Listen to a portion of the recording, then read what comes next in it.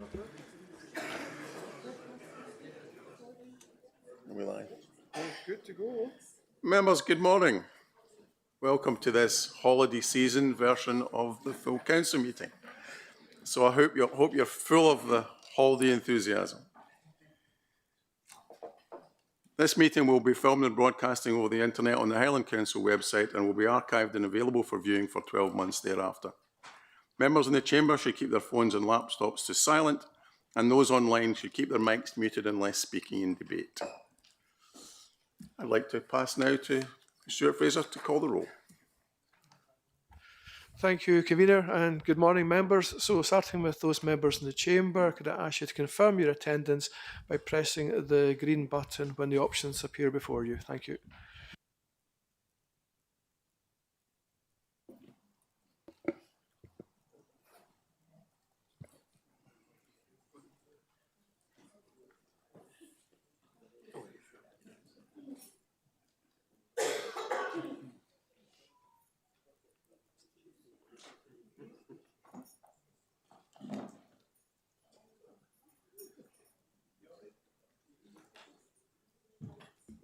Members, remember you need to join the meeting before the voting turns up.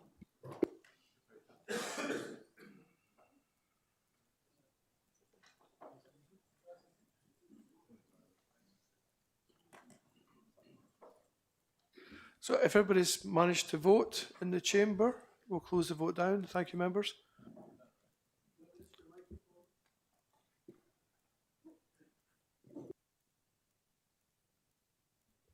And then I'll go around those members participating remotely, and I'll start with Councillor Baxter. Present. Councillor Coburn. Present, thank you. Councillor Collier. Good morning, present, thank you. Councillor Gowans.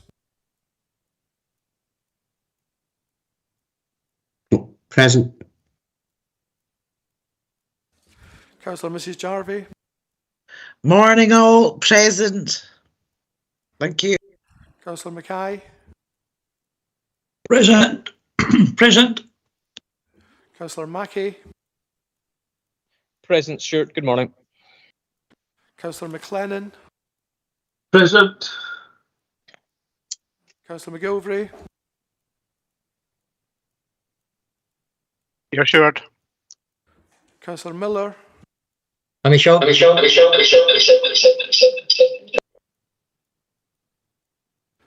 Councillor Morrison. Morning, Stuart. Present. Thank you. Convener, I also have a number of apologies this morning. So we have apologies from Councillors MacDonald, Niven and Rees. And Drew, that echo doesn't mean you get 10 votes. And Councillor Baldry, please.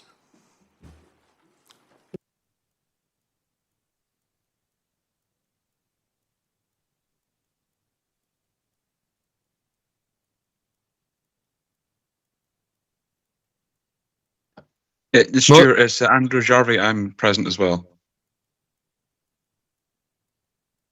Morning, Stuart. Councillor Grafton, I'm here online as well.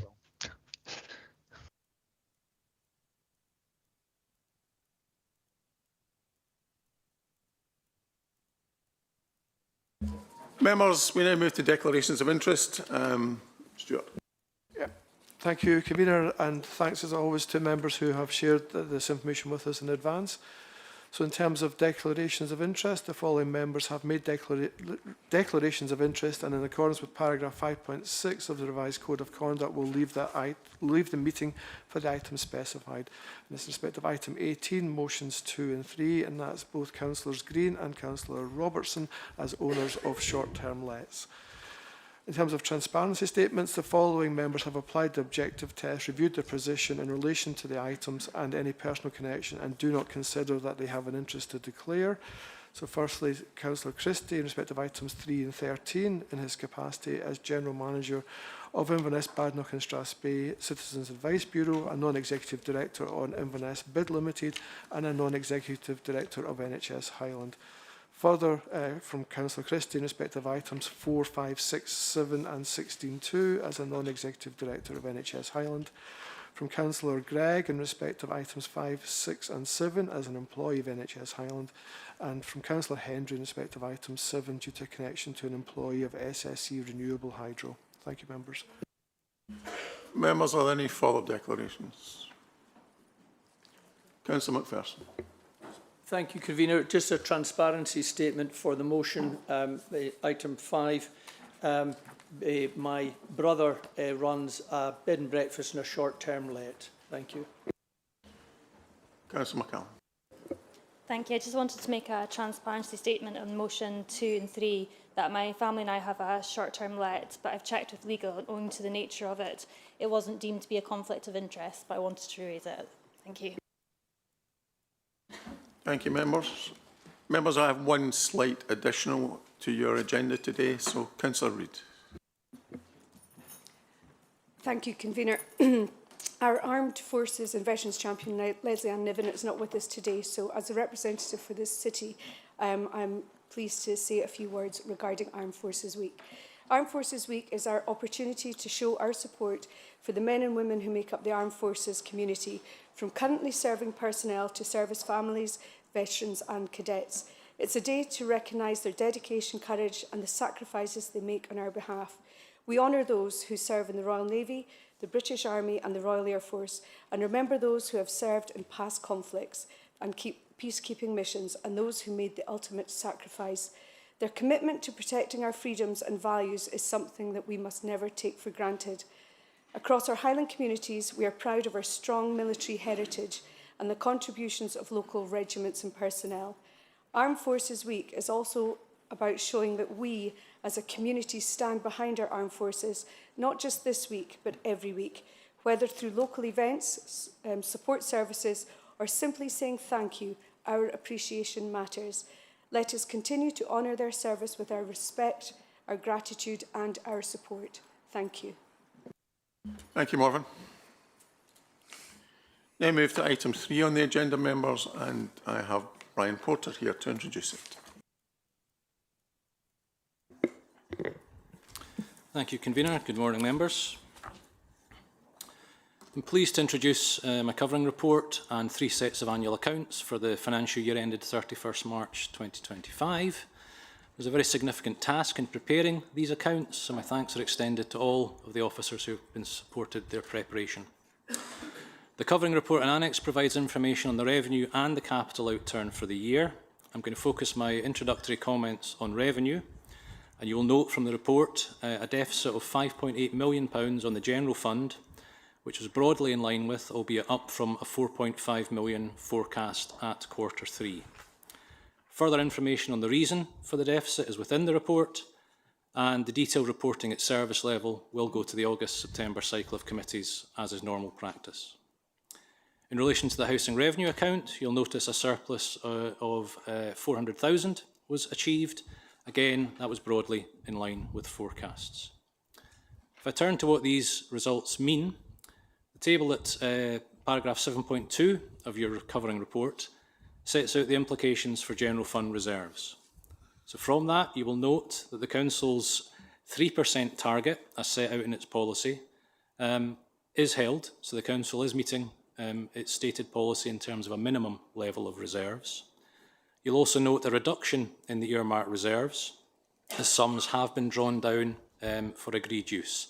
That is as to be expected. You've set aside earmarked reserves for specific purposes. Operational delivery plan is one example. You're now seeing the drawdown and use of those funds for their intended purposes. The reserve position takes account of the deficit for the year, and of course reserves are lower than they otherwise would be as a result of that deficit. I've highlighted in the report, as you'll recall from your March of this year budget, there is a need to repurpose some of the existing earmarked reserves to meet the various commitments and intents that the Council has agreed. Any overspend, of course, is a cause for concern, and 24-25 has seen a higher level than in recent years. That has, however, been mitigated by underspends on loan charges and other factors, as you'll note from your report. An overspend is not something the Council can afford to see continue, given the implications for reserves and the Council's plans and strategies. However, you will also note from the report the Council has already made a number of decisions and taken a number of actions to address the position. The March 2025 budget included significant growth. It included just over £20 million specifically to address budget pressures, recognising some of the issues that were appearing during the course of 24-25. The assurance I'd also want to provide is there's been a particular focus at officer level in terms of further actions and steps in terms of improving budgetary control arrangements. These are very much being taken forward, some of which we'll see as the cycle of committee reporting takes place after the summer recess. Of course, it will be important the Council operates within budget during 25-26. I'd like to turn just a few other matters within the annual accounts and as set out within the covering report. You'll have noted, of course, this is the first year that D&E Coaches is incorporated as a subsidiary within the Council's accounts.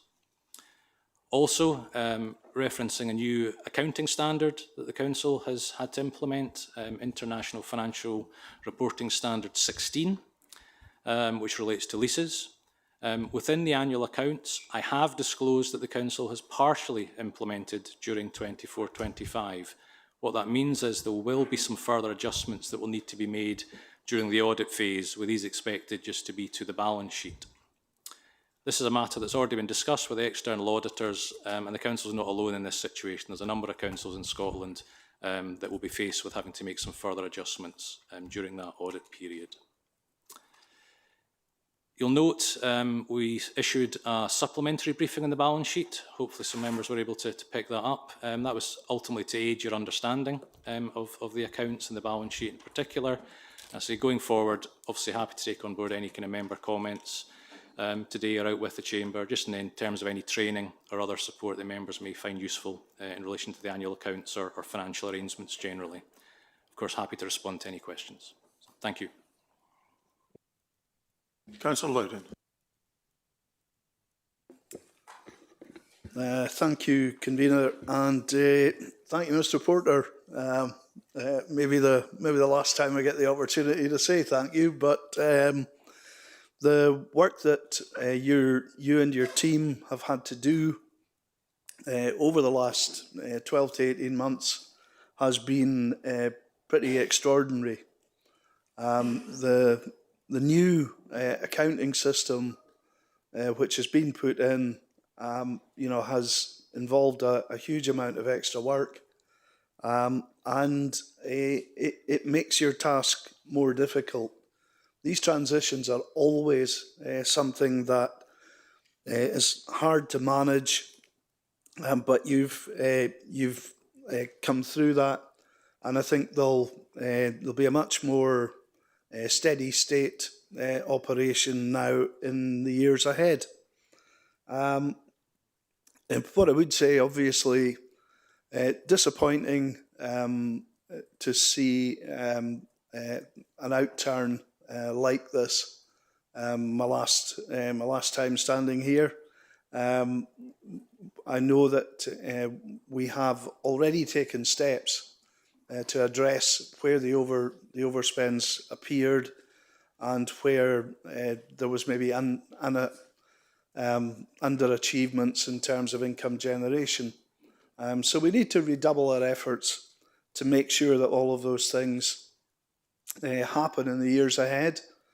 The reserves are still sitting at 3%, and that's a big improvement. If I go back in time, I think we know that there were difficulties in the past, and those have been addressed. We've looked after things well, I think, in the current phase. The next paper we'll come to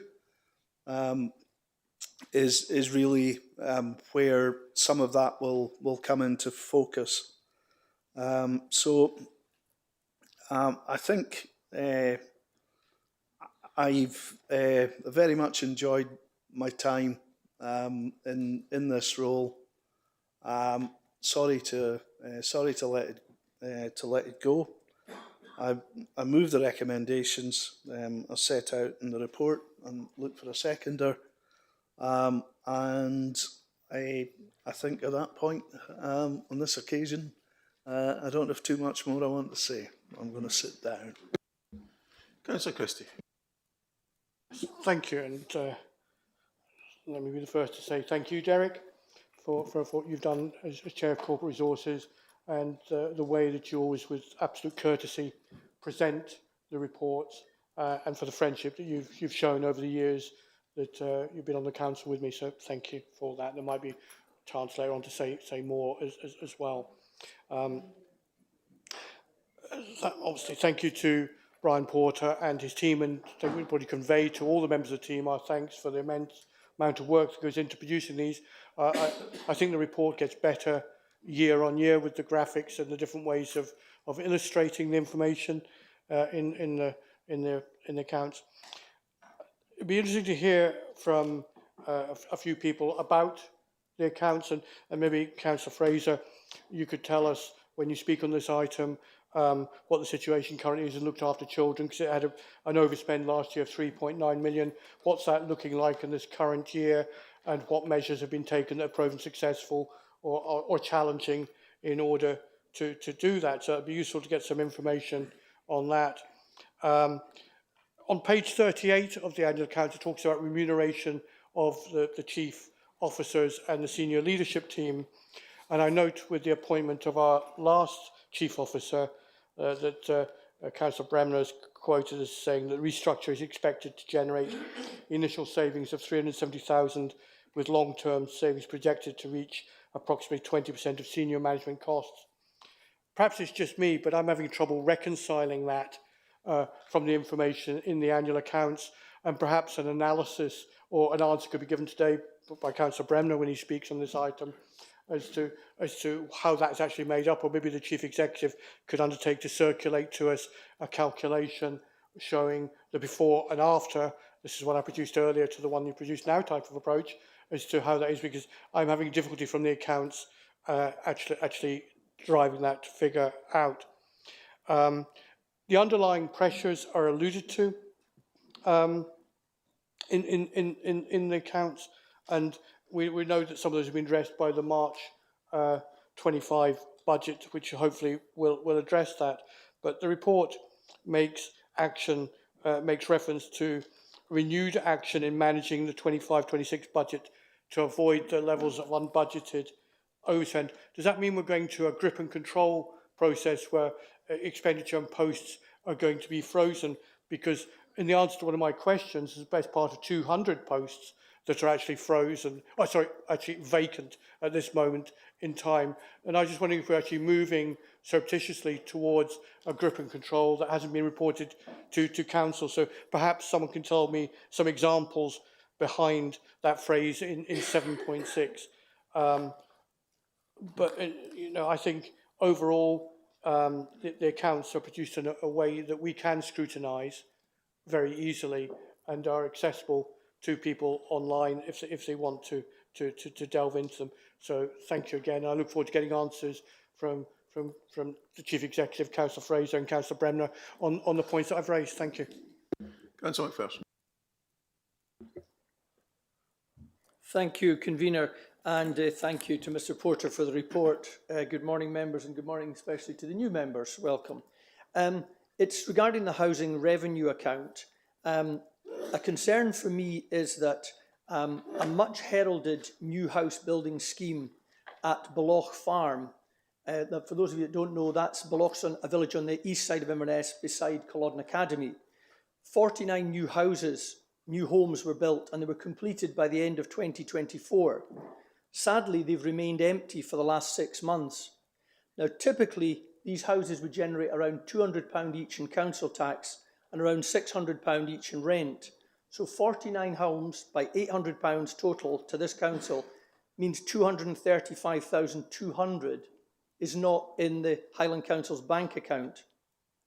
I understand that Scottish Water are at fault because they didn't highlight any foreseeable issues before this project began. Nothing was brought to the attention of this council or its planning department. Yet the council and its public that it represents appear to now have almost £250,000 shortfall in our housing revenue account and 6 months of lost revenue for council tax on these properties.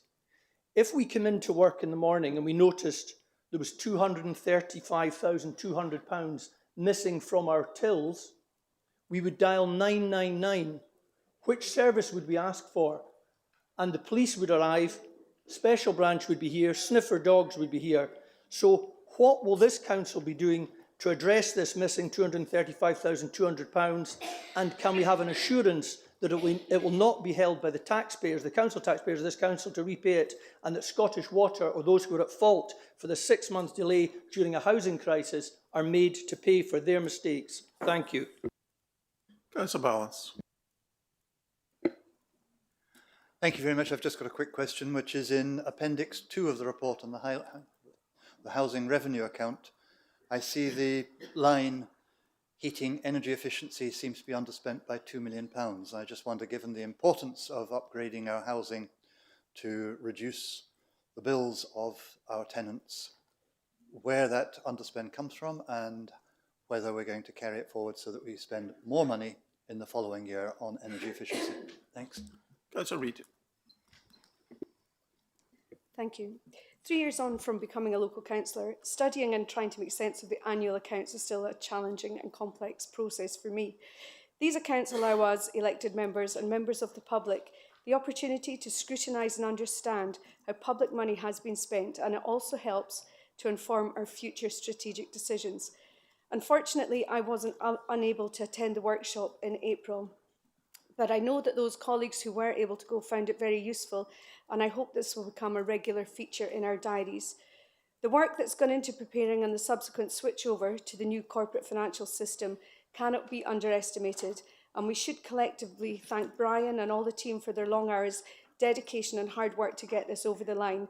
There was no room for error on switchover weekend, and I know it was a nerve-wracking experience for all concerned. Huge thank you to you all. While noting that there was an overspend, nonetheless, we recognise that the forecasts have come in broadly as expected, a measure of robustness of our new monitoring and forecasting arrangements.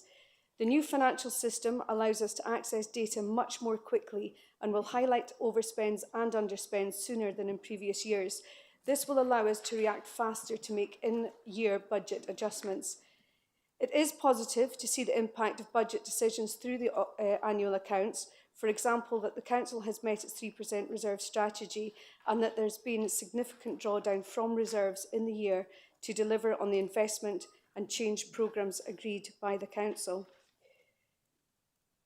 It's also important to note that this is the first set of accounts that include the International Financial Regulation Standards, IFRS 16, which means that we now have improved and centralised data on leases held by the Council, and we will see that as an opportunity to use that data going forward to improve and inform future decisions. Brian, could I ask that you give us some more detail on what that new standard actually means for us? Finally, we have the pension asset showing as £250 million in 2024, but zero in 2025. Can you also explain why there's such a massive difference in a 12-month period?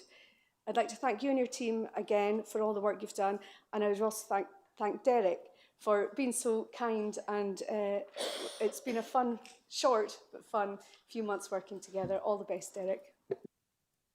Councillor David Fraser.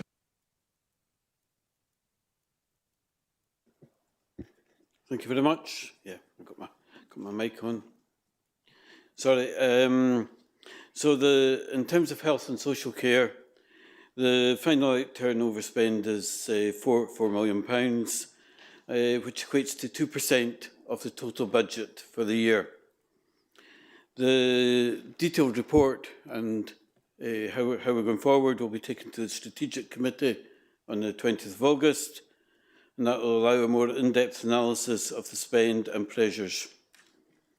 We recognise the need to ensure overspends are not repeated and that the Council operates within its agreed budget.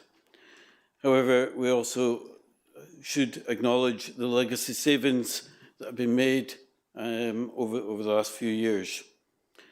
Officers will be tasked with progressing mitigating actions, including discussion with NHS Highland, which will be reflected in future monitoring reports. Focus sessions will be held with finance colleagues as we again take these various matters forward. Looking in a bit more depth, the 4 million overspend mainly equates to the looked after children budget and is broken down as follows. 2.9 million in independent and third sector placements, 100,000 in respite refurbishments in advance of the enhanced 25-26 provision, 600,000 in legacy savings, 300,000 home and Highland pressure on education for returned children. Recurring pressure funds investments exceeding £1 million from 25-26. Approved budget will go some way towards addressing the pressures in conjunction with other officer action to progress mitigations. In closing, I think we should all agree that meeting the needs of looked after children, which can vary enormously, has to be one of our priorities for this council, and that may sometimes lead to short-term pressures. Thank you very much. Councillor Gale. Thank you, Convener. And I'd just like to add my thanks to Brian and his team for all the hard work that's gone into this report. There's a huge amount of work, so well done to you guys. Just got a couple of questions I want to ask. In Table A of Appendix 1, we're looking at the unallocated budget. Can we have some details on how that has come about? And, for example, is this money that's going to be added to reserves? In Table C, we look at affordable housing contribution for second homes for council tax. I seem to recall that the income from second homes council tax was around about £6 million. So I'm a wee bit confused about the figure 9985 million. And in Appendix 2, I'm grateful to Councillor Fraser for the information about the overspend on health, wellbeing and social care. But I'm just wondering about the social care programme of a £700 million underspend, if we can have some details on that, please. Thank you. Councillor Stewart. Thank you, Convener. I'd like to start by thanking Brian and the officers for the report, but also thanking Derek for all of his work over the years as a member of this council. And I think that goes for my bench as well, for his time leading the council through very difficult budgets by all account. But let me start, members, by saying I think Councillor Ballance was right. And that's a phrase that many didn't think they would hear me say. Regarding energy efficiency, I think we've got some of the least energy efficient properties in any homes in Scotland. And I think he is right when he makes a point that we must treat this as a priority, because we know that fuel poverty, and indeed extreme fuel poverty, is perhaps more acute here in Highland than it is elsewhere in Scotland. It's my understanding, members, that in the region of a third of our properties don't meet the minimum standard for energy efficiency. And that is something that we can do something about. We can help people in our communities and we can make their lives better. So it is disappointing to see this in the budget. And I hope that the administration and the council will treat this with the urgency perhaps that it needs going forward. But moving on to Councillor Fraser's contribution, he is also right when he says that the needs of our looked after children should come paramount. And I fully agree. We've got a duty of care to the most vulnerable in our society. And I think what we need to do as a council is look at how we resource these services going into the budget to make sure that that support is there from day one. From when we make decisions, I think we must be confident that the decisions that we make are going to best serve our communities, not because it's going to affect the bottom line 12 months later, but because we know with confidence, members, that going into the financial year ahead, that we can deliver that support that we all know is so important to many in our communities. Now, looking at some of the other stuff, there's overspends, underspends in some of the lines, but I do think it's disappointing to see there's almost £1 million underspend in the roads and flood defence budget, because that's what I'm hearing speaking to people in our communities, that they're really needing. We're hearing that the flood defence schemes are of paramount importance. We need the roads maintained, we need the drains rodded.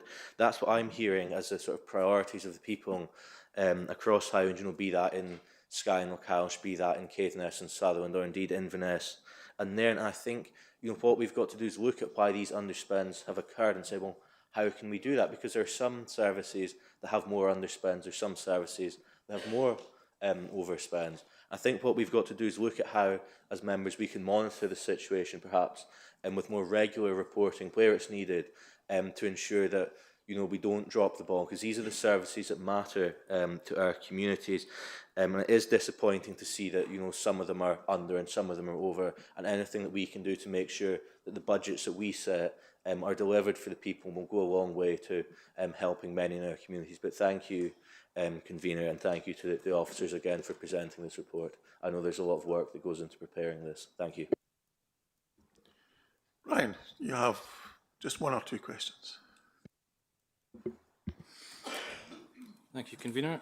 Thank you, members, for questions.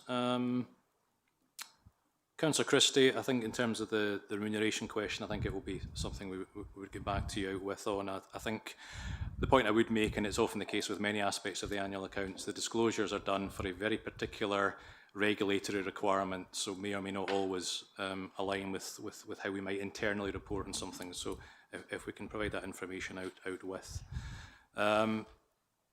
You referenced budget control actions. There's a range of things as officers we're looking at. I mean, some of that is system-based, further dashboard reporting tools, improvements to the monitoring information that we have available and we look to put in place. Some of that you will see, as I mentioned, when you come to the new committee cycle. One thing, certainly as officers, we reflected on that perhaps having budget monitoring reports as standalone agenda items, distinct from the performance monitoring reports, for example, may give a greater focus to the budgetary position, but also behind the scenes, a number of actions which are at this stage predominantly officer level, but it's doing much deeper and more detailed reviews of some of the pressure areas. Is looking for any further actions that may come forward to support our budgetary control. Again, I probably would, however, repeat the point I made in my opening comments. I think it is important to see the overspend through the lens, which is £20 million of budget pressure funding was agreed through this chamber, and you can draw a straight line between many of those pressure items and some of the pressures that were experienced in 24-25.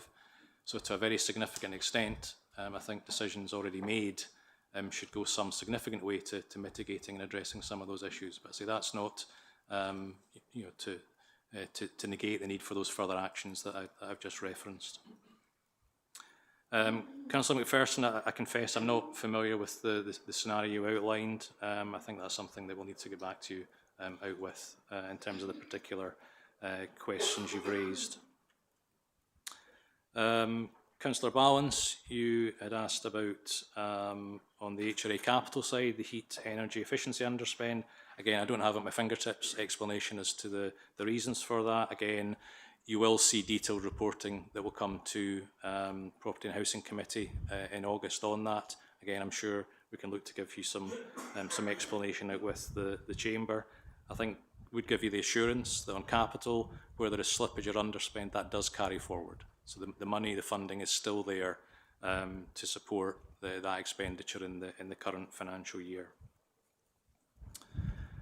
Councillor Reid, thank you for your comments and questions. In terms of the new accounting standard, in many ways it's quite straightforward. Often these things aren't.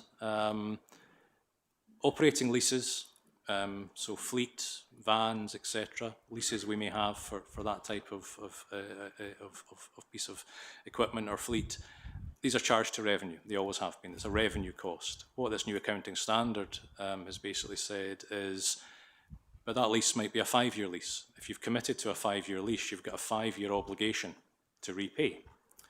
That should sit in your balance sheet. In many respects, that shouldn't be any different in accounting treatment from when we go and buy an asset. If we buy an asset, it sits on our balance sheet, as does any borrowing that might be associated. So essentially, this accounting standard is taking a similar approach. It's saying you can recognise an asset for your use of that piece of equipment that you've entered into a lease, but you need to actually record the liability as well. So there's a lot of detail that sits behind it. We have thousands of leases, and it's not just fleet, bits of land, bits of equipment, etc. But I think it's the point you've noted. I think the next step really is we've now got a single electronic record of all the key information of all of these leases in one place. So we've got better information, I would suggest, than we've perhaps had, certainly more centralised information. So that should be able to support perhaps improved decision making. What do we do with that information going forward? So that's very much a next step in the process. But I think that's why it is actually quite a helpful thing we've had to do. I think it will give us much better information to act on. I turn from something that's quite easy to explain to something that's really, really difficult to explain, the pensions position. I've probably found every year I've sat here, we've seen very significant £100 of million swing year on year, which anyone in the chamber might think seems unusual. I think the main point I would try and emphasise, because it's a hugely complex topic, and I probably wouldn't even attempt to try and articulate the accounting rationale that goes behind it. I think the key point, and the thing I probably find I've said most years, is the way we have to account for our pension position, and whether it's an asset or a liability, is very much done for a very technical accounting reason, which actually is not particularly reflective of probably the true financial consequence for the council. And in part, that's why it swings year on year. When we have an asset, it's not a realisable asset. It's not like a building we can go and sell if we chose to and perhaps make a return. So it's an asset that's not a usable one. So in the same measure, when it switches to a liability, it's not a cause for concern in terms of the way I would describe it. The key bit in terms of the pension fund is the key measure of A, its financial health, and B, the implications for the council, is the 3-yearly actuarial valuation. That's not what you're seeing through this balance sheet, because it's done in a different process. But at the last actuarial valuation, the council's pension fund was in surplus. It had a funding level of 136%, which is as high as I think it's ever been. And it's that process that decides as an employer how much we have to pay into the fund.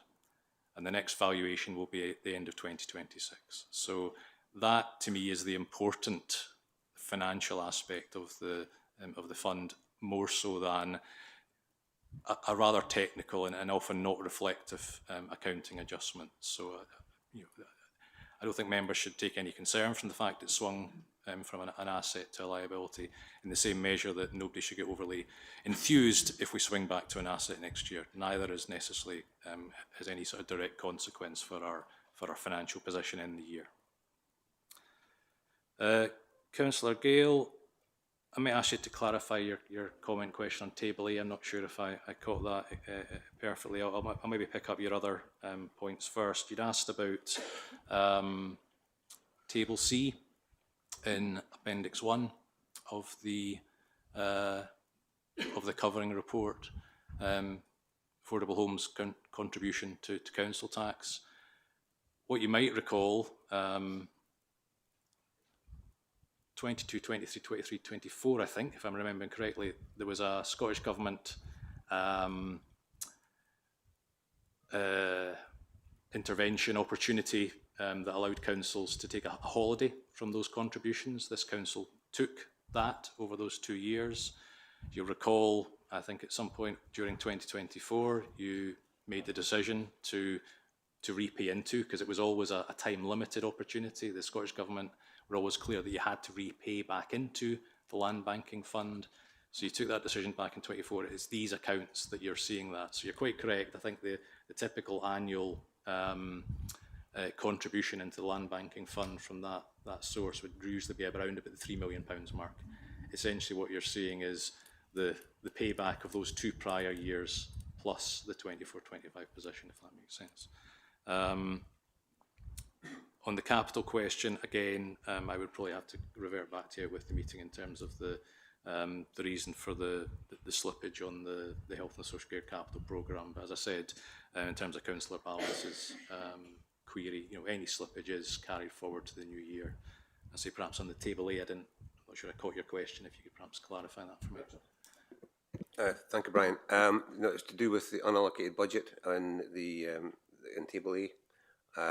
As regards to the 4.2 million unallocated budget, I was wondering if you could give some clarification on that, please. Yeah, so, I mean, members who sit in corporate resources will probably be aware, because you see the corporate monitoring report as we report through the year. So when the council decides funding for pressures, funding for various things, of course, what we try and do as a finance team is allocate those out to the services, because it will be typically service budgets that money should be allocated against. We may hold certain things centrally, either if we're waiting for further clarity on that. So that unallocated line is where the council's made decisions on pressures or indeed savings, and they're being held centrally rather than allocated to services. And the reason we've held these centrally, particularly the 4.2 million budget, is because, again, we've sensed that I think we didn't feel there was a need for that allocation. Hence, you're seeing the underspend. Now, in terms of what's in there, one key aspect within that was pay award provision. So you've probably heard me comment, I think, at various points over the past year, that with all the complexity of the pay settlement for 24-25 and the funding arrangements, we did end up with a slight over provision in terms of what we'd assumed in the budget. So that sits in there. So that's partly the underspend. I think the key point in terms of context, we've known about this position throughout the year. So in terms of the budget you agreed back in March, we've already factored much of this in. So knowing we had a bit of capacity on that pay line has obviously mitigated what we need to put in place for 25-26. So that £4 million won't recur into the new year. Some of the decisions you've made in the budget already take account of that. So it's helped clearly mitigate the position in 24-25. It's been assumed in the budget 25-26. I don't expect, there's only about £1 million of that, I think, that rolls into the new year and we'll be allocating to services. Chief Executive, you want to add something? Yeah, to Councillor McPherson, I think we have a positive resolution to the issues that you mentioned, and I've asked Malcolm MacLeod to brief local elected members, which I think will be good news and addresses the issue that you raised. And to Councillor Christie, you'll recall that we had a structure before where we had one Deputy Chief Executive, 7 Executive Chief Officers and 16 Heads of Service, in effect 24 posts. And we immediately had an ability to give up 3 of the Heads of Service posts because they were vacant.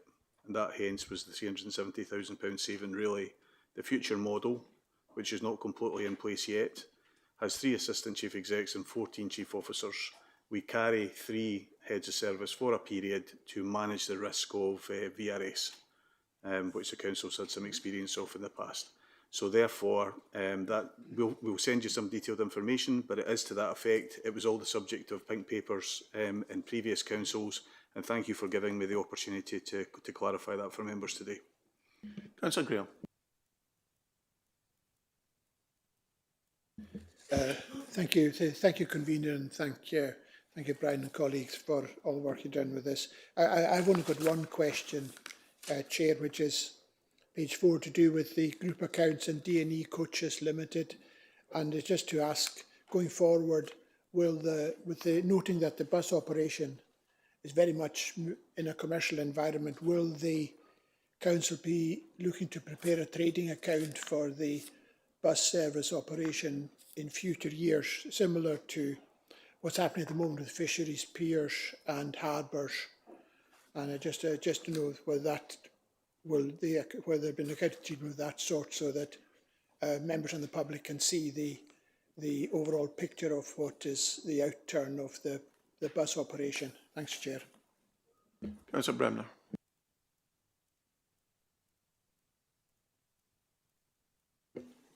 Thanks very much, Convener, and thanks very much, Chief Executive.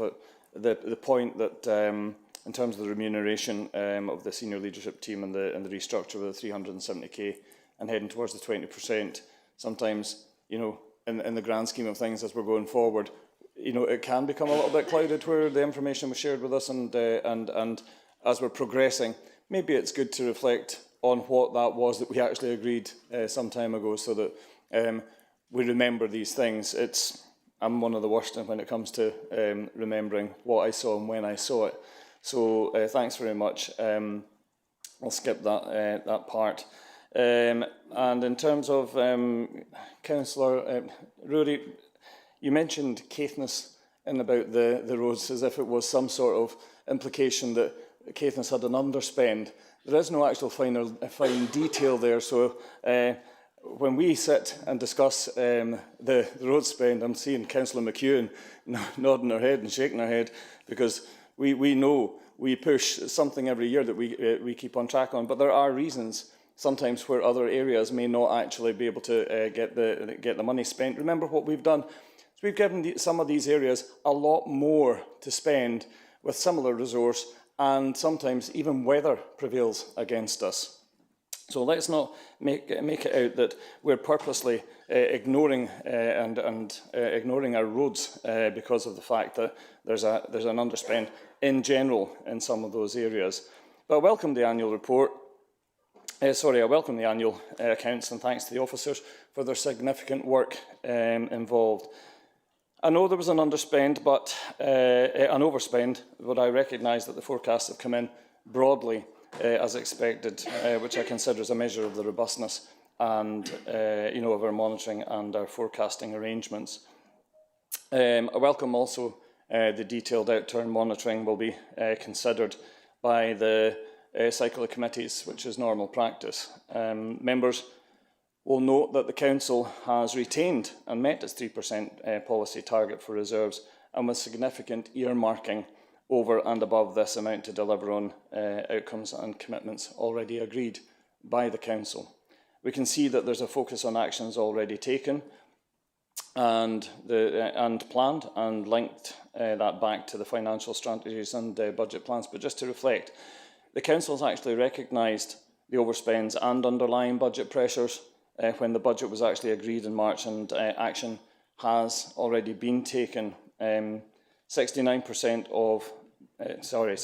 million of budget additions for 25-26, including £20 million agreed for budget pressures. There's a recognition of the need to ensure overspends are not repeated, and Council operates within its agreed budget. I know that was something that our Corporate Resources Chair has been keen to see and continue to be monitored, and that's with officers being tasked with progressing actions, which will be seen in monitoring reports after the summer recess. As I'll be referring to in the next agenda item, the Council now has a reserve strategy. We set that in December 2023. I was really keen to see that being put in place. The Council now has a medium-term financial plan for the next 3 years, with the Highland Investment Plan following on for the next 20. And for those who remember our forecast, in terms of our budget, where we didn't use reserves to balance it, if you can remember the forecast that we provided to Council previously, we've actually managed to achieve that a lot sooner than we had anticipated that we would do so. So the budget actions have allowed for the Council to agree a budget for growth, and we'll be following up with that with government agencies and investment, and to support the Highland Investment Plan. In terms of our capital outturn, there's an opportunity to focus on spend and what has been delivered, and more so just than slippage. 236 million of the gross capital expenditure in the year, slippage of 42 million across the General Fund and the HRA needs to be seen in that context. The Chief Officer was referring to this, but as I'll be referring to in the next item again, there remains work to be done, but I'll be keen to see the annual accounts and outturn in its full context, and again appreciate the work of others, including the Chief Officer and including the work of the Chair of Corporate Resources, but I'm sure I'll refer to his sterling work later on in the Council today. Thanks very much. Brian. Thank you. Councillor Graham, just in terms of your question, so you referenced D&E, but I think we're referring to the in-house bus operations as well. So just to provide the assurance, that was always the intent, that there would need to be a paper, I think, coming back to a future meeting outlining that strategy and operating model going forward. Obviously, we have D&E operating as a separate standalone entity. We have our in-house bus operations. Consideration of future models will absolutely be something going forward. Members, can we agree the recommendations?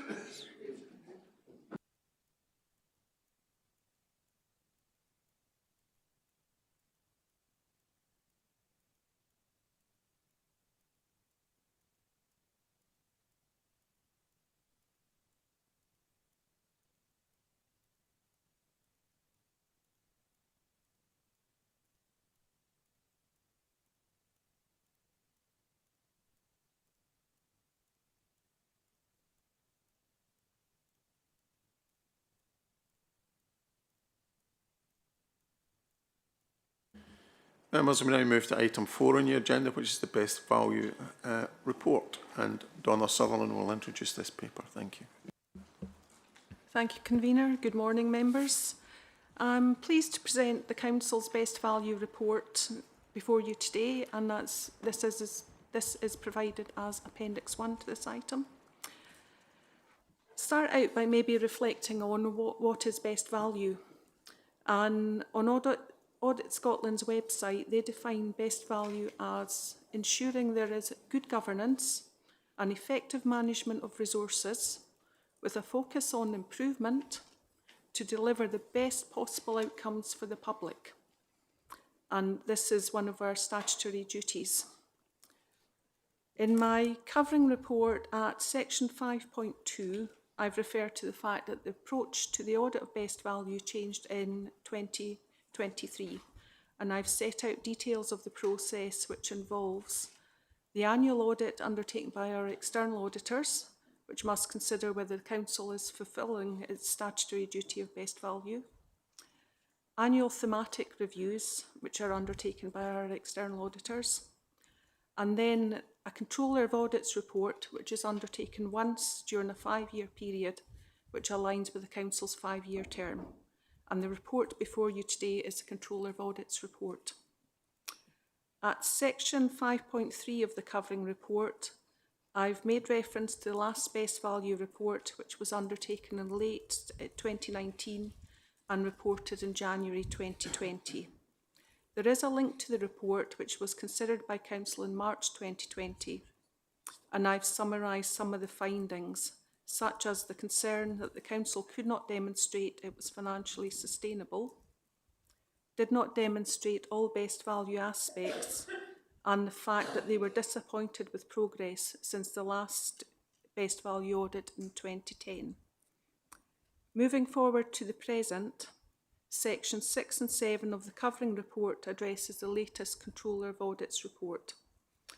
I would draw your attention in particular to Section 6.3 and the 6 findings made by the Accounts Commission, the majority of which are positive, including the embedded culture of transformation that they've recognised within the Council.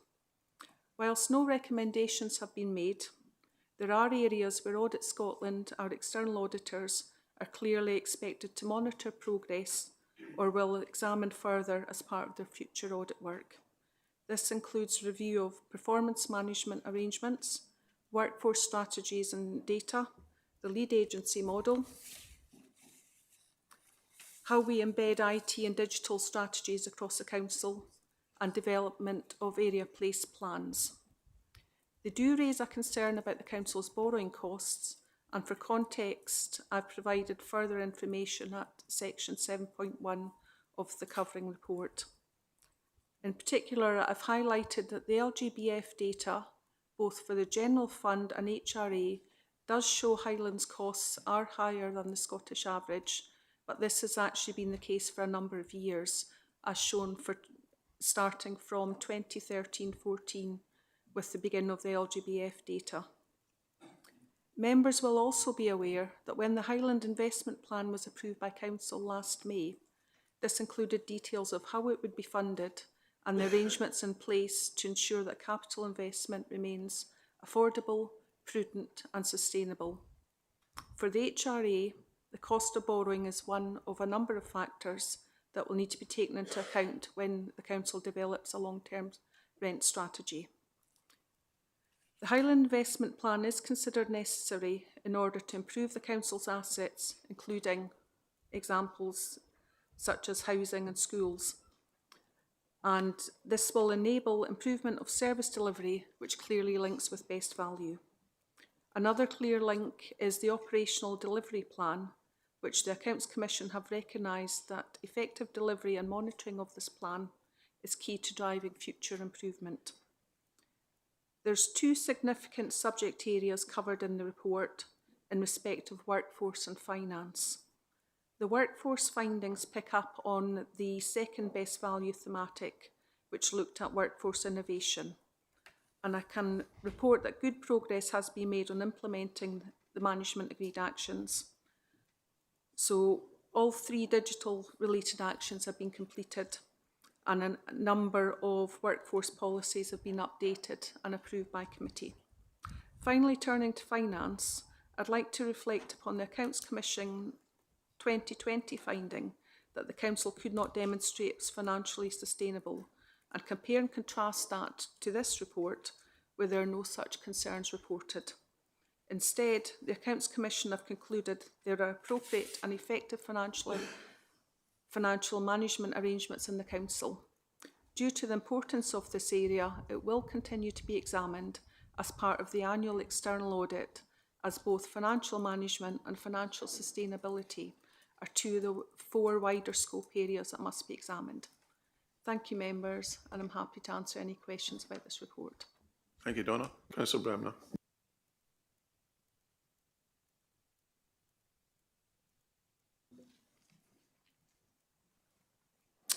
Thanks very much, Convener. And before I go on to address the report, I'll move the recommendations, and I believe that you're happy to second.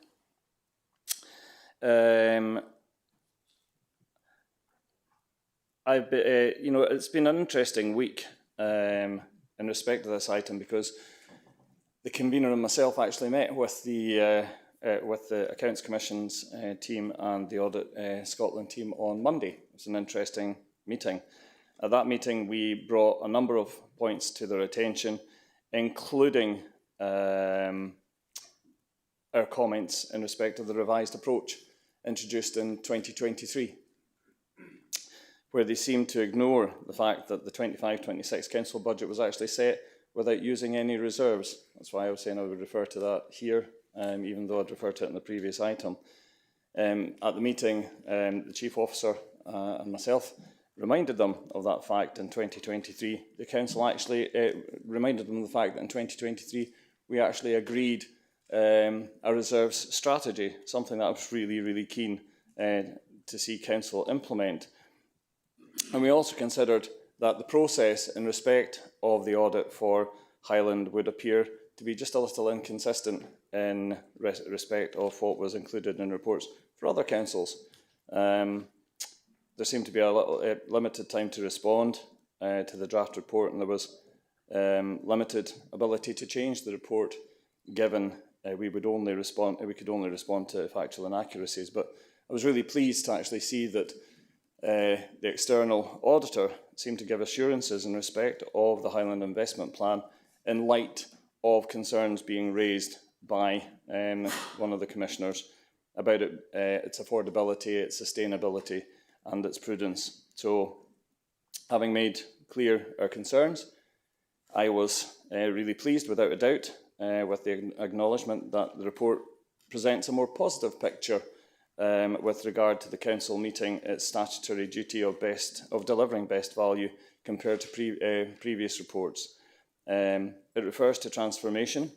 We now have a 3-year rolling operational delivery plan that will drive forward transformation and, importantly, is aligned with our budget setting arrangements.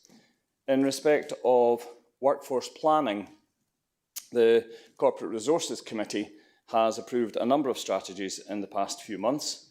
In addition, the service workforce action plans, well, they've been reported to the relevant various strategic committees. And as I said, we agreed a reserve strategy in December 2023, and many other actions have already been taken and predate the Commissioner's actual report. There continues to be work, as I mentioned earlier, to do in respect of the report, and I look forward to us working together to continue working towards further progress. And I would also like to say that this is about moving forward. This is not about looking back. This is not about having at. And I just want that to be on the record in this chamber today. Thanks. Councillor Loudon.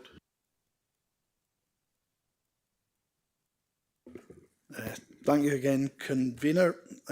Thanks, Donna, for the introduction to the report and for the work that has gone in the liaison with Audit Scotland. And I think the consensus that appeared eventually as to the positive change that's really happened over the last few years.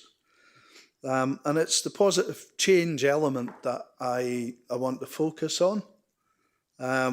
So, you know, we can look backwards to where we set off from, but what I think it's good to focus on is where we've ended up.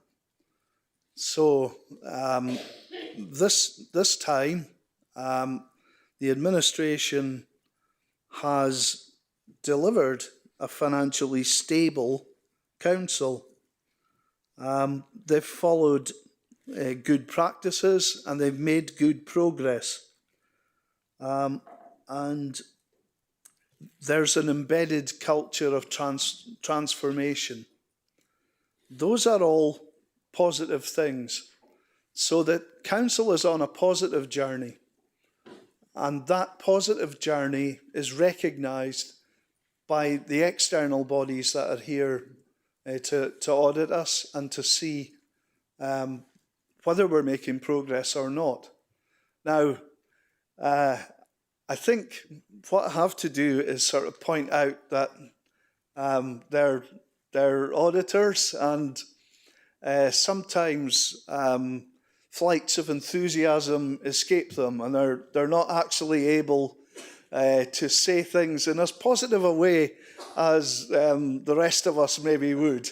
I'm being polite about the profession that I've kind of come from. So when I read the report, I thought, "Whoa, amazing! That's really positive." And clearly, I'd missed the atmosphere. But it is a really positive report. One other thing I did find a little odd the first time I read it.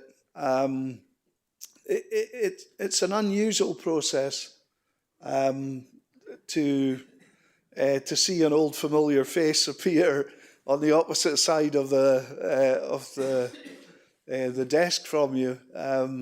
So to a certain extent, you know, I think there were individuals auditing some of the stuff that they'd been responsible for in the past.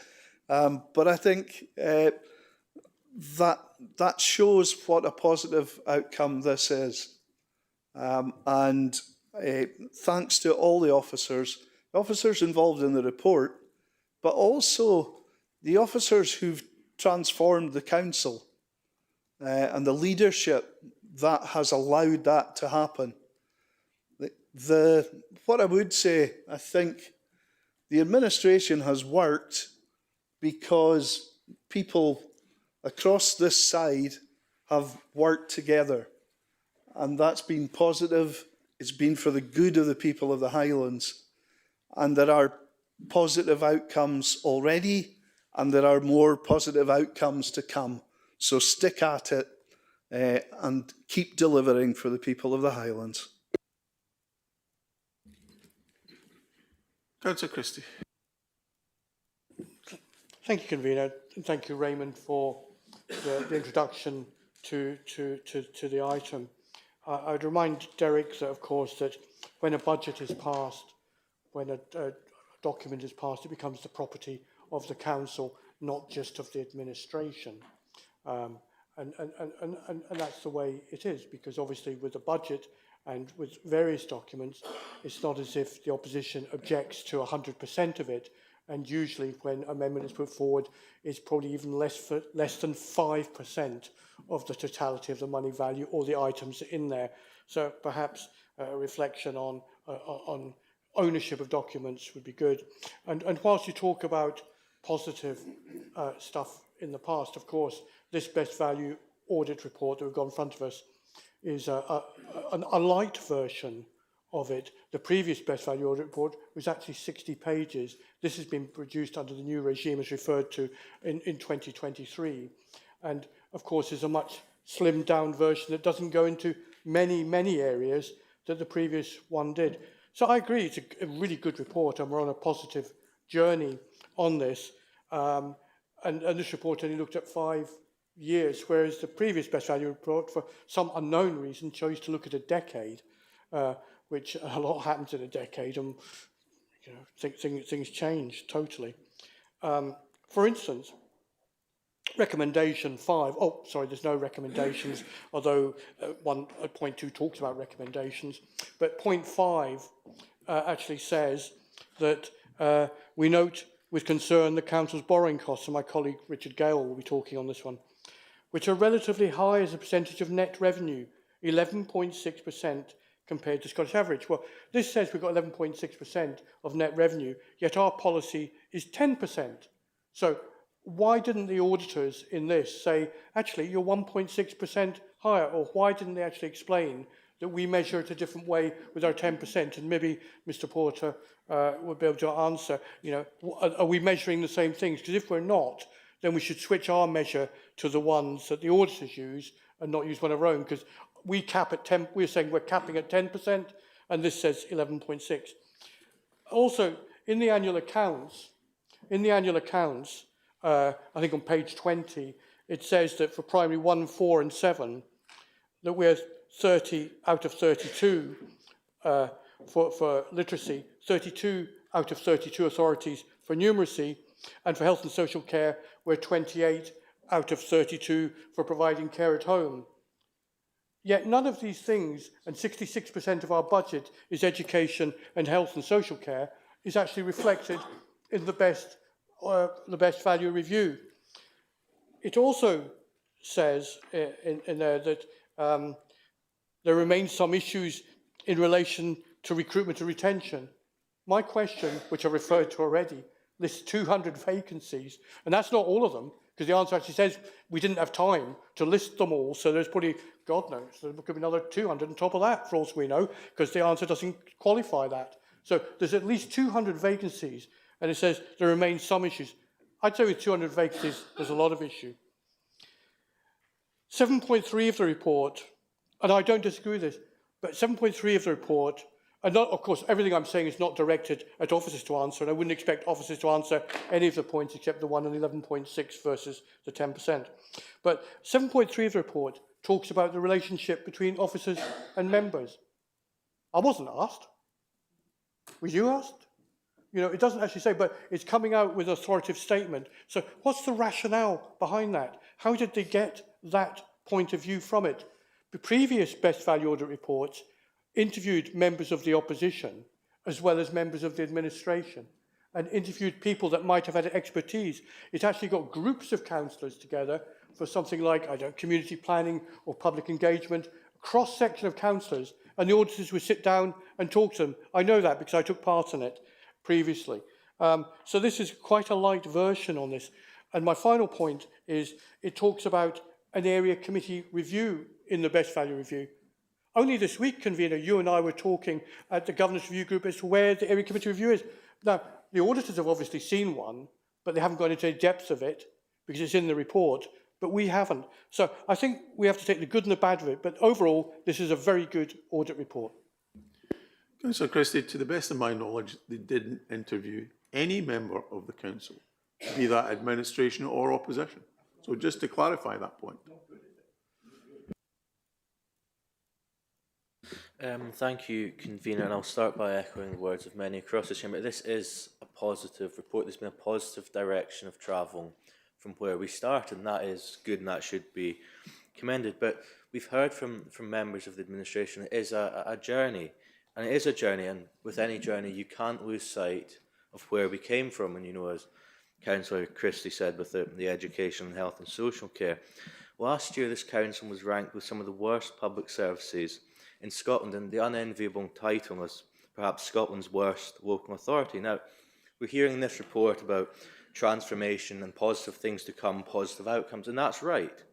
But pace is the name of the game. We've got to look at how we can deliver this transformation at a faster rate, because the people outside of this chamber are the real judges of what best value looks like and what our levels of public services are. Because, you know, it may have come as a surprise to many in here, but it wasn't a surprise to the people outside. You know, they understand what it's like to live in this local authority area and benefit, or in the case of many not, from the frontline services that we provide. So, you know, I think it is a good report, but, you know, we've maybe travelled 100 miles when everybody else has travelled 10. But if we were 100 miles behind, then we've still not made up for our very poor starting point. And I think the message that I want to put across is we need to work fast. We need to deliver. Because, you know, decisions we make in this chamber, and I alluded to this in my previous contribution on the budget, we need to make sure those decisions are implemented outside this chamber, because we can sit in here and we can talk and make all the delivery plans and all the promises, but unless there's miles of tar going on roads, unless there's houses coming out of plans and into fields, then what is the point, members? Because we have a duty to deliver for our communities, and this is positive, but I think we've got to see more practical action outside of this chamber.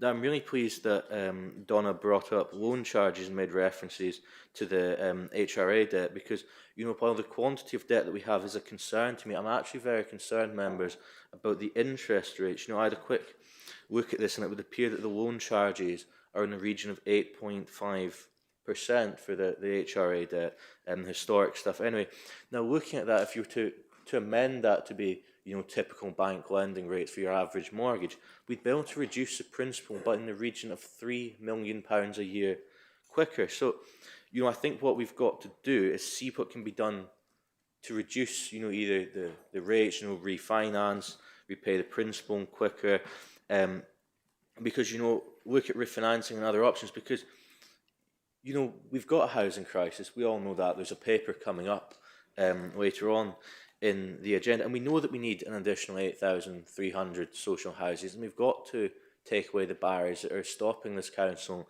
from delivering that in our communities. Now, moving on from the HRA, paragraph 32 of the report, and I would like an answer to this, highlights that a lot of the plans aren't fully aligned, and, you know, we've got lots of things in place, but the sort of one council approach we often talk about hasn't necessarily materialised. And, you know, that's definitely something that in my work as a councillor that I've identified, that there is a disconnect between services, and I think we've got to really break down those barriers. Now, the auditors made 10 recommendations, it says in paragraph 32.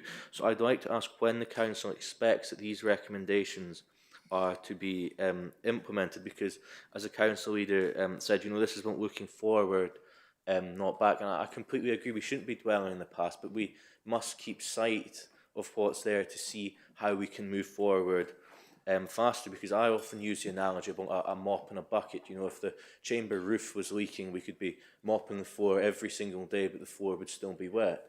But what this report does is this tells us what we need to do to fix the leak. So we've got this, the paper outlines what we need to do, we know what we need to do, so I think it's about time about getting on and getting it done, because that's how we can deliver good outcomes for our community. But I would like to know when we can expect to get those 10 recommendations implemented.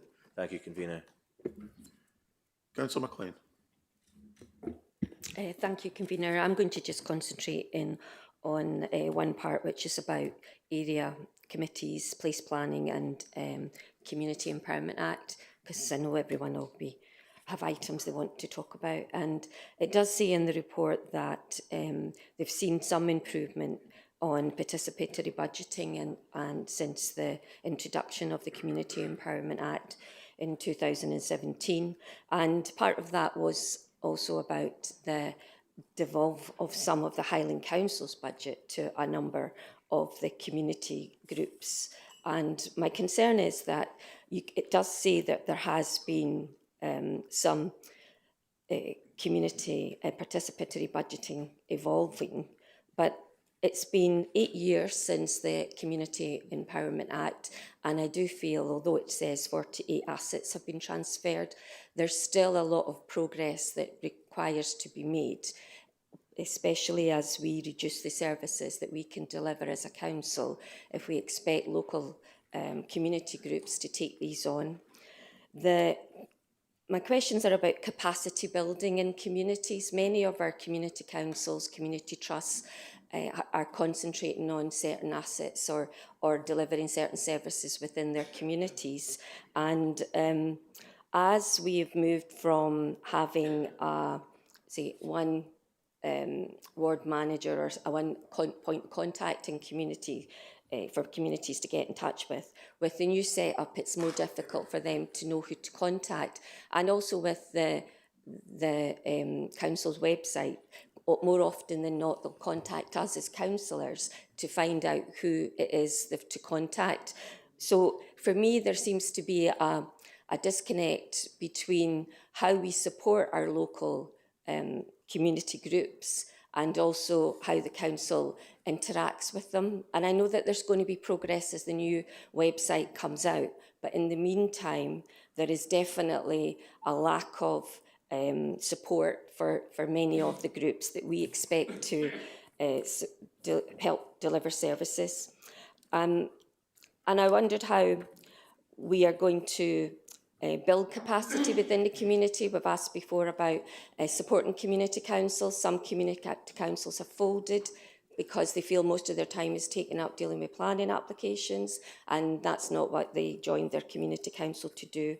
So what progress and how will it be delivered is my question on the devolving of the participatory budgeting and supporting communities. My other concern, which I would like to raise, is that during our budgeting, when services are looking to cut or reduce services in order to meet their budget gap, there is not always the same amount of consultation or community impact assessment done in the communities on how it will impact them.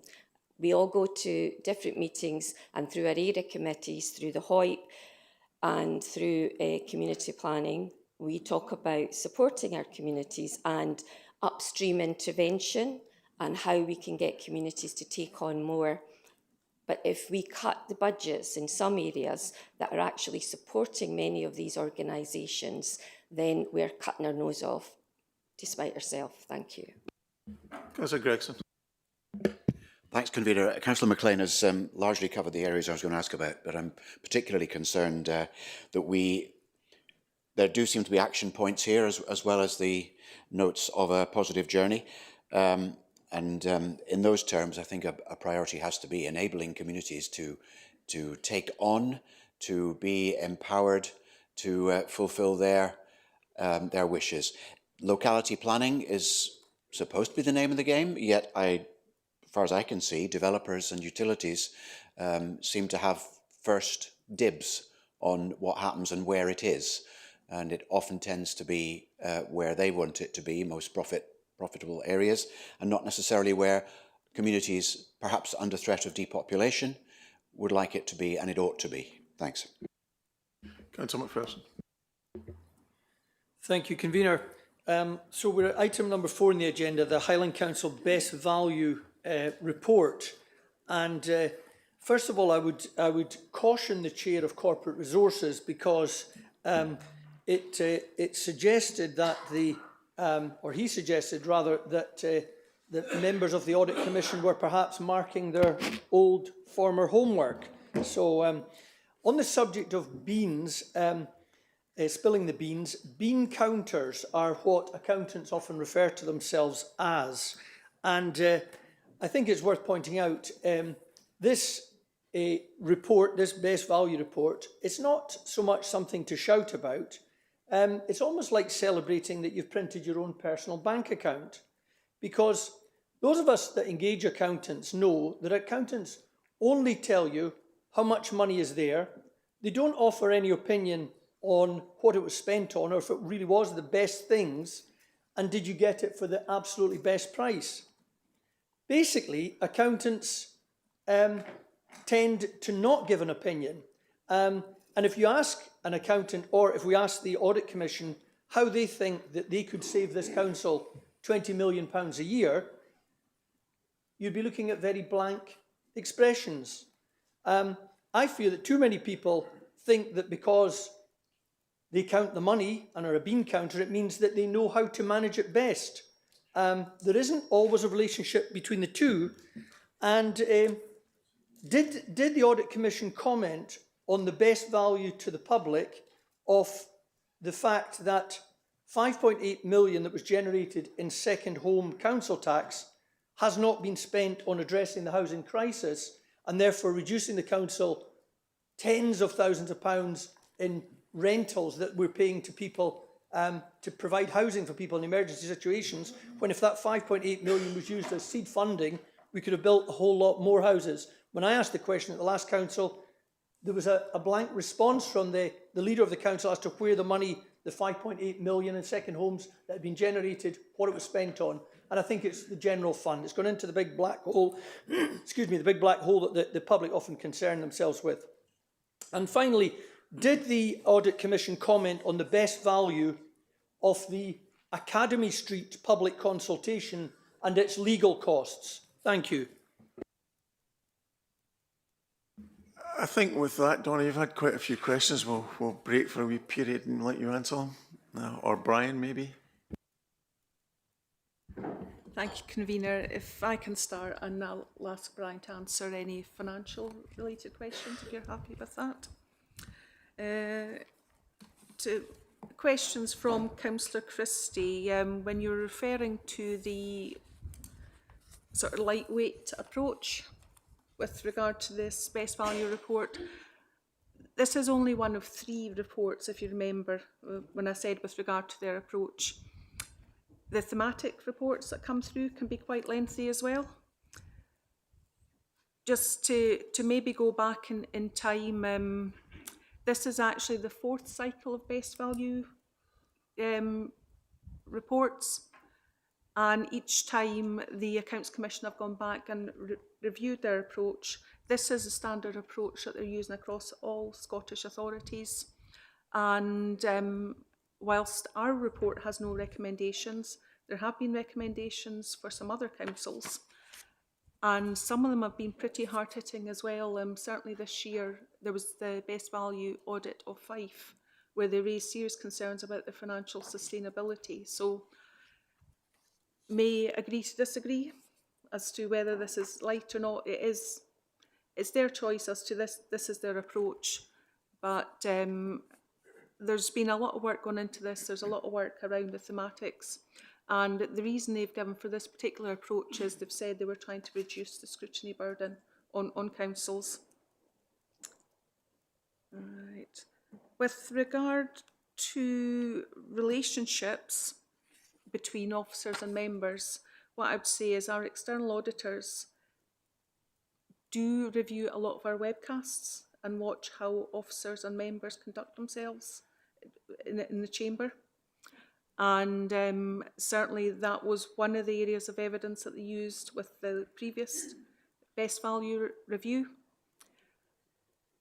As has been said, when we met with members of the Accounts Commission and Audit Scotland on Monday, one of the points I did make to them was I felt there was a glaring omission whereby they didn't involve members in the process.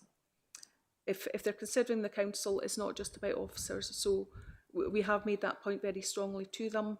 It's something we don't have any control over, but we did have the ability to feed back, and we made that particular point.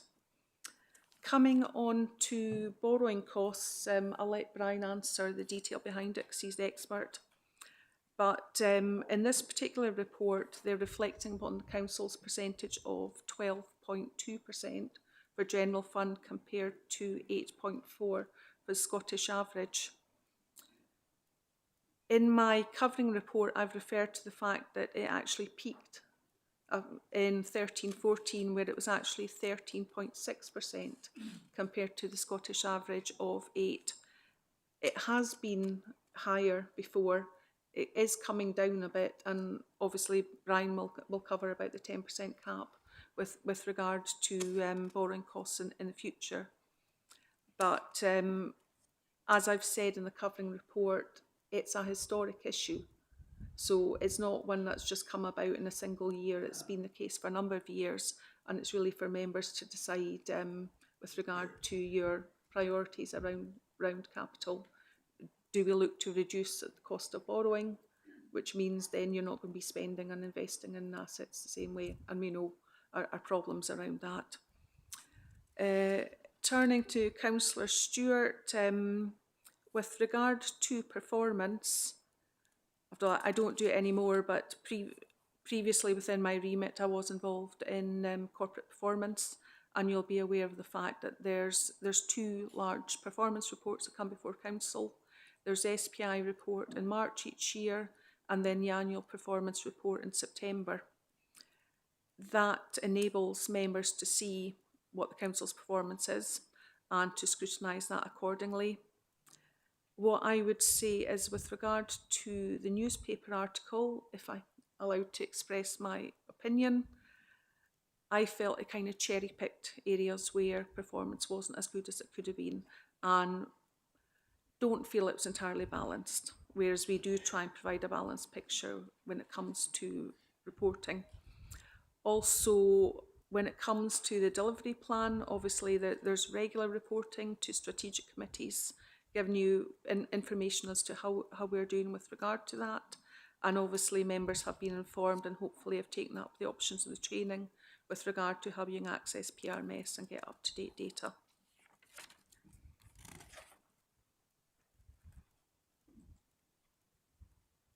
I think that's all my questions. If I can pass to other officers. Thank you.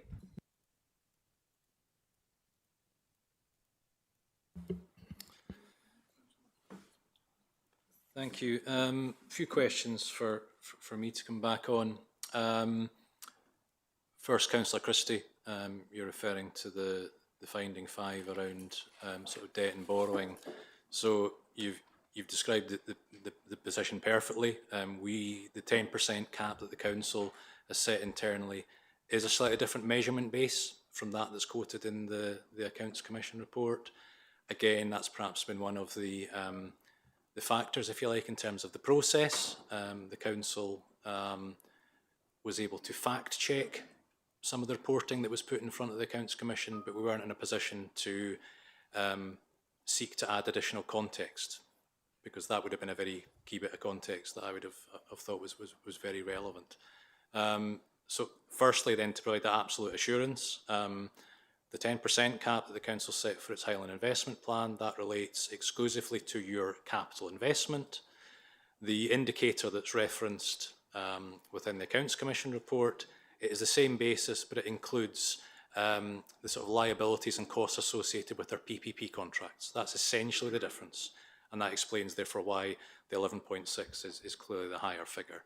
The 10% cap, the reason I've, through my work, sort of recommended to council that's approach, it gives you that very clear, focused view that this is the 10% relates exclusively to the capital investment decisions you make. Donna's comments, I think, are helpful, and you know, I'd probably sort of add to that a little bit, particularly that context piece, which is if you look as far back as we have data and can compare the indicator that the Accounts Commission have picked up on, the council's been that much relatively higher to the Scottish average, almost as far back as you can go. When you go that far back, in some ways it can be difficult to be precise in terms of explanation, but in terms of my take on it, what I would say is it has been that way for more than a decade, that we've had a ratio significantly higher than the Scottish average. We have more schools than any other council. We have more lengths of road than many other councils. And borrowing has been the primary source for any council to support its capital investment. And quite different from revenue. Revenue, we are about 80% funded by government grant, the rest coming from council tax. Capital, the balance is almost the other way around. There's relatively little grant funding. It is mainly down to borrowing and then local decision making as to what level of borrowing a council may feel is appropriate. So I think that context is important. Again, it wasn't necessarily perhaps coming through in the report from the Accounts Commission, but you know, there's not been any sudden or unexpected scenario around the council's debt. The position you're seeing there has been fairly consistent over the past decade or more, and I suspect for some of those factors I've described. And of course, from my point of view, in terms of my kind of professional obligations to this council, I think the strategies the council's put in place, the cap, all the strategy that sits around the Highland investment plan, that is how you would look to have that assurance, and the assurance that you've been given around that your plans are affordable, prudent and sustainable. Councillor Stewart, you had also picked up on debt. I mean, I don't recognise a figure of 8.5% in terms of the housing revenue account. I'm again happy to pick up with you out with. The average rate, so of all the borrowing that the council has undertaken, bear in mind these will be loans taken out, as recently as last year, but in some cases, many years or decades ago. The average rate of the sum total of all the council's borrowing is 4.3%. So the loan charge costs that you're seeing charged to the general fund, to the HRA, essentially reflects that average position. So 4.3% is actually the average rate. Perhaps to explain loan charges that go against the HRA, that go against the general fund, they consist of interest costs and instalments, annual instalments of paying down the charges against capital. So that might be why the average looks higher, but the interest rate is an average of 4.3, just to give that clarity. And I think just the final thing perhaps for me, just in terms of kind of coming back on sort of specific points, Councillor McPherson, you referred to Second Homes Council tax. Just the fact I referred to that in the earlier item, it's probably worth me just rephrasing that. So there are Scottish Government guidelines in place around the use of council tax income for affordable homes. That is what the council does. So the point I referred to earlier in terms of the council repaying into the land banking fund, that was done absolutely in line with those Scottish Government rules. Of course, the council follows those, and of course, ultimately, it is the council in this chamber that decides, in terms of the budget plans. So the use of the council tax, second homes income, ultimately is a combination of, as directed by Scottish Government, and decisions made in this chamber. Yeah, to Councillor McLean, and apologies in advance, I don't think I'm going to be able to answer every single thing that you brought up, and some of the things I'm not entirely sure exactly what specific examples you were referring to, but I will do my best, and it's part of an ongoing conversation we're having. So there's 2 or 3 things I would say on the sort of on the broader trajectory, as was indicated to members in the members' briefing, and was intimated in the budget setting process. We are bringing forward plans, and it will be through September Council, on the work we'll bring forward for the future operating model of the Council. And that's how we're going to start the work of integrating teams locally and trying to make our facilities more applicable to individuals and communities, and actually help have a better offering for our own staff in terms of how they engage with some of the facilities we have. And that will help with things like asset rationalisation and working out which buildings the council's committed to doing and which ones can be potentially transferred over into community ownership. So I think there is a whole piece of work on that. Parallel to that, of course, there is the governance review and the work that will be done to establish how exactly that area committee piece looks in future. And I think there's a connection between that and the future operating model, obviously. And then I suppose what I've also been quite keen to do, and we'll have potentially this discussion when we discuss the Highland investment plan paper around Thurso, there is obviously the possibility that the future pod model needs to be supported by a different way of delivering services. So that's not just for us, but it's also for our partners. And a part of that, I would say, Councillor McLean, will be how we, for example, work with the NHS to fund the third sector generally as part of a more strategic approach to commissioning them. And that's a discussion that's very alive at the moment. Participatory budgeting, that I think that's something that will fall out of that discussion. How do we wish to do that in the future? We know how we do it at the moment, but I think there obviously is an area in the future, and I know that Scotland are sort of signalling that to most local authorities actually, that maybe this is something that can be covered as part of that future work. So hopefully, Councillor McLean, I've given a reaction to a number of the points that you covered, and I'm obviously happy, as always, to discuss these issues with you separately. Councillor Gill. Thank you, Convener. Sorry, Convener, my question wasn't answered about Academy Street. I thought the Chief Executive might have answered it there. Beg your pardon. I'm assuming, Councillor McPherson, you didn't actually want an answer to that question. You just wanted to make a statement. But if you can read it in the report, then I'm sure it tells you whether they considered it or not. Councillor Gill. Thank you again, Convener, and thank you for the report. It has to be said that in the main, the best value review highlights a number of positives that we can all take reassurances from, and I would like to thank all concerned for it. That being the case, it is really important that we pay particular attention to the main area of weakness, and that is level of borrowing, where the auditors have highlighted their concerns. In 6.3 of the report, item 5, it states that the Accounts Commission notes with concern the Council's higher than average borrowing costs when compared to other councils, and it's also interested in future assessments of the affordability and prudence of the capital plan at key stages, also understanding the full impact of the plan given ongoing budget challenges. In 7.1 of the report, it says that the only concern raised is in respect of the Council's borrowing cost. It should be noted that this is a historic issue going back a number of years, and there's no quick fix to address this. Of course, that's correct to a degree, but it also goes on to state that there is also the case for the housing revenue account, but there's even more of a difference between the Council and the Scottish average, and the gap is increasing as the latter is reducing, but Highlands is increasing. For example, in 2013-14, Highland was 31.9% compared to the Scottish average of 25.9%, and for 23-24, the respective figures were 38.4% compared to 20%. Members, we cannot afford to sit back and accept that this is historic and say, that's okay, let's not do anything about it.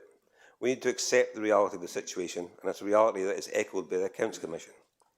Appendix 1, item 5 of the BVR states that we note with concern the Council's borrowing costs, which are relatively high as a percentage of net revenue, 11.6% compared to the Scottish average of 5.8%. They go on to say on page 32, item 56, the Council has reported that LGBF indicator for the ratio of financing costs to net revenue stream are significantly higher than the national and family group averages. The Council has agreed as a local indicator that the ratio of borrowing costs, excluding service concession agreements, to net revenue stream would not exceed 10%. However, members, to do this, we are committing to increasing council tax by 2% year on year, in addition to the normal inflationary cost rises. And this puts a huge burden on Highland residents for generations to come. And I have highlighted in the past, as I'm sure you recall, that if left unchecked, we are facing a borrowing cost close to or exceeding £1 million per day at the end of the 20-year Highland investment plan. Now, as I've said often before, I am fully in favour of the aspirations of the Highland investment plan, but we have to ensure that the way we finance it does not leave a legacy of debt of this magnitude, and that is accepted by the Accounts Commission, where it says that additional borrowing and greater reliance on borrowing places further pressure on revenue budgets over the longer term. So, Convener, I would like to add an amendment to the recommendations as follows: that we agree to address the concerns of the Accounts Commission and review the current borrowing strategy to seek an alternative approach to borrowing over the longer term. Thank you. And I'll put it in the chat. Councillor McEwen. Thank you, and thank you for that paper, and I'm quite happy to second Councillor Gale's amendment. A lot of what has been said has already been said, and I thank you, Don, for this report and the positive things in it, and Brian for some of the answers. And some of my queries you have actually answered. We don't want to be keeping looking back, but we really do have to look back at the historic debt and the interest thereon. It is very concerning, and how can this be improved? We need to try and improve this historic debt.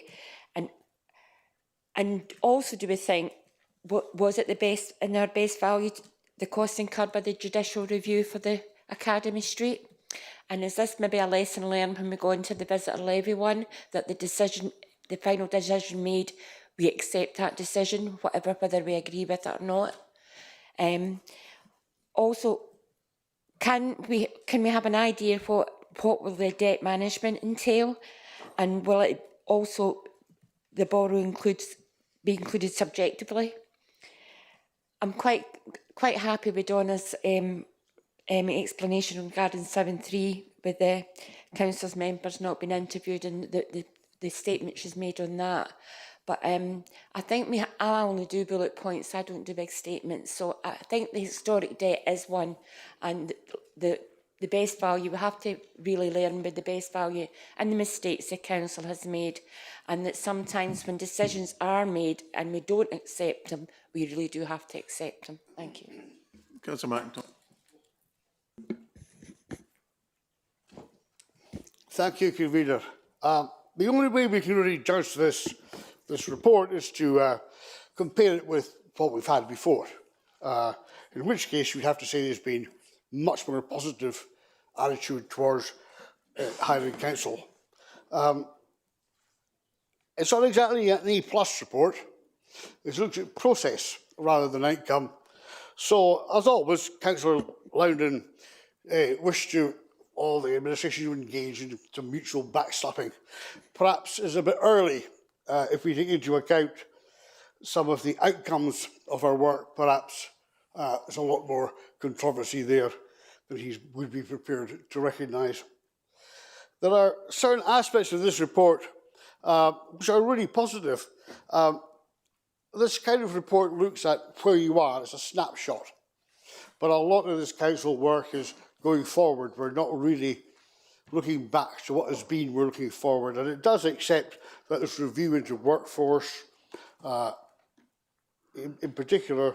And that's got to be good. And we'll be interested to see how these work out.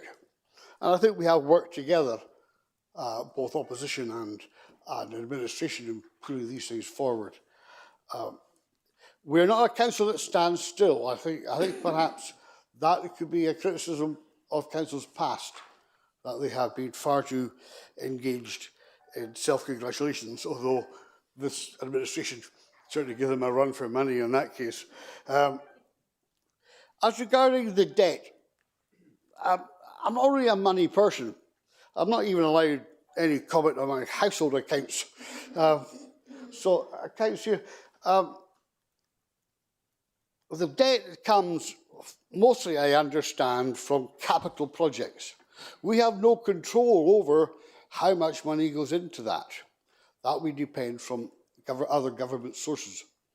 So perhaps it's unfair to credit that. We also compare it with the average. Comparing something with an average, with the mean, is a really inefficient way of comparing anything. There are other forms of average which may be more important. We don't want to saddle future generations with debt, but as long as we're going to ask for schools and improvements, we have to pay for it somehow. We can't do it through council tax, so perhaps there is no other way. But we are reviewing that. The other one is adult social care, which they kind of gloss over. That is a big problem that we are beginning to address, I think, with reviews. But I think these criticisms show that government has very little understanding. Is death imminent, or can I continue? Right. I'm trying to die quietly. It's all right. That's okay. It shows that the government has very little understanding of the social and geographical challenges that we have in the Highlands. It is a positive report, and it's important that we don't look backwards, look forwards, and that we don't get obsessed with process, but we also take into account the outcomes, what we end up with. That is how we will be judged in the end of the day. Self-congratulations, self-celebration may not be required, but certainly a small round of applause could be justified. Councillor Gregg. That's big enough. Thank you, Convener, and thank you to the officers and Chair of Corporate Resources for preparing this report. You intimated this might be the last paper you present to Council. I'm not going to be here later this afternoon to talk further on your time here, so I'd like to make my comments now. As a new councillor, corporate resources is probably one of the more opaque areas of the council. We've all been on buses, we've all put a bin out, we've all been on the roads, we all went to school at some point, but not all of us have scrutinised the council, dealt with financial matters, and I'd like to thank you for the courtesy which you've always greeted councillors in the chamber, and especially as a new councillor, dealt with what were probably some very basic questions for myself. I'd like to thank you for the way which you engage with scrutiny. I think it's always been fairly mature, and I think that has probably improved how corporate resource matters have been discussed across the chamber, and I hope that whoever takes over from you can offer that same courtesy to our new colleagues, Councillor Gillies and Councillor Cross, that you afforded myself and other new councillors. I'd like to sort of join in with the sort of the concern that people expressed about how the officer and members' relationship was assessed here. That just if all that's been done by the Accounts Commission was to review webcasts, that feels very insufficient. That's probably less than 1% of how I engage with officers. It's probably the same for everybody else. And I know that's not our fault. It's not anyone here in the Chamber's fault, but I'd like that anyone engaging with the Accounts Commission or external bodies, we should be encouraging them that if they are going to make statements about member-officer relations, that we need a better process, because reviewing that interaction alone is not sufficient to judge that on. On the subject of scrutiny, the report mentions a number of deadlines that have gone since this report was published and now. That Councillor Stewart alluded to one of them earlier, so I won't repeat that. But point 35, it talks about revised service work plans that were due in March. Just wondering, have these happened? The auditor concluded that greater pace was needed implementing the actions to improve skills across the workforce, including a digital champions network. What progress have we made on this? There's a new policy on working from home in discussion with trade unions due by the 31st of May. Has this been issued? And then point 41, additional finance posts were expected to increase capacity in early 2025. I know that's been an issue in the past with the amount of financial papers that have had to be prepared for this chamber. Have these officers come in place? And if so, do the officers and chair feel that those improvements have been sufficient, or do we need to make further improvements in our financial team's capacity? Thank you very much. Councillor Gregg, I can assure you that when we met them earlier this week, for the first and only time, that point was made quite forcefully. The idea that you can pick up relationship between members and officers by watching a webcast is perverse in the extreme. Councillor Fraser. Thank you very much. Thank you for the for the report, and indeed for the debate that we've been having. There's one item that's been mentioned that I certainly did not recognise, and that was Councillor Stewart suggesting that we're one of the worst authorities in the area. And I want to reflect on many of the other comments that have been made. Councillor Christie is absolutely right. We are a council. Administration put things forward. We get scrutiny and suggestions and ideas from others, and together we actually end up with better ideas coming forward.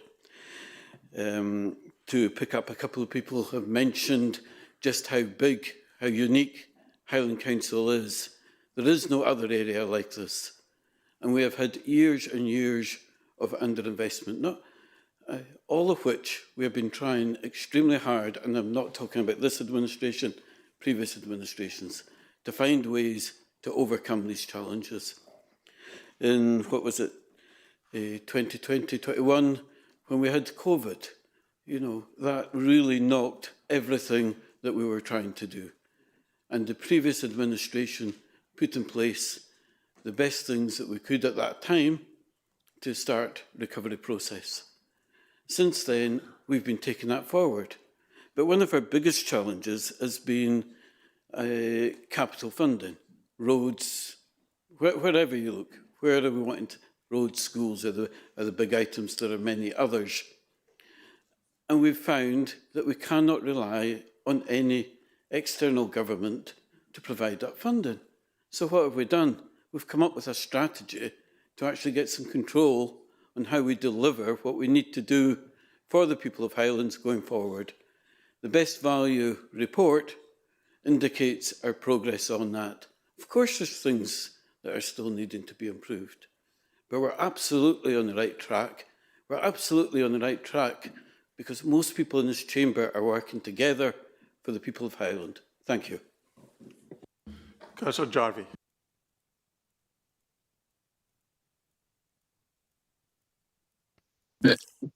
Thank you, Convener.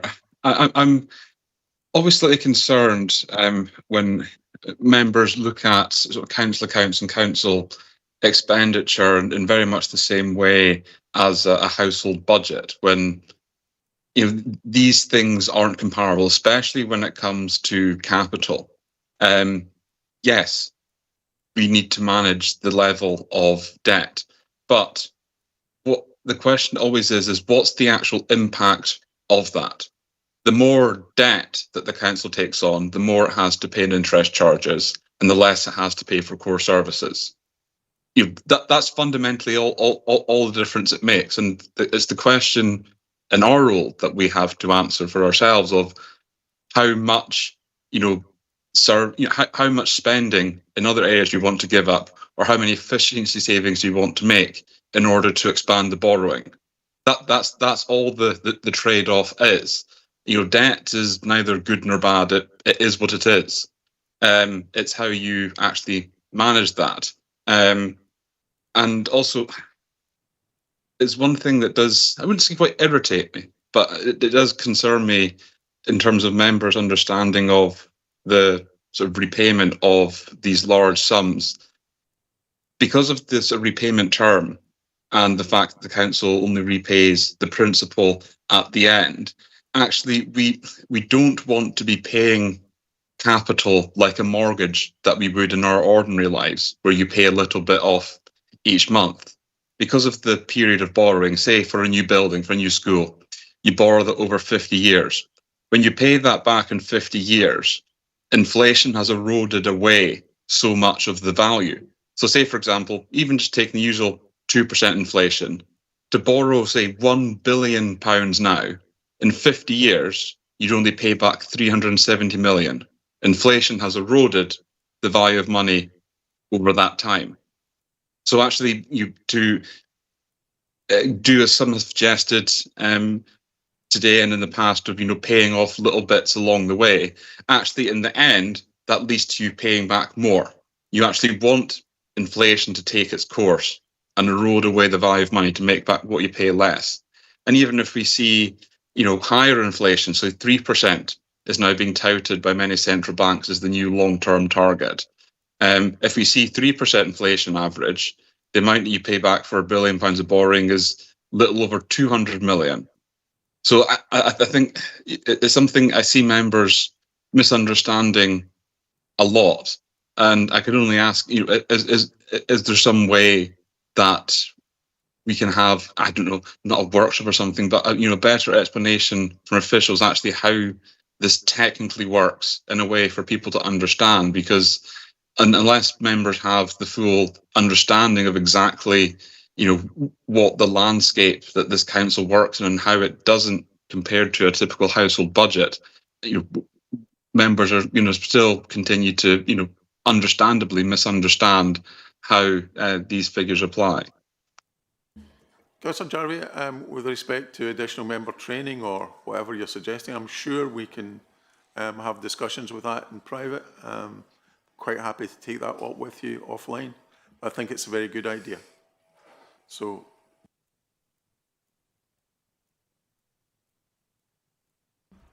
thank you, Convener. If I can pick up some first.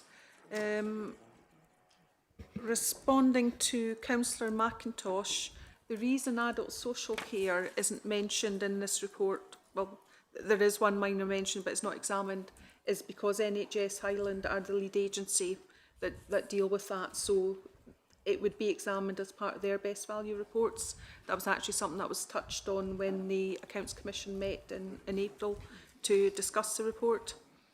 And for Councillor Gregg, the digital actions have been completed, and with regard to the service work plans, a number of those have already gone through committee, and as said earlier, in actual fact, a lot of the different workforce strategies and plans have already been approved.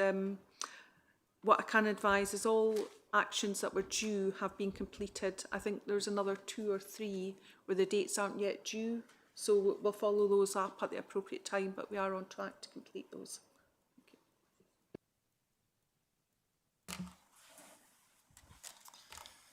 Thank you. Come back on a few points. There's a few comments, again, just in relation to sort of debt and borrowing, and including the HRA. So, I mean, perhaps if I sort of turn to that first. I mean, I think members are aware from past reports, obviously, of the that kind of historic debt position on the HRA, but also of the work that's been taken forward to look at sort of longer term planning for the HRA, obviously linkage into sort of Highland housing challenge as well. So I think that's very much a piece of work that members will recognise is being taken forward.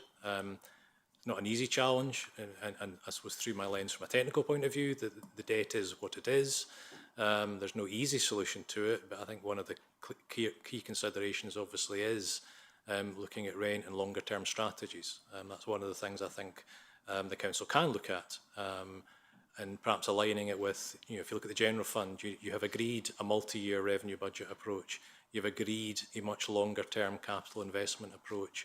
You've put some controls in place around debt and borrowing levels.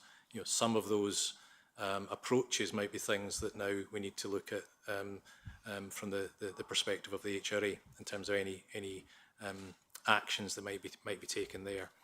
I made some comments earlier in terms of the Accounts Commission comment in terms of borrowing costs. I mean, I'll not repeat them. I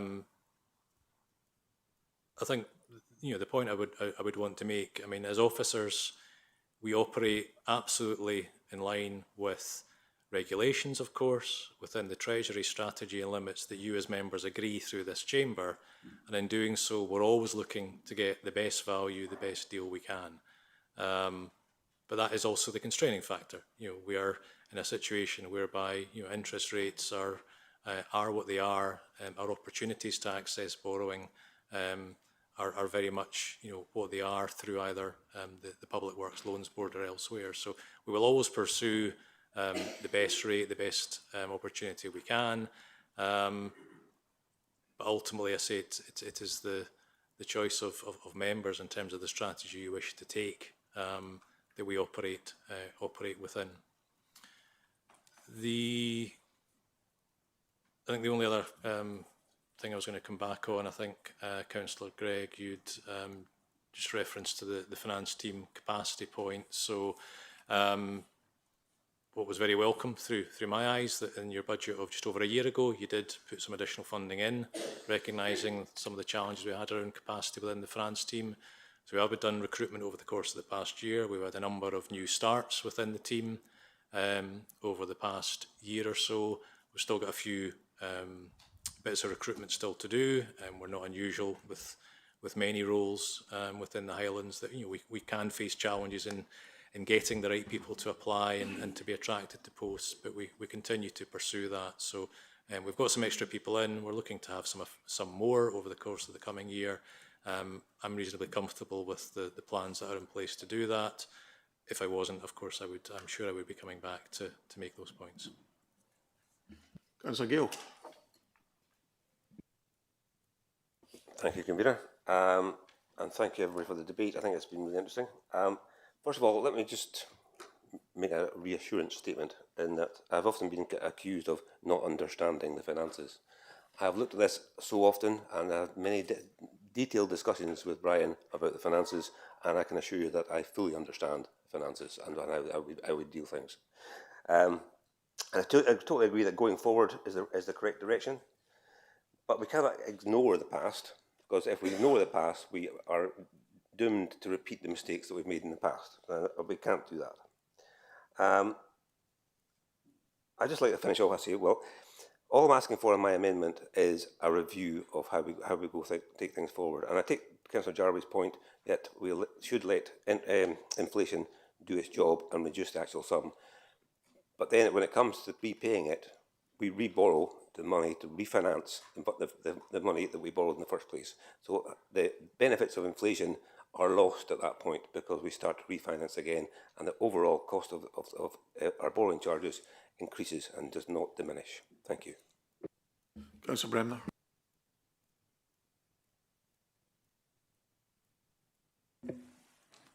Thanks, and I appreciate what Councillor Gill has said, and thanks for our small chat at the beginning. I still hold to the point that we have had training sessions in terms of the lead up to the Highland Investment Plan, which, let's be honest, this is what it's specifically referring to in the BVAR.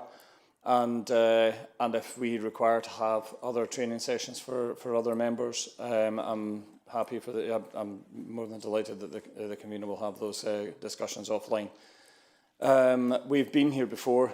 Councillor Gale is correct. I don't underestimate Councillor Gale's understanding of the Council's finances, but we have fully reported the funding model on which the Highland Investment Plan is based. I would not like anything to threaten that, and I would understand that the model it won't be going unchecked as we go forward. A lot of work goes into the monitoring of the Council's finances, both of the Treasury management work in the Treasury portfolio, as well as the funding model for the Highland Investment Plan, as well as other finances within the Council. And, you know, we are already seeing that the external auditor had given assurances to the Commission in terms of the funding of the Highland Investment Plan. I know that we had that discussion with the Commissioners on Monday again. So I'll be moving the recommendations as they are in the paper. Thank you. Stuart, we have a motion on the amendment.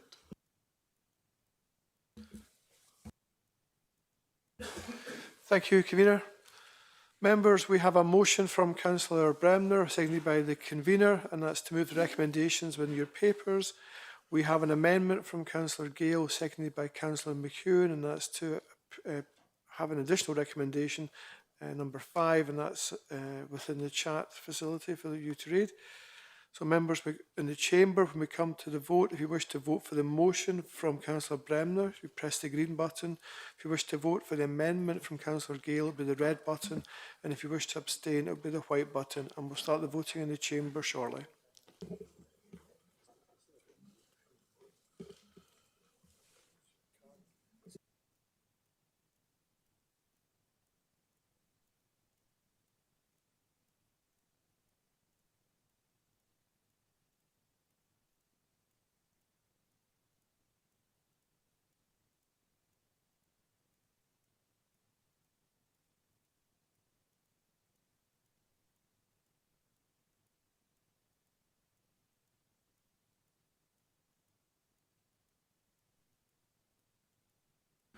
So if everybody in the chamber has voted it wants to vote, we'll close that vote down. Thank you, members.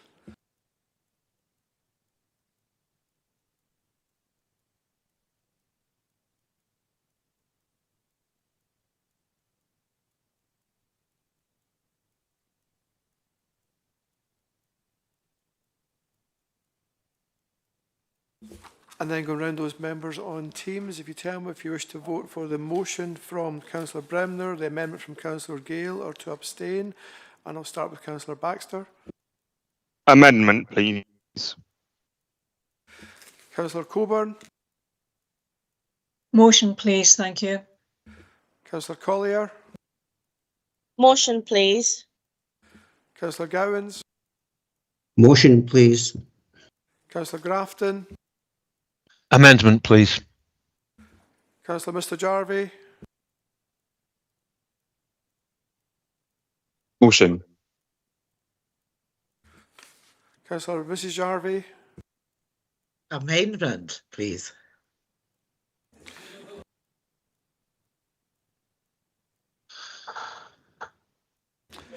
Councillor Mackay.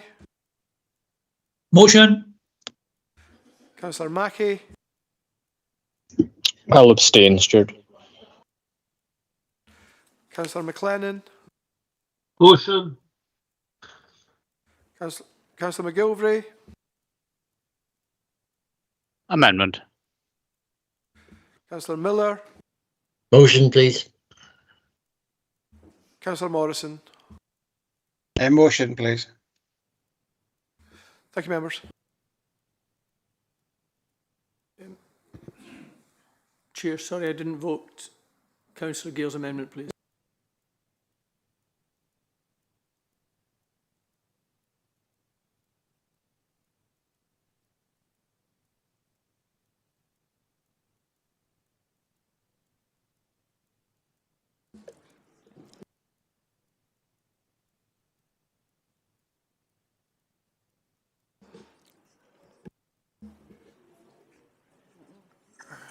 Members, really, if it's your responsibility to be in the chamber when a vote takes place.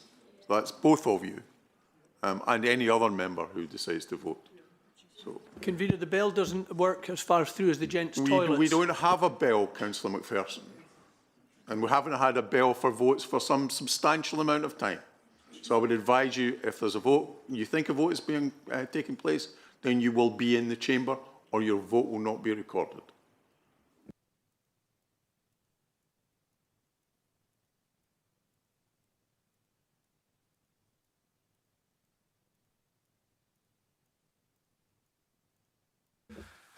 Thank you, Convener. There were 43 votes for the motion, there were 25 votes for the amendment, and there was 1 abstention. So the motion is carried.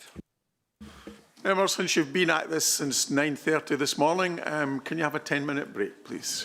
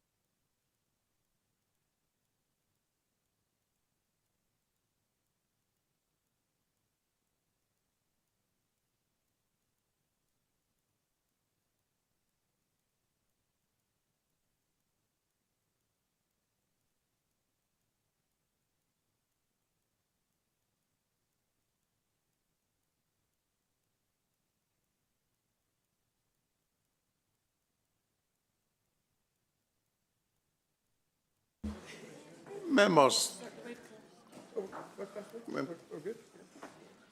Now we move to item 6 on your agenda, which is the Highland Investment Plan and Thurso Master Plan update. Malcolm.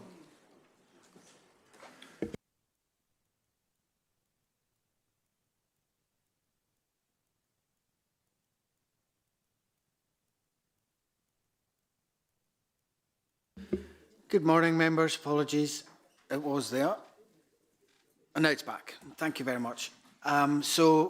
Morning, members, and purpose of this report, I'm just going to give a quick overview of the paper and the decisions associated with it. As you all know, in the Chamber, we've had 6 months of pretty relentless activity on the Highland Investment Plan, and a number of councils already this year have made really important decisions to move things forward. The most recent paper, we touched on the work that took place and continues to take place in Dingwall, as well as a number of other work streams. And as you're aware, we have appointed Hub North Scotland as one of our delivery partner, and the work is now marching on, focusing particularly on Thurso at the moment in terms of developing a totally comprehensive place planned approach to the Highland Investment Plan investment that's proposed for that area. So I think I just wanted to go through the recommendations first before I touch on a couple of matters relating specifically to Thurso. The first and second recommendations I'll come back to in a moment. But one of the reasons that there's quite a lot of this paper that's covering the changes to our contract standing orders and the scheme of delegation is that we were conscious, because of the pace we're moving at here, we are setting up the Commission Approval Board that members have already agreed, which will determine what projects are pushed through to Hub to start taking forward. And it's just trying to tidy up the background in terms of the scheme of delegation and contract standing orders. There's nothing in there that hasn't been agreed in principle with the Council when we touched on the appointment of Hub North. So apologies that that's just been landed in this report, and we'll obviously be happy to answer any questions on that. I think section 7 of the report also is something I would draw your attention to. You know, a lot of the projects aren't necessarily named or given much detail in this report because it is focusing on Thurso, but you can see from the background in section 7 a number of other work streams are happening. Really encouraged by the pace of progress across an awful lot of these, and I would point particularly to the level of engagement we're getting from partners, particularly public sector partners across the region, to try and make sure that we are getting a really comprehensive investment package put together for members to agree to move forward at the appropriate time. Moving on to Thurso, just briefly. The papers in the appendices are setting out the progress we're at. We've had some really good positive engagement sessions which have been well attended by a number of different stakeholders from the area. Local members have been kept up to speed on the progress we're making and the feedback I've had, and I hope that will also come through any discussion today, is that is a really positive start we're making, albeit it is just that start. There's a full analysis being carried out, along with strengths and challenges, but really about looking for opportunity for focus. And as we've said right from the start, that your view is clear. This is not just about us rebuilding school estate. It's about changing our model of delivery, building points of delivery that are about far more than just individual activities happening in separate locations. And that's really what that opportunities for focus is all about. Again, in the appendix, you'll see the fact that we're looking not just at community pods, which are based, around the education provision, but not just that. We're looking at office provision, depot provision as well. And what we want to have at the end of it is a package of investment proposals that cover all of these areas that we will bring forward at the appropriate time. You'll get a really good overview of the place-based review so far, and that leads on to that second recommendation in the report, which is just to help move things along. We're looking for your approval and agreement on the site for the community pod, which is based largely around the existing school.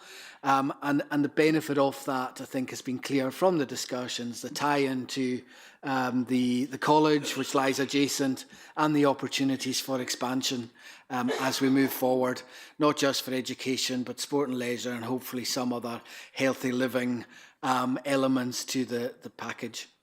Over the summer, we'll be continuing to do work. We'll be continuing to do partner, public and stakeholder engagement.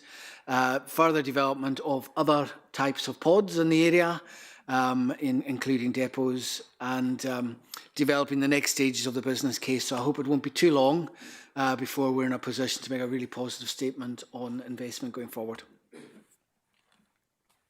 Councillor Green. Thank you, Convener. I'm delighted to propose this excellent report on behalf of the administration. The redevelopment of Thurso High School as a community point of delivery is a transformational investment not only for Thurso but for Caithness and the wider Highlands. As the first new school built in Thurso since the 1960s, this £100 million investment represents a generational opportunity to modernise education, integrate services and support local communities. Through an innovative and collaborative place-based approach, this administration is facilitating more than just a new school. We are creating a hub for education, health, community and leisure services that will bring stakeholders together, reduce duplication, that worst of all sins, and ensure better outcomes for all. The proposal in front of us today, and this is key, is rooted in ongoing public and stakeholder engagement, with community consultation at the heart of the process. Stakeholder workshops have already shown support and enthusiasm for partnership working, innovation and long-term regeneration, fundamental principles which underpin the Highland Investment Plan. By proposing the current Thurso High School site as a preferred location for the community pod, we're building on clear evidence, shared ambition and a practical vision that aligns with the broader Highland Investment Plan. This is about delivering not only what is required, but what is wanted by the people who live and work in Thurso, and ensuring that the investment leads to meaningful and lasting benefit across the Highlands. I'd like to thank the officers involved, Malcolm and his team, for an excellent report, and whilst I'm delighted to propose the recommendations, I'm left with the thought that as my family originally came from Caithness, my great-grandfather Peter moved from Watton at the turn of the last century to Nairn for a better life for his family. As I look at the evidence in front of us, I have to think that if it weren't for the fact that we're building a brand new spanking school in Nairn and have got Haventus-inspired prosperity, great-grandfather Peter would have to give serious consideration to moving back north to Caithness, but maybe not Watton. So on that basis, I have delighted to propose the recommendation. Follow that, Rob. Yeah, thank you for that. Yeah. Members, this is not good news for Thurso. It's far better than that. It's fantastic news for Thurso and Caithness. And I'd like to thank the officers for the excellent report, which lays the plans out very well, and also for the regular updates that local members get. As was said, this is more than new schools. There'll be plenty of other facilities that will be a huge asset to the area. I know there's been consultation with school boards and the public, and I apologise, I missed the last workshop as it clashed with a committee, and I know there's more planned, which is great. But we have to bring the public with us. If you go down the street in Thurso and you mention the new school, the public are not really aware just how big a thing this will be for the area. I go into Thurso Service Point regularly to see what's being complained about and what comments are. Nobody's mentioned Thurso High School. I chair the Caithness Sports Council, and we had our AGM a few weeks ago, and I gave them a brief update of what was being planned. None of the reps there were aware of what was happening. And even if you tell them it's going to be happening, there's a number that don't believe it will happen. And I think that probably stems from when we thought we were getting the NHS hubs in Wick and Thurso, 55 million, I think it was going to cost. I sat on the group that was overseeing the work, and it was going fantastic until the Scottish Government decided to pause this kind of thing. So there is a feeling there it won't happen, but we've got to get over that. Maybe a wee bit more PR. There's a Highland Games coming up. Maybe a stand at them with a notice of what's being planned. Just get the public there. Prior to this meeting, Scott McLennan did a very good article in our local paper regarding what's being planned there. And that, of course, had an online version. I had a look at it just the other day, and there's nearly 70 comments. And you can see from that comments that there is an appetite for the public to be involved in this. Unfortunately, we don't have a community council at the moment, and probably not for a few months yet. And that would be a natural platform for the members to keep the community involved and updated with what's going on. As members, we have a challenge because we don't have the community council, but there are other areas like Doonry Stakeholders Group, the Chamber of Commerce, that kind of things where we can keep the momentum going with updates. I spoke to the chair of the Association of Caithness Community Councils, and he's quite keen to get an officer or somebody along just after this meeting to give an update on that. Again, this is great news for the area. I support the preferred location, and I'm right behind the plans. Thank you. Councillor Finlayson. Thank you, Convener. And once again, I'm delighted to see that we've got a Highland Investment Plan update at Council. And I think when we initially decided that we were going to move forward with the Highland Investment Plan, we knew it was ambitious, but we also knew that there were some members who were a wee bit nervous about, did we have the resource and were we able to move forward at scale and at speed the ambitions that we had.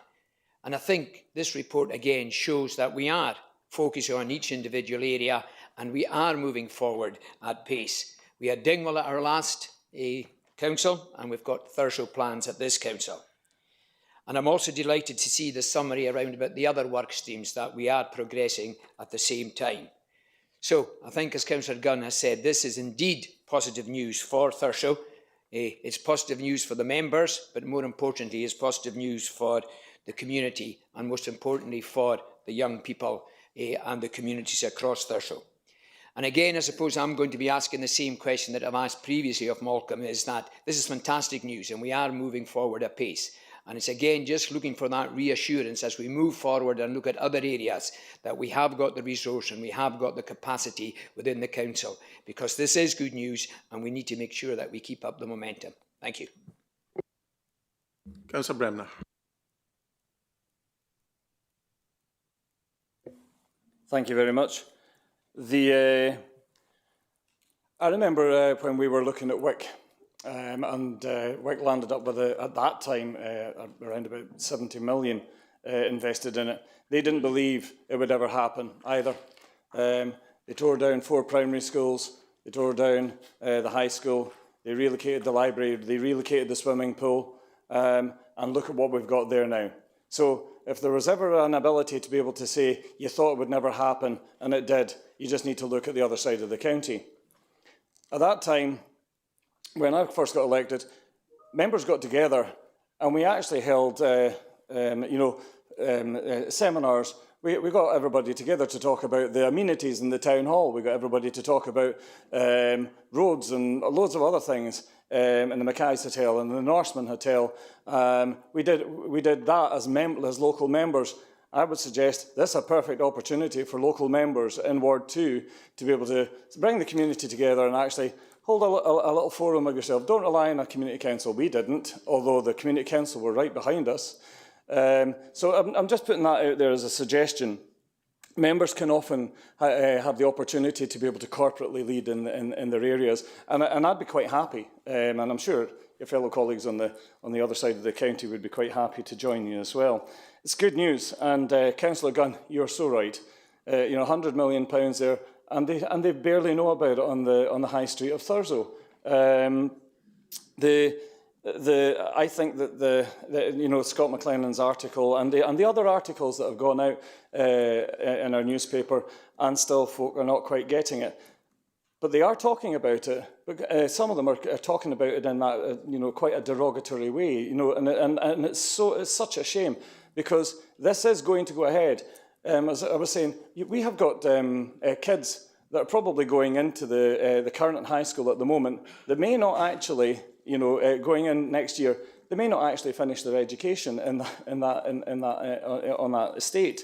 And that surely is a fantastic story. I was at the stakeholder engagement. I know that some couldn't make it because there were other meetings on at the time. And a lot of the stuff that's that was at that engagement is embedded in the papers here. So we are up to speed with the exact same amount of information that was discussed at that high-level stakeholder group, and also that was shared with the members when we got together and we had that catch-up as well. And it was, and there's every single member that I know of in Caithness is right behind this. It looked at it. What's good about this is we're not in the silos that we were when we were thinking about WIC. Back at the time, the Highland Council would actually consult with the communities and what have you. But here we're engaging with the high-level stakeholders. We're actually looking at the whole estate of Thurso. We're actually looking at who else in the public domain and in other sectors have other buildings, and they may want to think that, well, what could they bring to the party as well? So, and the other thing that we've reflected on as members, we have the ability to fix things that we didn't fix the last time. Look at the legacy that we've been left in Wick. We have a fantastic, estate in Wick, but we also have some of the hangovers that were left from that. That has the ability to be able to be fixed in Thurso, but not in Thurso, not just in Thurso, but any other place that we can learn from as we go forward, and as the Highland Investment Plan goes forward.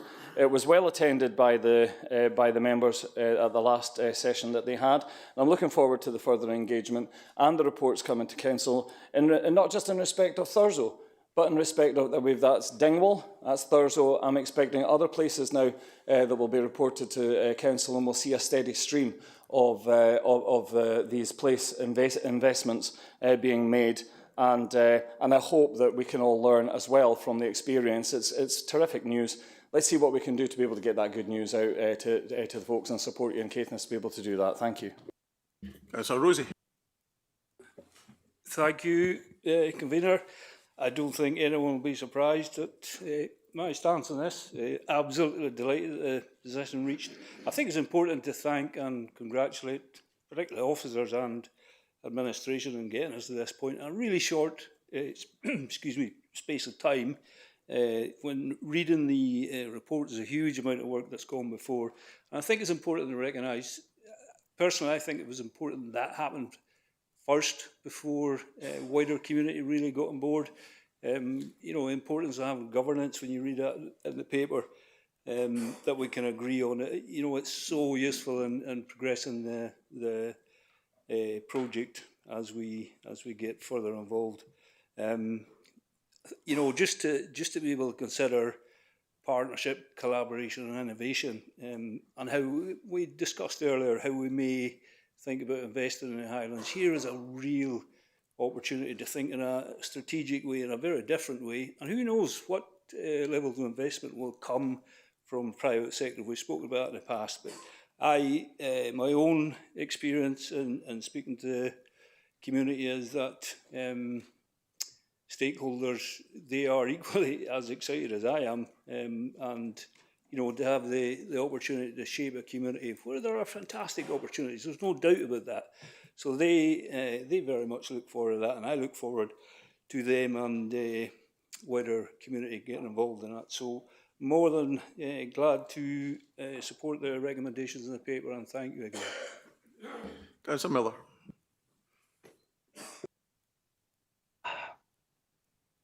Thank you, Convener. Thanks very much. I too welcome this report and the update from Mr. MacLeod there. I have to say that having visited Thurso School on quite a few occasions, following invites from the late, great Councillor Rosie and, of course, former Councillor Mr. Mackay as well, it's so good to see that now Thurso's looking to get a brand new, modern high school. So I think it's really fantastic, and you know, I think though some of them haven't been on the council for a while. I think it's their efforts over the years. It's good to see their efforts finally being recognised, and it's also good to see this report, of course, with the spread of the investment through this really exciting plan going ahead. I just have one small question, and I'm sorry if I've missed it in the papers. While welcoming all the various strategies and the various the concept of the community pods, I just wondered and seen the total. Sorry, today circa 100 million to Thurso. When would we expect to see totals identified in other areas? And I'm thinking of Skye specifically, where I know work has already started. We've got the Dunvegan coming ahead. It's just gone in for planning. Just been advertised for planning last week, and we've got the working on at the project at Tynaskira. Just when could we expect to see a total sort of circa spend for Ward 10? Thank you. Councillor McEwen. Thank you, and thank you, Malcolm, for this report, and also for your officer, Robert Campbell, for keeping us up to date monthly on the progress of this report. This is actually excellent news for the whole of Caithness. What this will bring to the community and the effects thereon, because when people are looking to actually move to Caithness, I'm talking about key workers, doctors, nurses, dentists, etc., they look at education and they look at the health services. So I'm hoping this new pod will help to stop the depopulation. I'm actually going to reiterate what Ron and what Raymond has actually said about the communities going out, because I meet a lot of people in Tesco's and they really don't believe this is happening. Some of them have actually laughed at me. So I'm hoping today anybody that's watching this will really be reassured that this is happening, and it's going to be happening at a place near them soon. Again, I'm going to actually go back to what Councillor Bremner says about the legacy what was left after the Wick Campus pod. The legacy of the old high school, which is an absolute eyesore. The Carnegie Library, which is still a thorn in a lot of the locals' thoughts, what's happening with the local library. Also, they're still going on about the old swimming pool that they raised the money for, and we've got a new swimming pool. But it's what the legacy housing, the legacy buildings left in Thurso. We need to sort of think about that.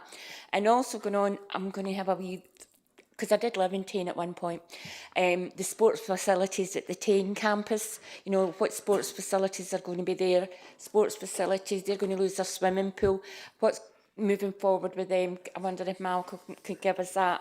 And it is a shame we don't have a Thurso Community Council at the moment, but it is up to us as councillors, the local councillors, and we are promoting this new school and the good things that's happening for it. And I'm hoping today that anybody listening, watching, because I know our community council chairs do watch this, will go out and promote it more. But we will do everything we can to promote it as well. But thank you again. Councillor Mackie. Thank you, Convener. Just to issue a kind of post transparency statement, because Councillor Gunn did mention the statutory scrutiny group, the Doonry stakeholder group that I chair. So just from a transparency perspective, there's very little I think I can add, and I am very sorry that I'm not in the chamber today, because I think it is an incredibly important moment for the plan more generally, but specifically the Thurso set of works. This is transformational, not just in the respect that, you know, this is almost intervention, state intervention level of funding that's going to be put into, as has been rightly pointed out, not just Thurso, not just Caithness, but the wider far north of Scotland, and a real opportunity for us to reshape some of our service delivery for generations to come. And there's an awful lot of fantastic work that's been put into the document that's been put in front of members today.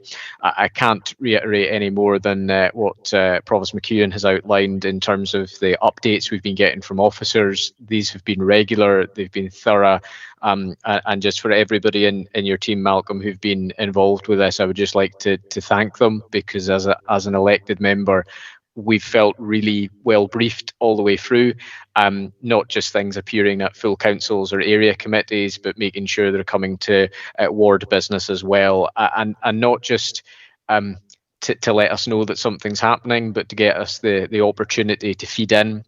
And also to make representation, because I think one of the key things, members, that is outlined in the master plan update, there is a section around about the partners that can potentially be involved up in Caithness. This is not just your traditional, you know, third sector or quasi public sector bodies, but we've also got the opportunity here to also have a look at the private sector as well, and I think that that's a huge opportunity, and something that I think an awful lot of publicly funded organisations sometimes miss. I think there is a huge opportunity here to have fit for purpose facilities for decades, that blend not just the core service delivery that we have to do, but also to be quite innovative about what the opportunities will be going forward, to meet the demands for the future employment in our area. So, Convener, I thank everybody involved in bringing this forward to date, and I cannot endorse it more. Thank you. Councillor Laurie, please. Yeah, just a very quick one. You're spending £100 million, and what I'm wondering is, for that sort of money, we used to go around the Highlands and hold the full council once a year in different areas. For that sort of money, could we all go up to Thurso maybe in 2 or 3 months' time and have full council up there and actually have a physical look around if we're spending that sort of money? It wouldn't cost us a lot of money. Just all go up for hold a full council meeting up there, and you could actually give us a bus round. You can get a bus and buses around to tell us all what you're going to do. Yeah.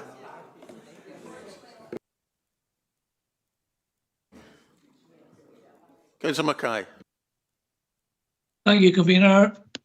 Let's hope the audio continues and holds up, because I'm having a bit of a problem with the audio between here and Inverness. However, here we go. First of all, Councillor Green, in your opening comments, just let me remind you, if you're coming to Caithness, I've been living in Watton for 56 years. And Watton is known as the Garden of Caithness. So you could maybe rethink about, when you come to Caithness, about coming to Watton. It's a lovely place to come to.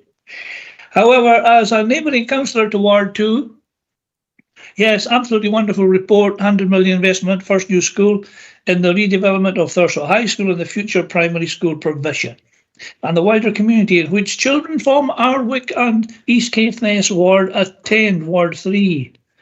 Thurso itself, by the way, is known over the past 50 years as a cosmopolitan town. Cosmopolitan, which I know very well, and being the northernmost town in the UK land. The population is close to 8,000, but if you include the civil parish and surrounding countryside, we can look at something like 12,000 population.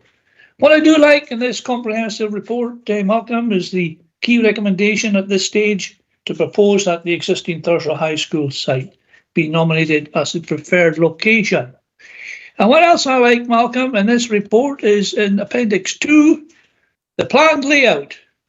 which is the appearance of a full running track. Wow, that is really, really good.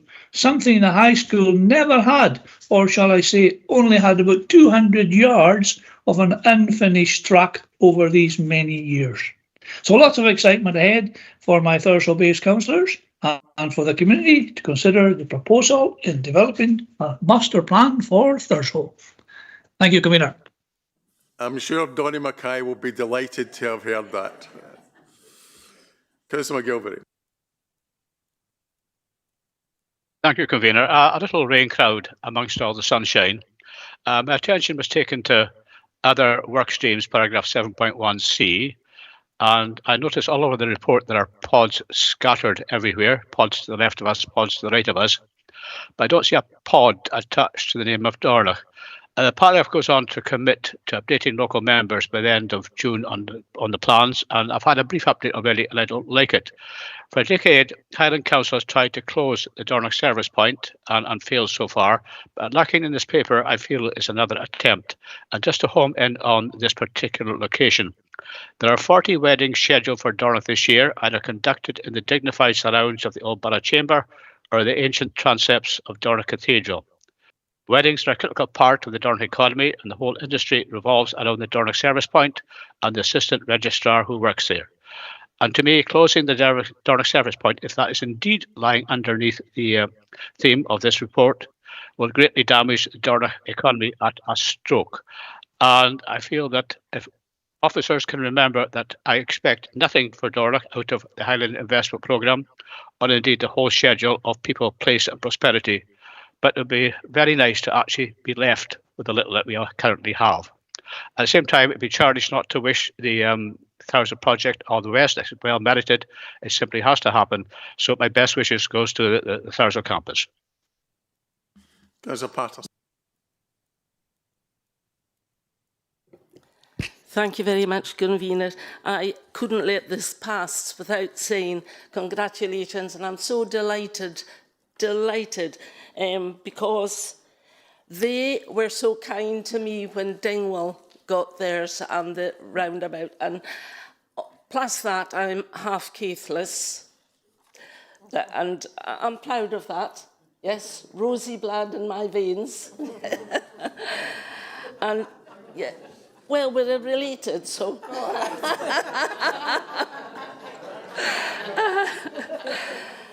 You know what? You deserve it. Thurso is a wonderful, wonderful place. And, you know, I can sympathise with Jan. When Dingwall was given this, when you went out and about and you said it, they'd say, aye, that'll be right. You know, people really don't think that you deserve to get it. And of course you deserve to get it. And now that work has started, they just can't believe it. So we're absolutely delighted. And this will help the tourist business, because I was speaking to some Americans and they were saying that they've been all over Britain, and the Highlands of Scotland is the most gorgeous place in the world. There was only one fault with it, and that was there wasn't enough toilets. So make sure you get lots of toilets when you're getting the work done, because that is so important. But all the best. Congratulations. I'm absolutely delighted for you. Councillor Roberts. Thank you, Convener. And yes, I'm delighted for Thurso following on from Dingwall. It's great to show this investment in Highland. But I want to talk about the housing emergency or challenge, as it's been noted in the report. We do have a need for 24,000 houses, it's been said. 12,000 of these which are planned. Sorry? We've got a paper in item 7 about the Highland Housing Challenge. I'm sorry, but it's mentioned in here. It's mentioned in here. And these facilities are also required in Inverness. I know the general feeling is Inverness gets everything, but right at the moment, Inverness is not getting anything but loads of houses. We have a huge housing estate at Wester Craigs, another one at Nestside, and we have 2 in Claude and Ardersier. If we're going to go ahead with these investments, we really need to think about where these houses are going and what goes along with them. And I would remind my colleague there are other supermarkets. Councillor Gregson. Thanks, Convener. I just want to briefly emphasise the point that was made earlier about the contribution over the years that Labour Councillor Deirdre Mackay made to ensuring much community involvement in the planning and the aspiration towards this excellent project. Thanks. Members, can we agree with the recommendations?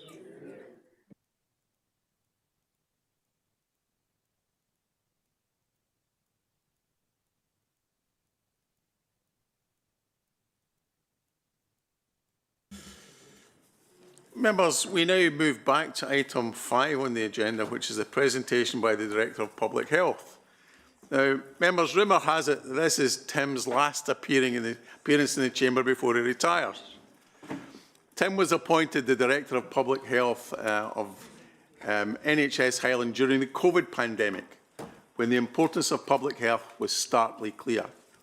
His leadership has helped steer the Highlands through many months of working to keep vulnerable people safe and ultimately roll out a vaccination programme that has allowed us to return to some form of normal. Tim was already an experienced Director of Public Health before settling in the Highlands. He was previously Director of Public Health in the East Riding of Yorkshire, working both with local government and the NHS, and was formerly Honorary Secretary of the Association of Directors of Public Health. He studied medicine at Cardiff and Cambridge, where he also studied Anglo-Saxon, Norse and Celtic, a man of broad interest in many talents. That breadth of knowledge is reflected perhaps in the fact that Tim has appeared on Blockbuster and Mastermind. Definitely someone in his retirement you would want on your pub quiz. I'm told he's looking forward to having more time to spend cycling in his retirement. And Tim's experience and insight have been hugely appreciated over the years in his post, and it's with regret that I have to tell him, on your bike. So Tim, after your presentation, we would invite you for lunch, and members will take questions when you're having your lunch. Thank you. Thank you very much, Convener, and thank you, members, for the opportunity and the privilege to be able to come and present my report here. I didn't quite expect some of my hidden secrets that are buried in the depths of YouTube to come back. I have spies.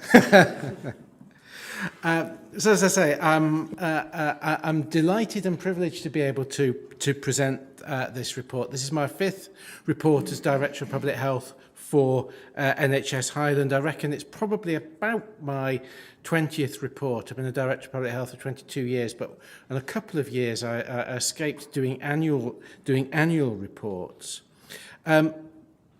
I do hope that members will have had the opportunity either to have read the report already or to be able to read it or parts of it over the next few days. Tomorrow is my last working day before retirement. But I wanted to make sure that I was able to present this to full council, and again, as I say, I'm delighted to do that. It's labelled as the report for 2024, and that's because over the years, reports have been more retrospective, looking at the health of the population in the past. I had cause a few weeks ago to review some of the very old reports and looked at the report for Inverness Shire from, I think it was something like 1888, and it spent the first few pages talking about the rock formations within Inverness Shire. So presumably the then Medical Officer of Health had a particular interest in geology. But I've tried to avoid things like that and to focus on the most important elements for the health of people of Highland and Argyll and Bute. The subject for the report is for this year is health inequalities, the difference in the health status between some people in the population and others. It is really at the core of what we do or what happens within NHS Highland, but also within Highland Council and all local authorities. I've worked south of the border within a local authority, and I've worked in with many members over the years.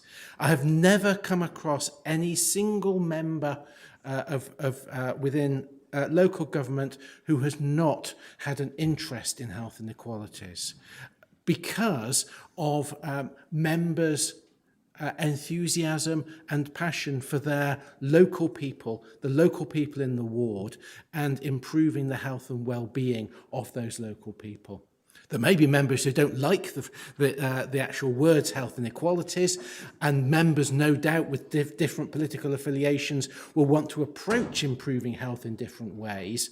But as I say, all members I've ever come across have wanted to improve the health of people within their wards, and particularly the health of those whose health is the poorest. And when it comes down to it, what health inequalities is about fairness, and is about making sure that people have appropriate opportunities to improve their health. There are many causes of ill health within Highland. A lot of the statistics on the report refer to NHS Highland, but most of that refers to people living in the Highland Council area. These are set out in the report, and I won't go into any more detail with these, but each of them has a profile related to the inequality, to the variation, to the difference between the health of some people and the health of others. But some differences are quite stark, and I've put some up here. There is a difference between how long men and women live, but more pronounced than that, shown here in life expectancy, is the difference between rich and poor, and particularly I'd want to highlight what's happened with men who are in the poorest 20% of the population. Life expectancy as a whole has stalled a bit and dipped a little bit in some areas over the last few years, but it's really stark with poorer men, that not only has the life expectancy really plateaued over the last couple of decades, but the gaps increased. And I think that's one particular area that we really need to concentrate on. There are lots of approaches that we can look at to dealing with inequalities and dealing with how we improve health, and I won't dwell on those. There are some which actually in the report are quite technical, which a small number of people will be interested in. But I would also want to mention what happens at a national level and how that can be brought down to a local level. Last week we had the announcement of the population health framework between Scottish Government and COSLA, and that set out a framework for a decade's worth of activity around improving health, starting with prevention and healthy weight. And inequalities and the general drive to improve health is a huge part of that. Sometimes health inequalities is perhaps difficult to understand. And people say, oh, this person has a terrible health inequality. They don't. No one ever went to the doctor and said, I've got bad health inequality. People have poor health. People are sick. People die at a young age. And that's what happens. The challenge that we've got is to bring those experiences of individuals joint together into a policy context so that we can actually make changes that make a difference to individual people and to populations. So I work with populations. I think one of the real benefits of councils and the body of elected members is that you see the individuals and you also see the policy. And I think there are great opportunities to move forward. We have particular individual challenges, but also individual good news stories, and these charts present both of those. Unlike life expectancy, this is the other way up. So low down is better, high up is worse. So this is just 4 examples, and there are many to choose from around what's happened over the last few years and how that's visualised within health inequalities. On the right, we see a couple of good news stories. stories. Early deaths from cancer is going down, and the gap between rich and poor is going down. Also, we've got some really good work which is going on with pregnant women who both encouraged to breastfeed, but also to reduce smoking levels during pregnancy. So here's an example of both where the numbers are reducing, which is a good thing of smokers, but also where the gap between rich and poor is reducing. But it's not all good news, and we can see on the left we've got early deaths from coronary heart disease. The gap's increasing, and people who are in the poorest areas are really having a worse outlook. And drug-related hospital admissions and drug-related deaths remains a really serious problem in Scotland as a whole, of course, not just in Highland, but it really affects the people from particular poorer areas. Often in public health, when we talk about inequalities, we just talk about the rich and the poor, but it's more complicated than that. There are a lot of inequalities, there are a lot of groups of people who suffer from particularly poor health. Within the report, several of them are set out, but this is one just as a simple example wanted to set out, and that is around learning disability. The percentage of people in good or very good health. So the darker bars are people with learning disability or similar, and the proportion of people in good health with learning disability is very, very much lower than the proportion of the general population. So this is just one example of where we need to look at particular approaches, and there are very, very many causes for why this is the case. But there are also many things that we can do about this. I've put some recommendations. You'll be pleased to know I won't go through them line by line. There are more of those that you can look at. The Director of Public Health report is a sort of independent report, so I'm not told what to write. I can almost write pretty well what I like. But by that token, also the recommendations are not just for NHS Highland; they're for all agencies within Highland. And I would hope that members and the council will take the recommendations into serious consideration. As I said, I've written, this is about my 20th report, but I was delighted from an NHS Highland point of view that this was actually the first time that any organisation I've worked for had actually agreed to all the recommendations in the report, and rather than just noting them, and that will get picked up within the NHS Highland approach to strategy and its new strategy over the next few years. So I hope that members are able to look at the report and to consider the recommendations, and to look at how the recommendations, and more importantly, the general opportunities to improve health and to reduce health inequalities are developed in Highland. So I'd like to thank convener and members again for the opportunity to come here. My successor will be taking up post on Tuesday. She's Jennifer Davis, come up from Swansea. She's been working as Deputy Director of Public Health for a few months now, and I'm sure that she will work very hard to carry on the work for health improvement, and will be meeting with members in due course. Tim, I suppose one of the big advantages of writing a RAS report is if they don't like it, that's just tough. So I hope you'll join us for lunch, but really from me personally and from the members, thank you very much for your period here. Thank you. Thank you.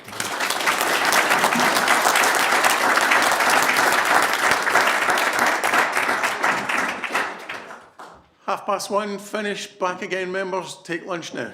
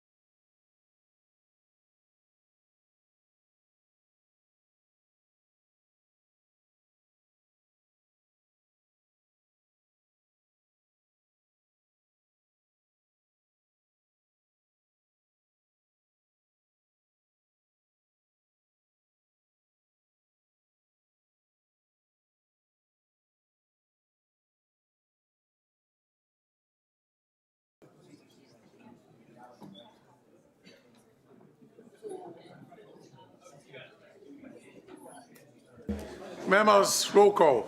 So take your seats, please. Thank you, Convener, and members in the chamber. Can I ask you just to make sure you've re-entered the meeting before we try this vote, so the system is awake. So if that's done, I will ask you to confirm your attendance by pressing the green button when you have the option in front of you. Thank you.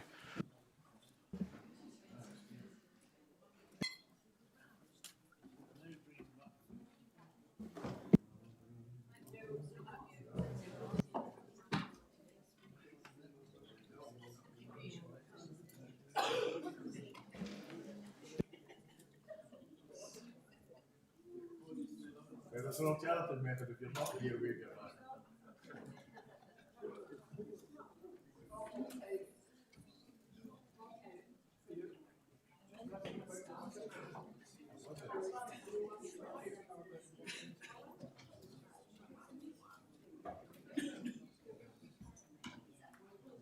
No.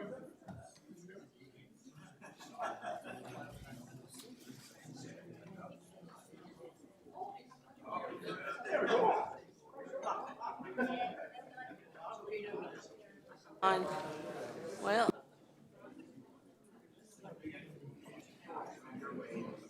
Right, it's working now, guys, so press the button.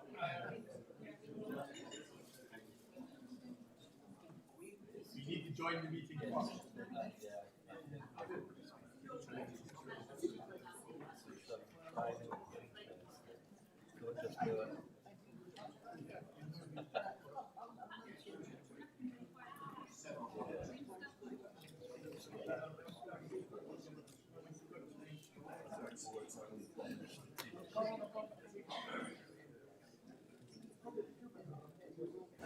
So if everybody in the chamber has managed to vote, thank you for your patience and perseverance.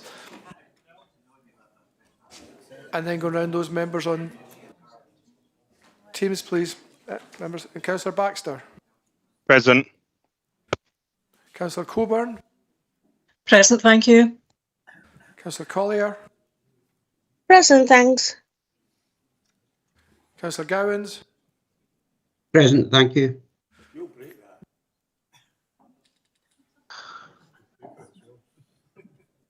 Councillor Grafton. Good afternoon, President. Thank you, Stuart.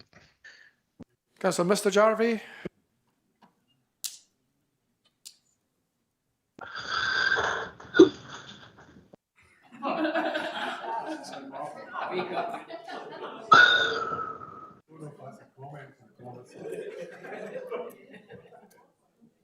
Councillor Mrs Jarvie. Afternoon. I'm here. Councillor Oops. Mackay. Present. Councillor Mackey. Present, Stuart. Councillor McLennan. Present. Councillor McGilvray. Here, Stuart. Councillor Miller.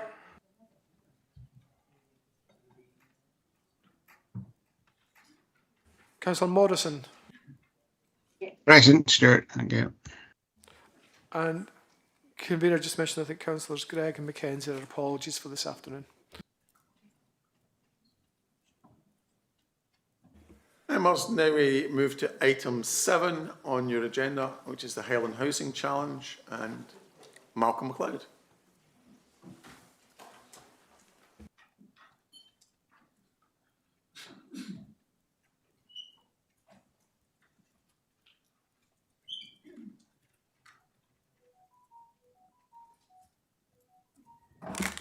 Okay, thank you. Afternoon, members. So, as you're more than aware, the other huge strand of work we've been working on this year has been trying to address the Highland Housing Challenge, which members agreed to put in place the action plan that we needed in order to deal with the current issues around housing shortages, but also, and perhaps more fundamentally important, the real challenge we have moving forward, particularly when you look at the economic development forecast for our area and the pressures that is going to put on the ability to house a workforce, to retain our young people, and indeed attract inward investment. So over the course of the last year since the Housing Summit we held, we have been working with partners to address and meet that challenge. And housing, I don't have to tell members, is critical to the local population in rural communities. It's about sustaining service delivery in communities. And it is about particularly modern, up-to-date housing, really important in reducing and mitigating the effects of poverty. We all know there's a significant need for housing in Highland, and I'll come on to that in a bit more detail. But just to give you a clear idea, just with some of the stats on the screen there are 8,500 people on the Highland Housing Register. We had 1,270 homeless household presentations in 24-25. And at the same time, we have been successful in delivering social housing completions in the last 3 years. But as you can see, given the level of demand, the supply is perhaps not meeting that present and future demand. And I think it's also just to give you a benchmark, which I'll come back to. At the moment in Highland, we are delivering in the region of about 1,200 houses a year. The 1,200 made up of the, almost 500 affordable homes plus private homes built through house builders in bigger estates, but also single houses and smaller groups of houses, which are absolutely important in our more rural areas. We also have some shortages in terms of mid-market rent options and different means of delivery. So as I'll explain, we have come on to that as part of our action plan about looking at different models of delivery. And why do we need it? It's really about meeting, the challenge. We've got, a forecast of 10,000 jobs coming forward just within the Inverness and Cromley, Firth, Green, Freeport. The regional transformation work that I hope you're now clear on, that was prepared by the Highlands and Islands Regional Economic Partnership, set out regional transformations across the Highlands and Islands of around £100 billion over the next 20 years. I've got 4 pictures there, both on the East Coast and the West Coast. We've got everyone, I think, will be aware of the huge investment going in at your bottom left there at Ardasir by Haventus. The ongoing work at Neg, where we've got Sumitomo building a new cable factory. The work at Cromarty Firth Port Authority and their plans for expansion. And indeed, on the bottom right, the recent investment announced for Kishon Yard, which is hugely important for the West Coast and the transformation that could bring to employment opportunities in that area. But that comes with a challenge, the 24,000 houses. So I mentioned 1,200 a year, that's 12,000 over the next 10 years.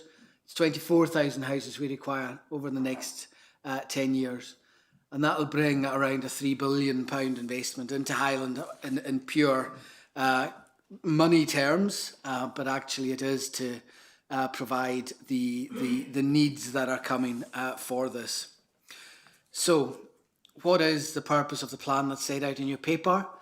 It is a framework for action to encourage and enable housing, a shared and collaborative action plan, addressing the issues and the barriers for development, and make sure the delivery of housing meets the needs of current local populations, but also supports and enables economic development.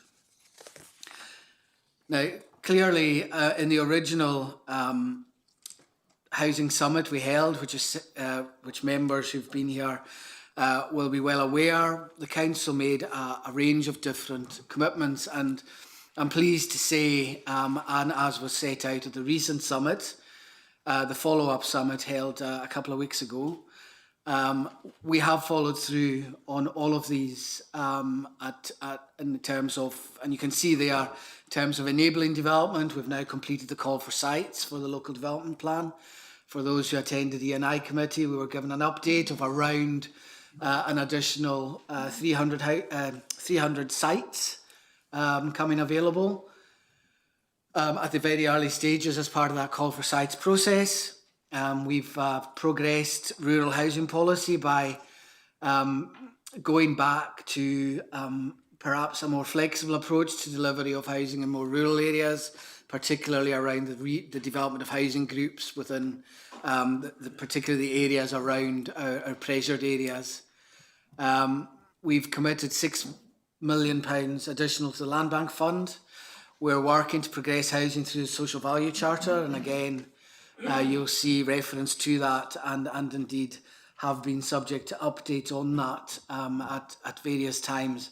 And that's particularly working with infrastructure providers who we are determined, as members have instructed us, to make sure that a legacy is left from the massive amounts of investment going into Highland at the moment. There was feedback on our pace of delivery of housing. So we put in place an integrated housing delivery service within the planning service, which is actually made up of people from right across the council. We're meeting developers regularly, trying to unblock things early, trying to make sure that where there are issues, whether it's related to roads or to education or whatever it might be, that the right people are in the room to talk through how these issues can be addressed through the planning process and helpfully through the pre-planning process, so that the actual decision-making process can be easier. And then we committed to develop 3 master plan consent areas in 18 months, and I'll come on to that briefly as I move forward. So, in terms of the recent summit that we held, the action plan has come out of that. And the really good thing about it is that it is a true partnership action plan where a number of parties around the table have committed, whether that's related to investment through partners like the Scottish National Investment Bank or private developers and private agents. So I just wanted to touch briefly, because I know there has been perhaps some misunderstanding or perhaps some lack of information on master plan consent areas. So I just wanted to go through what they are and what they aren't, and to give you an idea of where we are. And I would like to draw members' attention particularly to a report that went to E&I committee in May, which set out the kind of broad framework, gave a bit of an update as to the process we'll go through, and in particular what's on your screen at the moment was part of that report. Master plan consent areas are a new tool we've got.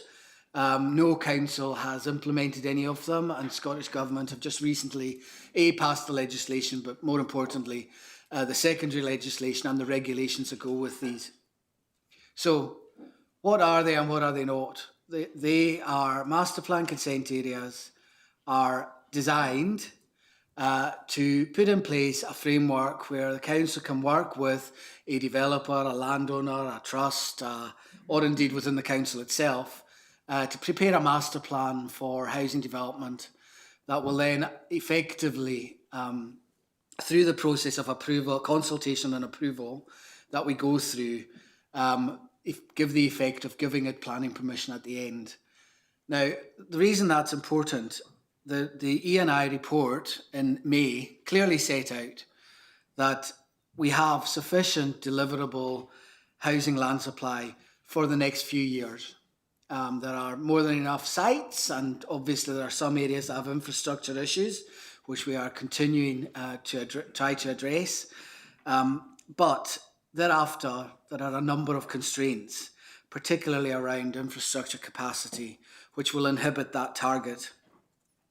So in order to, as part of the jigsaw for this housing challenge, we have been keen to be an early adopter of the master plan consent areas, and in fact have made a representation to government to seek funding to allow us that to happen.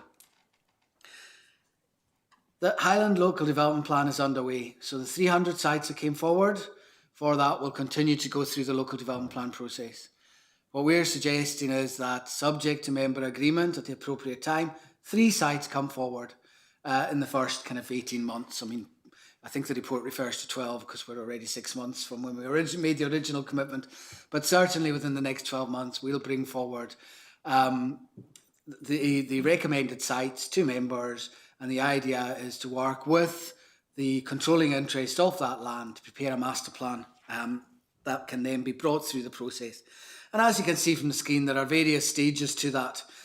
Public consultation on where the site is before the work actually starts, and then public consultation on the master plan as it develops, very much seeking that engagement. And I would say for those members who've perhaps been here longer than others, there are some quite good examples of where we've done development briefs in the past, where we set out very clearly what's required. And I'm just going to touch on one of those in a moment. So they are a means of fast tracking the process. The development plan is going to take a number of years to go through, because it doesn't just cover housing. It covers all the other land uses, as members are well aware. It covers all of our main settlements, and it covers a whole range of infrastructure that isn't just related to housing. But the checks and balances are there, and that is the process we're going through, including, as you can see at the very end there, at stage 6, the full council decision to make, i.e. adopt, the master plan consent area. And I wanted just to give you an example perhaps of one where we've had a master plan led development, and that at this scale is a very big scale, which is Tornagreen. And whether you're a fan of the architectural style in Tornagreen or not, it's a good example of what a master plan consent area approach can deliver, because what it did was set out very clearly over the course of a number of years what the development phasing would be, and putting in the checks and balances in terms of design, in terms of open space, and in terms of infrastructure that we move forward with. Another good example, as you can see, Tornagreen is its own design code, and we have control through that process. And, you know, setting in place these parameters at an early stage, maybe not at the scale of Tornagreen, but I would draw reference to members who already know places like Ness Side and Inverness, which, if you look at Ness Side right now and you look at the development brief, it is exactly the same, pretty much. And that's really what we're trying to do with these master plan consent areas, and get that through the process. So I hope that goes some way to helping you. These are designed to have member involvement first and foremost, community involvement, and it is not a way of circumventing things. It's actually a way of delivering a really comprehensive master plan that perhaps we wouldn't get if we were just dealing with on-the-hoof planning applications. The good news on that is that government have been really excited by the council wishing to be part of this, and are willing to offer funding to allow us to happen, because, as you know, we are under pressure from a huge number of different types of development in the council. So the draft partnership action plan, it's all about increasing finance. You can see in there, had some really good engagement. Alison and Al Maguire doing a fantastic amount of work around looking at the opportunities, along with the leader and chairs of committees, in terms of selling the Highlands as an investable place to be. Targeting different accommodation solutions, the thing I touched on. You know, we've got to try and marry the need for homes for key workers, along with that kind of mid-market rent model that we need to really start accelerating, as well as the kind of rented sector to make sure we're moving forward. We are still making representations on historic debt write-off, which, as has already been covered and to a large extent today already, is something of a break on the level of ambitions we might have in terms of delivery. Increasing land, I've talked about the call for sites, which is the way the vast majority of sites will come forward. But we've also got that tool in terms of master plan consent areas and creating more land capacity, more competition and more opportunities for hopefully a more competitive market for house builders. And then increasing certainty for developers. And that comes out a lot. So we're doing what we can through the planning process, but I think has been pointed out already, it's not just about what the council does, it's what other agencies do, whether that's SSEN or whether it's Scottish Water or indeed whether it's other regulatory bodies. And we've got to make sure that they're at the table as well. And you can see clearly from the action plan what the next steps are. Working with Scottish Government, putting in place the task force recommendations and dealing with the Highland challenges. And I know that the feedback we've had about our approach to working with Scottish Government, particularly Alison and Brian and Alan Maguire, has been off the scale positive. There's a real recognition that we want to achieve things in Highland, and the government are really keen to work with us. Ongoing work with partnership, Scottish National Investment Bank I mentioned, our RSL partners, and also through groups like HIREP, the Regional Economic Partnership, where we can actually help deal with these first point of inquiry, inquiries that come in from inward investors, because they want to know, what are you doing about skills and training? What are you doing about housing? And what are you doing about infrastructure? That's what we are asked all the time. And it's really important we've got a plan to say, this is what we're doing. Council-specific actions, there's a long-term rent strategy being put together for the housing revenue account, and that will help address some of the issues over borrowing, but it's very much about that long-term strategy. We're building up a model for mid-market rent, which the council will deliver ourselves. We'll continue the work on call for sites and master plan consent areas. And the agreement at the recent seminar was that we'll follow that up with industry partners before the end of the year and hopefully be able to say, you said we did, but equally we'll be able to say, you said, what have you done as well? And that's a really important way of keeping progress. And obviously we'll keep reporting to members, whether that's on specific items, as I've touched on, or whether it's through our normal delivery plan reports to either Housing and Property Committee or E&I Committee. And happy to deal with any questions. Councillor Campbell Sinclair.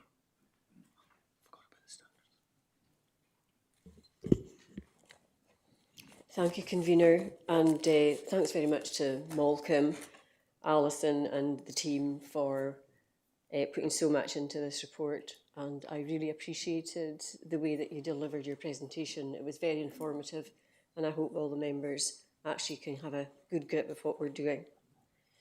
Members, I'm really pleased to see the paper in front of us today. We have spoken extensively in this chamber and across our strategic committees about the importance of housing and the critical role it has in supporting, sustaining and developing our communities. And I will be putting forward approval of the recommendations in the paper, and I will seek a seconder, who is my Vice Chair, Sarah Atkin. The paper today sets out the framework for action and the collective framework for action. As the officers have said, this is not something any one partner can achieve in isolation. There has been significant hard work already undertaken over the last 8 months by a range of partners, and these efforts have been acknowledged and praised by the Scottish Government. The plan today sets out the next phase and next steps required to address the Highland housing challenge. We have a sizable challenge on our hands, delivering 24,000 houses in the next 10 years. But the action plan today sets out a range of actions that will enable and support and address challenges and barriers in order to deliver the housing our communities require. This is a plan for delivering all housing types, all housing tenures, and for all of Highland. This, quite rightly, is a partnership action plan. I would therefore like to take this opportunity to thank the various partner organisations, our public and RSL partners, along with our industry and developer partners, for their commitment and collective actions. Only by taking this approach will we be able to realise the ambitions for our communities and address and deliver on the Highland Housing Challenge. Thank you, members. Councillor Stewart. Thank you, convener, and thank you to Malcolm and the team. We're all aware that housing is one of the big issues of the day, and we know if you give someone a house, they'll stay in their community. They might even create work and foster economic growth. I think we should be making sure we provide the housing for key workers and public servants as well. I'm glad to hear that that was mentioned in this, because these are people who want to live in their communities and indeed serve our communities. We must ensure that they're getting the priority that they deserve, because there's an identifiable public good from them being in a community. And too often I see in my own ward people unable to take up the offer of employment at hospitals, in schools, because there is a lack of housing, or they're moving off of the island because it's just too expensive to rent privately. So this is a really welcome programme, and looking at the social housing backlog, it is quite worrying, 8,500 units short. And with the build rate that we saw there over the 3 years, it'll take a good number of years to deliver the needs of demand at the current pace. And we know what the demand looks like. There's 5,000 one bedroom, 1,800 two bedroom, 1,000 three bedroom, and so on. We know what we need, and we know where it's needed. So one of the questions that I've got is, how much is this going to cost? If there was a big magic checkbook and it said, well, we're going to write a check, how much is this going to cost? Because until we've got that number, we can't put any credible case forward to the Scottish Government and say, actually, housing's a local crisis and it's a national emergency, so you've got to step up and deliver the cash, because I think that's what the public would expect us to do. And until we've got all these figures available, it's very difficult to make the case that we need to. Now, I absolutely welcome Mr McLeod's pragmatism with the master plan consent areas, because we all know that planning is a barrier to development. Looking at some of the latest planning performance data, the target for major housing applications is 16 weeks, yet we're seeing a 600% overrun for that. So I think these master plan consent areas are a vital tool to unlocking development and delivering housing for our communities, because, let's be honest, developers in the majority of the case are private companies. They can go anywhere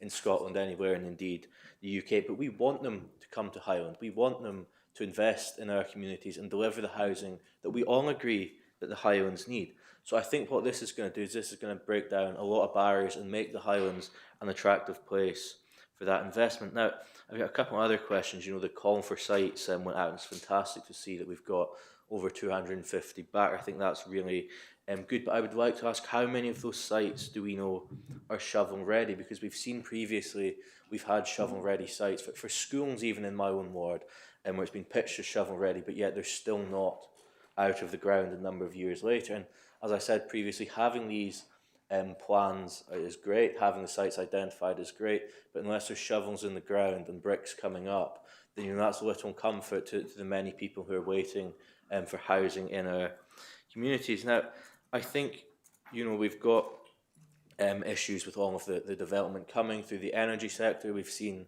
that's mentioned in this, and a lot of temporary workers camps. We've seen lots of things with SSEN delivering houses. But again, drawing from an example in my own ward, I'd like to ask what other investments being put aside to do with the education issues, because if you look at the pupil product ratio of 0.24 for every household, looking at my own ward with the two workers camps that's proposed, that's an extra 168 children into the local school. So I think we've got to make sure that if we're going to be doubling the size of a village, in essence, overnight, that the public services are there to keep up with it. So I would welcome some comments from either Alison or Malcolm on what they're doing with that. But I'll leave it there, convener. I think I've made my points. Thank you very much. Councillor Christie. Thank you, convener. Thank you, Malcolm, for a very good presentation. It was going well until you mentioned torn a grain. I think that might backfire on you, but not from me. But this housing emergency that we find ourselves in, which is what it is, it's an emergency when you've got 8,767 people on the waiting list. And much of this report is focused And all my comments are political, so the officers, you don't need to take notes to answer me, because so all my points are political on this, that we should be focusing on the people on the waiting list as much and as equally as we are on attracting key workers and everyone else into the Highland. And some of the language in this report needs to change. We all know we need more houses because we've got homelessness presentations, which are fairly plateaued at about 1,200 for the last few years. But housing addresses poverty. We've just set up a poverty commission, haven't we? We've got the appointments onto it later on the agenda. And housing, good housing addresses poverty. Good housing will stop depopulation. Good housing will improve educational attainment and will take some of the burden of health and social care, as well as the NHS. So we've got to look at this holistically, and I fear that we're not always doing that. I'll come on to that in a minute. We talk about affordable housing. I want to talk about social housing. I want to talk about social housing. That's why I got elected, 40 odd years ago, first time, was to sort out social housing, to address that, to champion people on homeless, to get people that are in overcrowded accommodation into accommodation suited to their purpose, to increase the number of 4-bedroom houses that are available to keep families together. Affordable housing is one of these modern, trendy words that comes in, which is somewhere just below market value. We should have social housing. We should have affordable housing. We should have mid-market housing joined onto that. And that's what we've got to do. But what I fear most about this housing challenge, and where I feel that we are in real danger of taking our eye off the ball on this, and it worries me, is you can see it at section 6.2, the call for sites. An answer of submissions is about 300 submissions have been received on 250 sites. The majority of the locations are across the inner Murray Firth, surprise, surprise, particularly Inverness, shock, horror. I think we could have all predicted that everybody wants to build in Inverness.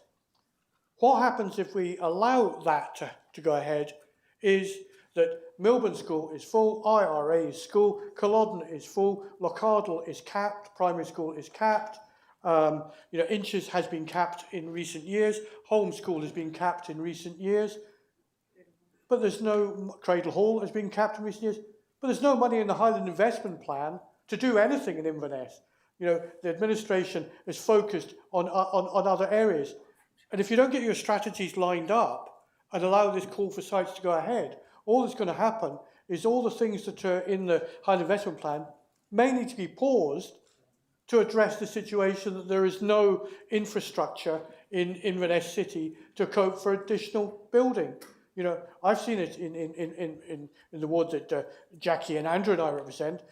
We've seen it in the ward that Morven, Glynis and Trish represent. We have to address this, and that's going to be factored into these sites. And I bet the majority, I've not seen the sites, but I wouldn't be surprised if the majority of the sites that are particularly Inverness are along the Southern Distributor Road area of Inverness and beyond and out towards Nairn, because that's where people want to build. So we need to make incentives available to increase rural housing to stop depopulation. So, my question to be answered, and maybe it should be subject of a separate report, is around about what incentives are we able to give to increase the probability of a developer or a site in a rural area which will address depopulation. Because the risk we run here, colleagues, is that we're just going to make Inverness even bigger. And we haven't got the infrastructure. We haven't got the health facilities. You can't get doctors. You can't register a doctor in certain areas of Inverness now. Let alone a dentist. What are they? They're becoming an extinct species. We've got to actually do something different and radical that's about making an incentive or encouraging developers to actually do the building in the areas we want, in the areas that are depopulated. Not so long ago we saw in Caithness and Sutherland the real issue of depopulation. We've got to get it right, and I hope we can do so. Thank you, Convener. Councillor Balance. Thank you, Convener. This is a very important paper because we do need homes for Highlanders. We need to address the housing crisis and we need to do it urgently. And thus far, we completely agree with the aims of the paper. But I have huge concerns about some of the how of the paper. How do we get there? We must not achieve this by lowering building standards on energy efficiency in particular. The last paragraph of Appendix 2 and in 6.14 looks, on the face of it, completely unacceptable. 6.14 calls it vital that the need to create energy efficient housing is balanced by the need for housing. In other words, it is vital that we build cheap, badly inefficient housing so our tenants will pay the cost in future years in increased bills. Convener, it is vital that we ensure our social housing is well built, helps the health and the bank accounts of the people who stay in them, and that we don't tear up our net zero strategy, which states on page 35 that the focus of the housing revenue account and social rented housing, and I quote, puts a fabric first approach to reduce overall energy demand. If we're not to vote against this proposal, I need an absolute assurance that house building will put a fabric first approach to reduce tenants' costs. And I will be looking for this in the summing up from the administration, Provost, or in the comments from Malcolm. I will be looking for something which can go in the minutes to ensure that we don't tear up our net zero strategy. And the other issue I've got concerns with is the whole concept of master plan consent areas. I'm yet to meet a constituent who feels that they do have too much involvement in planning decisions and that they have too much control over what goes on in their neighbourhood.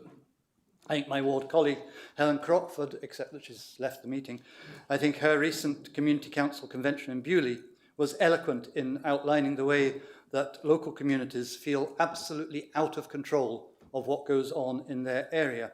I welcome Malcolm's comments that member and community involvement will be central to the MCAs. I would like to see that from day one, and I think that means a workshop for members at least before the paper is finalised for E&I, because actually getting a paper which you're either going to vote for if you're administration or against, maybe if you're not, is not the same as member involvement. I think we do need a member workshop on the location of the MCAs. Because the danger, as Councillor Christie has outlined, is that we agree these without the arrangements to enable schools, transport, the NHS and other services to be adequately prepared to cope. I've got one or two other questions as well. Firstly, how were the housing partners identified? 7.4.2 talks of identifying a local modular contractor.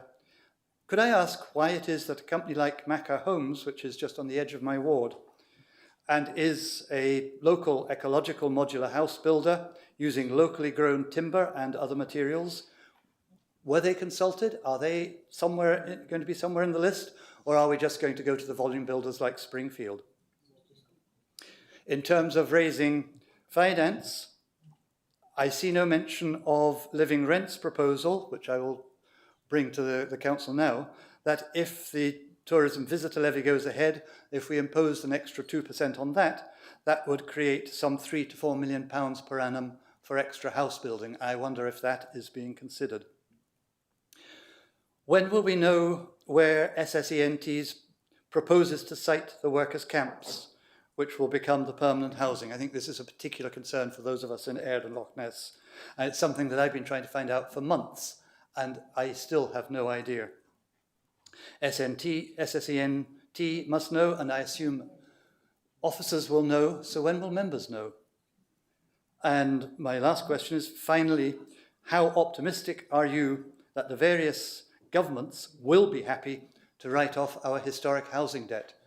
I'm not entirely convinced. I do have an amendment which I would propose, which is, I'll put it in the chat, it's while noting the importance of recognising the agreed I'll start again. The amendment is to add to recommendation 2.1.2, while noticing the importance of recognising the agreed fabric first approach to reduce overall energy demand, and that all members will have a full opportunity to input into any proposed master plan consent areas particularly in the areas that they represent. I will propose that at the appropriate time, unless Malcolm or Raymond or the Provost will give me a reassurance for the minute that those issues will be taken on board and will be minuted as per the way going forward. Thank you very much. Yes, I'm not sure we can confirm to you that any particular construction company will be involved in anything particular, so that part of it. No, that wouldn't be part of my amendment, convener. No, I'm not talking about your amendment. You asked a question for Malcolm to confirm whether he won't be. Councillor Baxter. Thank you, convener, and thank you to Mr. MacLeod and the administration for bringing this important item to this council meeting. I want to deal with a couple of general points first before addressing or highlighting some specific issues about the barriers to development that are mentioned within Mr. MacLeod's presentation. My colleague, Councillor Christie, nails a really important point in his contribution about the potential pressures that new housing developments will put on the Inverness and Inner Murray Firth area, because it's understandable that the economic opportunities that the new Freeport will bring will inevitably mean that there's a focus on the Inner Murray Firth area. And I'm concerned that that will mean that the council and our partners' attention will be diverted away from other areas where we desperately need to address the Highland housing challenge. And that is in the rural areas that Councillor Christie mentioned, where simply 6 or a dozen houses in a village can be transformative and secure so many things for the future, whether that's the viability of our local school or providing a much needed workforce for local employers that have struggled in recent years. So I do hope that as we move forward, that the focus will not inevitably be on one part of the Highlands and that it is throughout the whole region. My other concern is that whilst we address the challenge and are focused on those numbers on the housing register, that we also have a challenge about our existing social housing stock, which in some circumstances is in an appalling state. And when I go and visit tenants, when they have problems with their council housing, more often than not, I am embarrassed to see the state of their properties that we are allowing them to live within. And whilst we must address the need for additional houses, we also have the opportunity to actually transform many of these homes or start again and create new housing developments in many of these areas. And so those are my two general points. And I would like to focus in the remainder of my remarks on how we address the issues to the barrier to development. And quite often those barriers are a result of the inability to have any joined up thinking amongst partners or even within the council itself. And I want to give 3 examples that I'm aware of. The first is that so often, particularly in rural areas, we have land that is suitable for housing development, but there are checks on their development imposed by other public bodies. So, for example, I can think of an area within my own ward that the housing association has owned and has wanted to develop for a couple of decades, but they are unable to because of the extraordinary demand that Transport Scotland puts on them, a financial demand to upgrade and create a new access onto the A82. Now, joined up thinking would say that the Scottish Government would intervene and find the funding to allow the housing association to proceed with that development, but that is simply not happening. And I believe the housing association has now abandoned any prospect of developing that area. And I can think of other examples where small-scale private developers would have been willing to build a dozen, 18, 24 houses in a rural area that would have provided the requisite level of social housing, but Transport Scotland is simply putting that check on that development. And I'm sure there are hundreds, if not thousands, of homes that could be built if that logjam could be removed. And then another example of joined up thinking that hasn't happened is that where we have been fortunate to build social housing, as we have in Upper Akintor, we have the nonsense of accessible housing being built where people can't access the public transport network. And so they are virtually housebound as a result. And we need to get much better about making sure that all those services are in place, particularly if it's going to be something like accessible housing, that we have more vulnerable residents You wind up now, and please, have Andrew. extra demand. And I will, as the convener has asked me to wind up, I will end my comments there. Councillor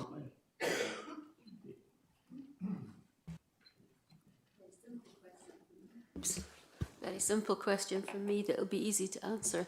I notice in Appendix 3 that Cairn aren't mentioned as partners, and I wondered why not. Thanks. Councillor Finney. Thank you, Convener.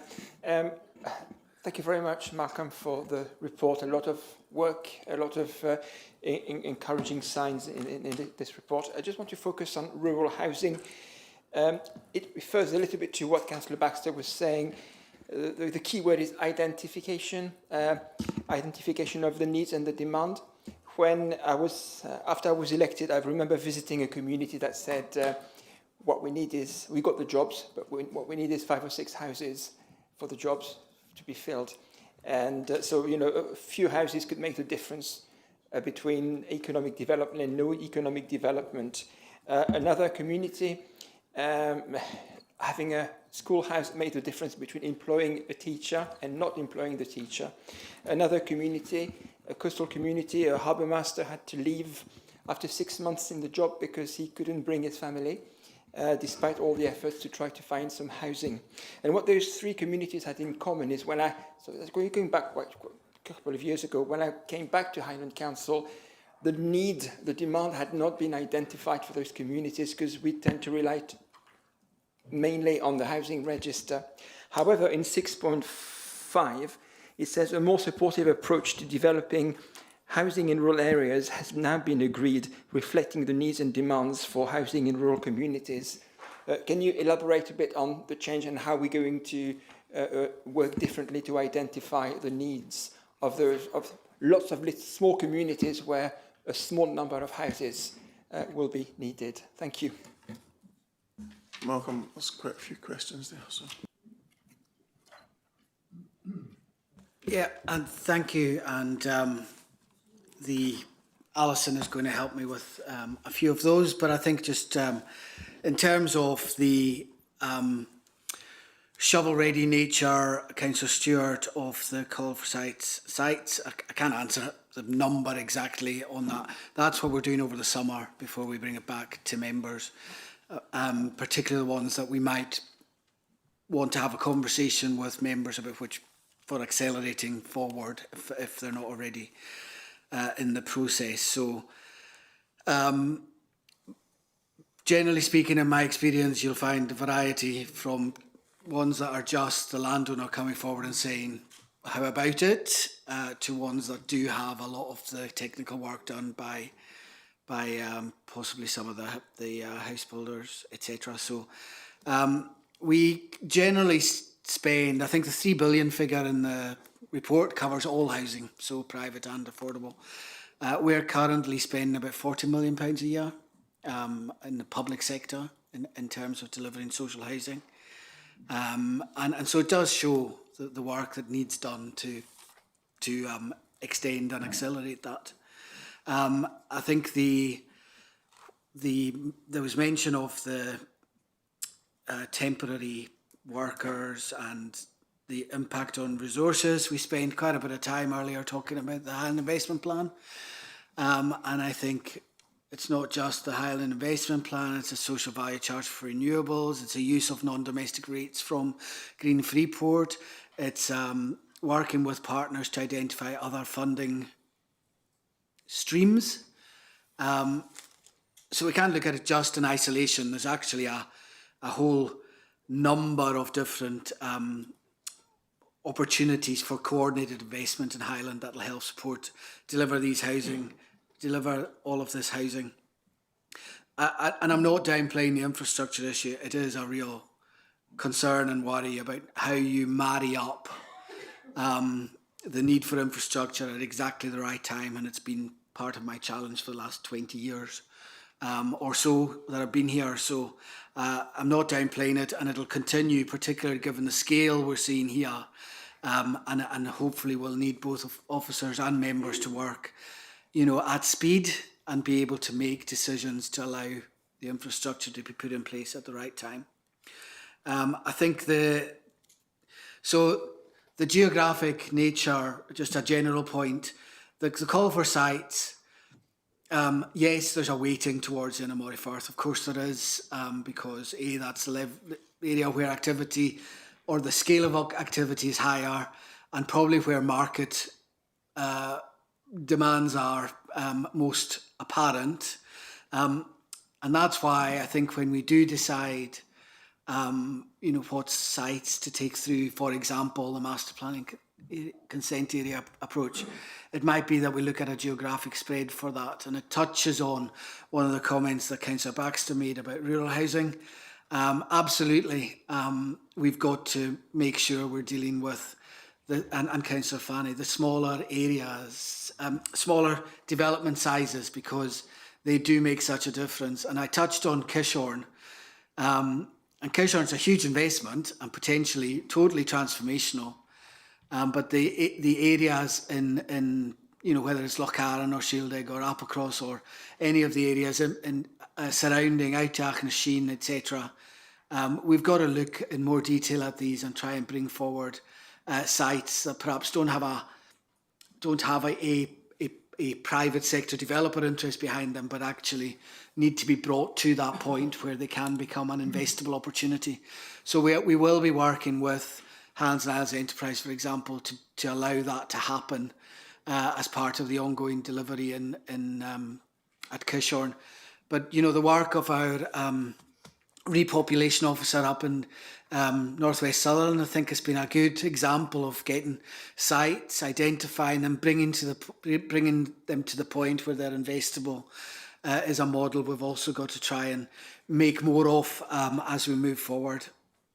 So I think the general point, and it is worth saying, I won't talk about individual developers, but we are engaging with a range of modular, of all scales, and there are active conversations happening across that whole range to try and speed up and make the delivery of housing more straightforward. And Alison will probably pick up the rest. Thanks. Good afternoon, members. So a few points still to pick up. Councillor Kate McLean, in terms of Cairn not specifically being mentioned there, Cairn are very much one of the partners. The examples that were being given there were some of the commitments from a range of partners, but it was certainly not exhaustive.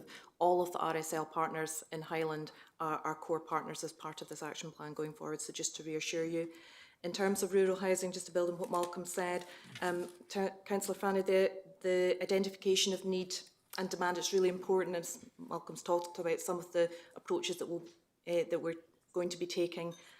Housing need and demand assessment, we've just commissioned a new housing need demand assessment that will be looking at that broad need across the area. So not just looking at it in terms of social housing, which is absolutely crucial, of course, but also looking at that broader need and the different types of need that are needed in different rural areas.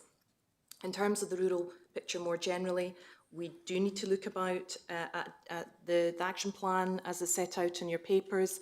Does propose a number of different actions to specifically look about bringing forward sites. Malcolm's talked about some of them.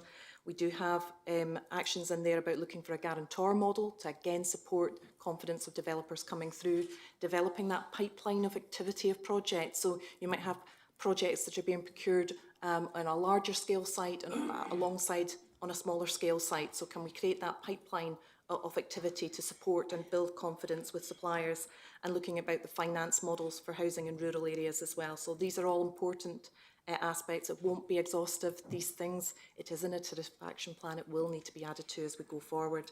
Councillor Baxter's point about the existing house upgrades, the existing stock, absolutely critical as part of that capital programme. The approach around the long-term rent strategy is reflected in the action plan. That will look at different options, including the need to upgrade, and particularly around energy efficiency. And that leads nicely on to Councillor Balance's queries regarding the energy standards. Certainly, the Fabric First, as you say, is absolutely critical. And what's suggested in terms of the action plan in here is certainly not to counteract anything that has already been agreed by members in this chamber. It's very crucial in terms of that. We have had a challenge around some of our general standards, which is reflected as a review.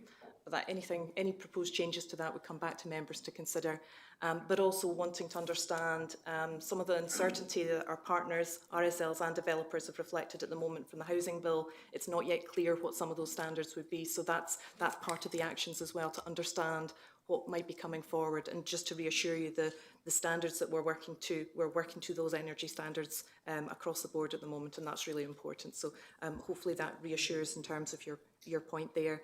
And the final point that you made, I think, was in regards to SSE's developments. We haven't yet got confirmation from SSE over what sites they're looking for, both in terms of permanent housing and any temporary housing. But we're having ongoing conversations with them. We've got another conversation next week, so we will certainly share that with members as soon as we have that information. Thank you. My final question was, how optimistic are we that governments might consider writing off the historic housing debt? I think those are, Chris, those are continuing conversations that have been going on for as long as I can remember, and have in fact been going on this week. In fact, yesterday. And will we get a workshop before the paper goes to E&I so that members have a chance to input before the paper's finalised? And just for interest, there are 4 more members to speak before you on my list, Councillor McPherson, and 9 after. So the last person to speak in this issue will be Councillor Angela McLean, which is 14 away from there.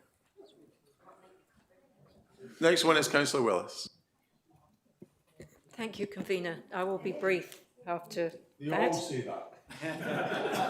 And I usually am. I know that Councillor Balance has already referred to the net zero strategy, as and Alison as well. I do have concerns when I read the priority section, overcoming barriers to development, because the priority to overcome these barriers and building standards does not align with the net zero strategy or with national frameworks to deliver good quality, energy efficient housing. A key focus of the net zero strategy is to ensure that new social housing is future-proofed, energy efficient and climate resilient. This is not an unnecessary element of a development, it is an essential element. So I would just ask, please can you give assurance that as plans progress, the climate change and energy team will be involved? Thank you. Councillor Atkin. Thank you. I want to bring this back to some kind of positivity. I just want to thank the officers for the paper. The team, the housing property team papers are always succinct and clear and to the point, and they're really always easy to read. So thank you for that. And also, Malcolm, thanks for your presentation. This paper is a testament to the incredible amount of work that has gone on the last few months. In October, in Aviemore, the gauntlet was laid down basically to all stakeholders, and I feel that this council is delivering on the commitments. I mean, I'm not going to go over the number of things that have been achieved in this short space of time. And it's worth reminding everybody that this is not about the council building the additional 12,000 houses that we need. It's called a partnership plan, and it's about laying down that framework so that everybody is going to play their part. So collectively, we solve this challenge, crisis, whatever we wish to call it. And I just think it's worth a reminder of the impetus around the need for this additional 12,000 houses. The Highlands has the most enormous economic opportunity because of the Inverness and Cromarty Freeport. Investment brings opportunity, the opportunity for well-paid prestige jobs and careers that can both keep talent in the region and attract talent to it. I mean, I feel I represent all the people in my community. Obviously, yes, people desperately living in social housing or desperately poor, but also people who have aspiration and want good jobs and they want houses to live in. So the supply of housing of all tenures must be accelerated if the Highlands is going to realise the potential of this enormous economic opportunity. Housing is the key to economic growth, to social stability and social sustainability. I mean, why would we deny the next generation something that previous generations have completely taken for granted? A house. I absolutely share some of the concerns that have been raised. This is one for Malcolm, actually, and it's not a surprise for people to hear me say this. On the master plan consent areas, I don't see any reason why the community representatives of the statutory consultees, community councils, cannot be engaged at the very earliest stages to help shape these plans that emerge. I mean, I think that would be a good strategy to have for, all of big housing developments. If we've got somewhere where developers can go to iron out the glitches, let's bring the community in and iron out the glitches. So people aren't feeling like treated like NIMBYs when actually they're just concerned about things. Yeah. On the overcoming barriers section, I would just say, let's not let perfection be the enemy of progress. Things have to be economically affordable without, we don't want just build them high, pack them high and crappy houses, but there has to be an acknowledgement of economic reality.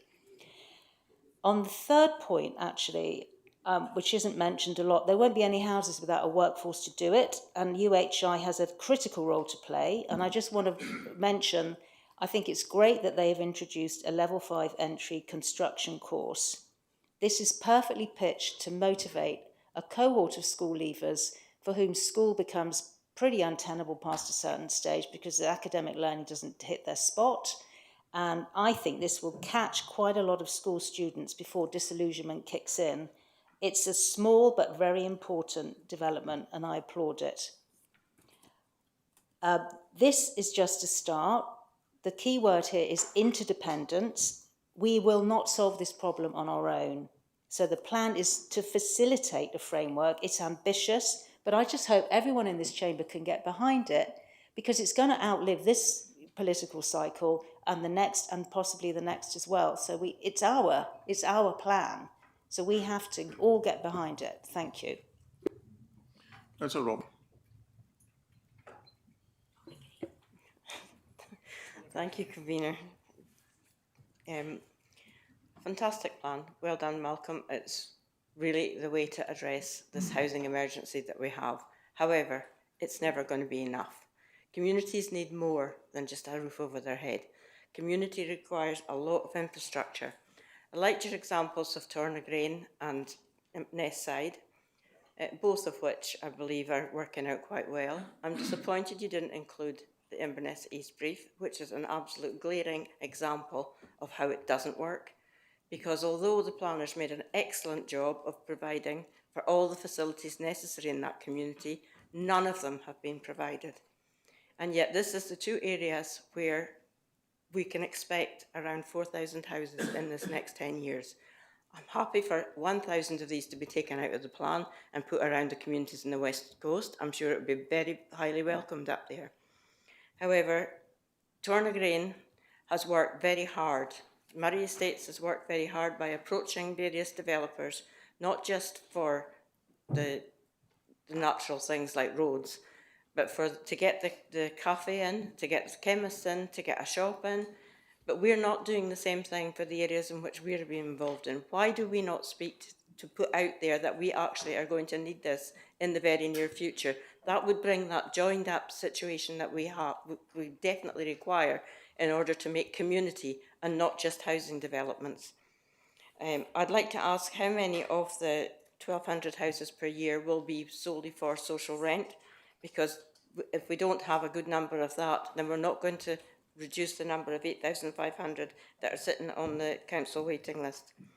The waiting towards the Inner Moray Firth is quite natural, yes, because that's where all the development is going. But we haven't looked as a council at making sure that for these jobs that are coming in, for these houses that are needed, we have the infrastructure plans available to actually provide what is needed to make community and communities with a good standard of health and well-being. Thank you. As I read, and by the way, Trish never mentioned Tornagreen once. I might mention Tornagreen too. Thank you very much. It's an incredible, detailed report. Councillor Balance has referred to the historic debt, and I was going to ask about that. I won't. I just note that you're now looking to ask to repurpose the debt for future development. So that's slightly different tack from what we've had before. So I wait with interest to see how that goes. In the draft action plan, we talk about addressing the grid capacity with a timescale of 2025. What does that timescale refer to? Is it a plan to deliver when grid capacity will be available, or is it when grid capacity will actually be available? My Highland Future Regional Skills Programme under partnership coordination talks about a single team concept referring to the rugby team structure. I'm not a rugby fan. Can you tell me what that actually means? In terms of Tornagreen, I actually am on the Tornagreen Conservation Trust along with Councillor Robertson, and we get a unique insight out to the whole planning and development of that whole town is being delivered. It's incredibly interesting, and I would just say, if you want to know more, if you search YouTube for Tornagreen, you'll see an incredible presentation by Andrew Howard, the Managing Director of Moray Estates. In terms of the infrastructure that we need, of course, in Culloden and Ardusir, our biggest concern is, or one of our big concerns, there's loads of them, is Culloden Academy. I've been working with the team here at Highland Council about school role forecasting. We're having a meeting with my colleagues again in the next week or two with regard to that, and we are watching it really keenly. It's really important that we get that right and also do the best we can for the school until we get to a position where that school can be developed further. Yeah, thanks. This is covering all the bases, the questions we get asked day and daily. Thank you, Alison, Malcolm and all the team. Councillor McPherson. Thank you, Convener. Good afternoon, members. Thank you, Malcolm, for the report, Highland Housing Challenge, and it is a challenge. It was myself that actually suggested a Highland Housing Summit, and as I've stated before, I'm not sure who the invitations went out to, but I certainly didn't receive one. I'm curious to know who the stakeholders are and who can attend. And Malcolm, you mentioned the infrastructure issues, the infrastructure capacity issues, and that all the checks and balances are in place as part of the master plan. And then you said that the off-the-scale positive relationship with the Scottish Government, does that extend to getting them to help us in every possible way to build as many houses as we absolutely need? And the reason I ask that is, when was Highland Council made aware of the lack of electricity power to this city by Scottish and Southern Energy Networks?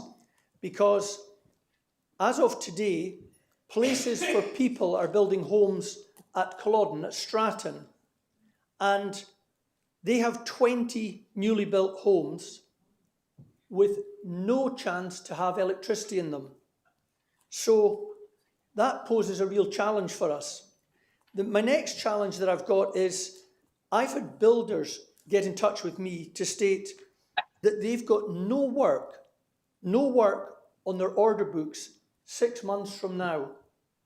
small builders, intermediate builders throughout the Highlands, not just in Inverness. And all they're hearing in the press and from this council is about the housing challenge and the fact that there's a need to build 24,000 new homes over the next 10 years. Has anybody done the calculation? 10 years multiplied by 12 months a year is 120 short months.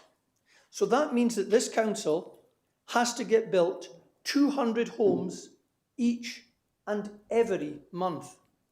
My question is, has this region ever built 200 homes a month? Has this council ever built 100 new homes a month? Or ever built 50 new homes a month? Because I know that Tullochs used to pride themselves on building 50 new homes in Inverness in a year because it protected their investment and the value of their properties. So we're looking for that.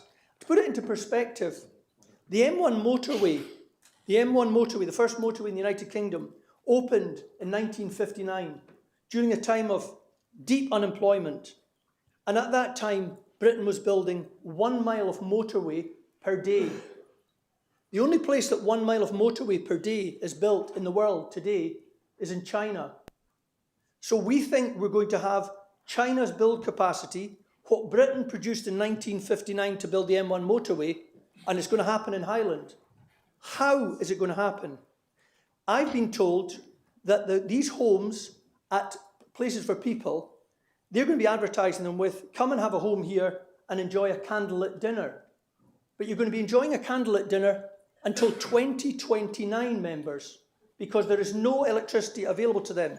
But it's not just here. There's no electricity from SSEN, not just in East Inverness, but also at Culloden and Beloch, and it'll affect Ardersier and Nairn and Murray and Elgin. So have we had a conversation with the Government of Scotland and with the UK Government to demand their help in this housing challenge? So if it takes 4 years to produce electricity for us, that's the wait before 2029, before SSEN have told various people that they can't give electricity. 48 months, 4 years, 200 new homes a month. That's 9,600 new homes of this plan that are immediately in jeopardy. So what do we do to help the people? What do we do for the hundreds of homes already approved for Culloden and East Inverness? Will they all be forced to have candlelit dinners like they did every time there's a power cut from now until 2029? Thank you. Councillor Gowan.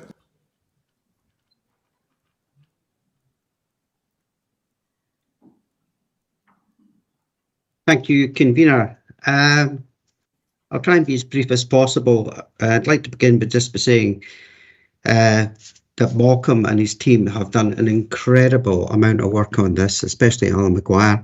But I'd also like to pay tribute to Councillor Glenys Sinclair, who, without her input and drive, we wouldn't be discussing this today, I don't think. So it's been a real effort. The debate so far, it really has been a complex debate because this is an incredibly complex issue. I noticed that some members are taking the opportunity to use some very tangential arguments and points, whereas this is in fact something that we need to consider the key purpose of this paper. This is a very, very complex thing that we're discussing. It's not a single process, it's a range of processes. And a lot of the comments that have been made in the chamber so far are ones that will be naturally discussed as the process moves forward over many months and many years, with different stakeholders all looking for different outcomes. And our job is to make sure that we get the best outcomes for the people of Highland, the people that we serve. And I think, obviously, we all want that. That will mean that there needs to be new ways of working. We also need to learn to collaborate a lot better. And that means introducing collaboration, inclusion and integration. And yes, workshops. And Councillor Balance, I would just like to address your point. I would be more than happy to have a workshop because I think it's important that we do work together on this, because this isn't even a one council approach. This is a one Highland approach, and we need to adopt that same method and methodologies when we're working with our partners and our wide-ranging partners at that, because it's not just about building houses, as the point has been made. It's about building communities. And when we build communities, we need all the infrastructure, all the hard stuff, but we also need all the support and all the jobs and all the other stuff that goes along with that. We need, of course, the skilled workers in the area, but we need the butcher, the baker, the candlestick maker, etc., in order to provide a lifestyle for that community. We want to make Highland, as one of my colleagues calls it, sticky. We want people to come here and stay here. So we need to be able to build social capital. And we've got this fantastic opportunity before us now to do that. We're right at the beginning here. What we set out will set the tone for this. Now, we've got the master plan consent areas, which we agreed at E&I committee we can go forward with, and there will be workshops on these to look at the areas that are best suited towards that. But we also, as Malcolm had mentioned, introduced the integrated planning service, where we are bringing people in to try and get rid of log jams at an early stage. In other words, to streamline that planning process. Mentioning about housing in the rural communities, we also reinterpreted National Planning Framework 4, and if you were at the E&I committee when we did that, and that allows us to, if you like, not relax, but have a different criteria for planning of housing in rural areas. So that should improve that. We've also just had the Freeport sign off. Something that no one's mentioned, oddly, just the other week. And you know, that's £80 million worth of seed funding. But more importantly than that, that gives confidence to builders to say this is actually happening and I can now begin to plan for this. So there's all of these things that are going on. And I think this is a really, really positive. And we need to make sure, as I say, that all the stakeholders' outcomes are served as much as possible. This is a hugely, hugely complex thing. There'll be all kinds of emerging issues as we go forward, but we'll only manage to do this if we work together, and we're going to have to work together. As I say, not just a one council approach, but it's a one Highland approach that's needed. And I'll leave it there. Thank you very much. Councillor Jarvie, Barbara. Oh, thank you. Okay. Good to see positive plans coming forward. There's but could do with a bit more detail. The call for sites regarding the MCAs. Can you confirm where in Nairn is the site? And given that Delnies has got 300 houses, you know, a delayed application for years there, but it's going ahead. We're well over our quota, and that's adding at least 1,000 people to the population. We have sewage issues, healthcare issues, the bypass. Come on. That who is taking that forward? Concerned about increased accidents up in the back roads because that road, the A96, is getting so bad. It really needs to be infrastructure first for these projects, not housing first, because the housing in Nairn goes first and we don't get the infrastructure. It's quite a historical issue. And has it been considered that within the developers' contributions, that on top of that, there should be developers' payback because they have the skilled workmen to regenerate current properties within an area? Why are we not using those skills when we're told repeatedly we cannot get workmen to take on small-scale projects? And there's Councillor McPherson saying there's somebody with nothing on their books in 6 months' time. So we maybe need to negotiate and open up these council properties that can be regenerated and house people that are on our list right now a whole lot sooner. And Councillor Balance, your net zero. You know, I am quite a green person, and yes, we should be building the best quality. But at the end of the day, when we're looking at numbers like this and people that are sitting with damage to their mental health because they don't have a house locally, it has to be net affordable. and the council has to be prudent on that, as do our planning officers, and how these projects come forward. What stage will the consultation process be, before or after planning? Before would be so much better. Liaison groups are a really good idea, but they need to be a whole lot earlier. And we certainly need more detail before things can be agreed. And some people in the chamber seem to be disillusioned about SSE funding housing. They are only contributing. I've not seen an amount yet, but it's contributing rather than funding. That's two very different scenarios. And how are you going to ensure that all these lovely shiny new properties aren't going to be snapped up for short-term lets, which will not serve any housing emergency in Highland? Thank you. Straight answer from Malcolm regarding Nairn. Thanks. Councillor McIntosh. Thank you, Convener. Before I waffle on, can I cover a point by Councillor Baxter, who hoped that this council would look beyond the inner Murray Firth for its housing.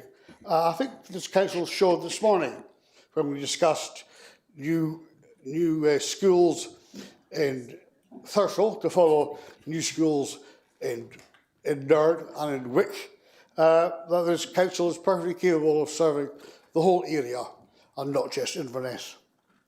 Can I thank the officers for this fine report? It is yet another one that we had, this example of what we had this morning of forward planning, that we're looking to the future, and it's a nascent report. I look forward to seeing it developing. Housing, that we definitely, there's a housing challenge is without doubt, but the emphasis always seems to be on buying a house and house ownership, and there certainly will be a need for that. What we tend to forget is that the real division in Highland is not between urban and rural, it's financial. We are a low wage economy, and there are many people in the Highlands who will never be able to afford their own home, will never be able to afford mid-market rent, and it's our job to provide that. We have a rental home crisis, and that needs to be addressed by us. It's been put forward by Councillor Christie and others. I'll not go over the same points. We have a long waiting list for social housing, for council housing, and that we're not really making great inroads into, and that needs to be our priority. It is one of the tasks, if not the main task, of a council to provide for its communities what the private sector is unable or unwilling to do. When it comes to providing low rent housing for those people on the low wages, that is our job. And we should be emphasising that and getting on with that. Councillor McEwen. Thank you, and thank you, Malcolm, for this report, and Alison and everyone who is involved in it. It is a huge report. This housing emergency, I'm going to call it a housing emergency. The challenge is for us. The challenge is for us to get through these. By my calculations, it's 25,000 houses in the next 10 years. That makes it 2,500 houses that need to be built a year, not 1,200, but maybe I'm wrong. And as everybody's actually pointed out, this shouldn't really just be for Inverness and the Greenport area. There must be suitable housing in the remote areas as well, but suitable social housing. But even the social housing we have and are responsible for as the landlords must be up to a standard that's fit for this day and age. It must be energy up to the energy standards. It must be acceptable for all ages as well. So we need to look at the housing we've actually got in stock at the moment, as well as building more social housing and helping the developers build other houses. I am on the planning committee, and we passed a housing development just the other week there, which got passed, although I am a bit concerned about the safety of it because of the road going in and out of Tane, the accidents that have been involved at both sides of Tane, and the transport, just let it go through. We need the infrastructure, and before these developments are built, we need to get better reports on the infrastructure. We need the water, we need the electric, we need the roads infrastructure in to satisfy the planners and to satisfy us that sit in the committee. Also, have we got the resources in the planning office to actually resource these applications that's going to be coming in? Because at the moment, we keep getting told, do not object, do not object, do not object. And we do have concerns about a lot of these planning and developments. And the resources, they are emphasising on the renewables that's coming in, and the housing is taking the back seat. And I was at the summit, and a lot of the developers actually commenting on the length of time the planning office has taken to get developments through. But to support the planning officers, they know what the planning officers are looking for. So why aren't they putting in all these reports and putting all these conditions in? Because they know they're going to be asked for, and it would make speedy the developments right through it a lot quicker. We did speak about the HR rate going forward, and somebody did mention there was a meeting this week. Do we get an update on the outcome of that meeting on the historic? Well, it was yesterday. Will you get an update on that, on the historic debt? Depends when we get an update. Oh, I thought you were at the meeting. I misunderstood. I'm not having a two-way conversation with you, but I was at the update. But when you will get an update when we get an update. Okay. Have we got a time scale? Okay, members, you're getting a wee bit repetitive and you're beginning to vary off from the subject here. So try and focus. Councillor Gale. Thank you, Convener. I'll try not to be too repetitive. We're looking for thousands of houses. That's fantastic. We've got an emergency. We're trying to address that emergency. The report and the presentation was first class, and well done to everybody who contributed to the content. But I think looking at the Highlands as a whole, thousands of houses across the Highlands is important, but let's not forget that tens of houses in Durness, tens of houses in Kinlochbury, tens of houses in Scowry would actually reverse the depopulation issue straight away and bring a real boost to the area. Tens of houses in Edderton would keep the primary school open. I think that's really telling. So we need to look at that from a depopulation perspective, but I won't labour that, that's been discussed already. With regards to the MPF4, I think Councillor Gowans mentioned that and it's helping things. MPF4 also restricts us in terms of house building into 20-minute communities. These 20-minute communities are actually impairing our ability to put houses in rural areas because 20-minute communities just can't possibly exist in certain Highland areas. So we've got to bear that in mind as well and resist that part of MPF4. And finally, where accommodation villages are built, they have to fit in with local place plans. I think that's absolutely crucial, and communities need to be identified and consulted with about that. And the areas identified for housing in the longer term, so when the accommodation village is gone, the infrastructure that's left has to be fitting in with a plan for housing in the future and not just left willy-nilly. So we're fitting the houses around the infrastructure. It should be the other way round. Okay, thank you. Thanks, Richard. Councillor Edmondson. Thank you, Convener, and thanks to the officers for this report. I would like just to point out to members here that... Hold on, John, just for a second. Members, allow the member who's speaking the courtesy of everyone else hearing him without you shouting him down. Thank you. I'd just like to remind members that the Innermurray Firth area that's been talked about does include quite rural areas with limited access to services, and it is not like just a well-developed area. I quite agree with my fellow councillor Christie regarding social housing, and that we should be doing as much as we can to house the people in the Highlands desperately in need of homes. And I was thinking also about back in the day when local authorities used to have 2 or 3 or a proportion of social housing in a particular area built. And it got me thinking about, does the council have a standard for actually encompassing needs within rural communities, or is it done on an ad hoc basis? Is there a policy? Because the corporate sites, as far as I remember, is actually for quite large areas of development or larger communities. And it might be a useful exercise to examine whether we have a formal policy on trapping that. I just want to say also something. I know we've mentioned about the grid network, but I think it's actually the network failings rather than the grid capacity. As far as I'm aware, we're able to pass electricity in and out of Inverness quite happily, but it's actually the network within Inverness.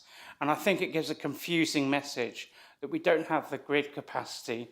We have the electricity here, but we can't use it because SSE cannot put meters in or an underground cable or get a small substation put in for a housing.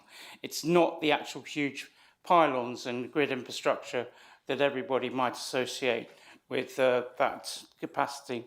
I'm also concerned about the use of compulsory purchasing, and I would quite like to know the exact nature of what they're describing. Certainly, if we look at HS2, for instance, where people's homes have been compulsory purchased, and then actually the project's not gone ahead, and they're not getting their homes back, they've been kicked out of their homes, and the only person who seems to be benefiting is the developer. And I just would like to know the nature of the compulsory purchases that are being considered. This is a strange day for Councillor Balance because I tend to agree with him about the insulation not being affected. And I'm glad to hear the reassurances from Alison Clark on this matter. But we have standards for a reason, because over time they've been seen to make the environment these homes are being made for people a better place to live and work. And we must be very, very wary about relaxing these to basically to deal with the housing emergency, because it will come back and bite us. So I just exercise caution on that. Thank you. Don't take it to heart, Chris. I'm sure the next meeting will be the opposite. But Rory liked me as well.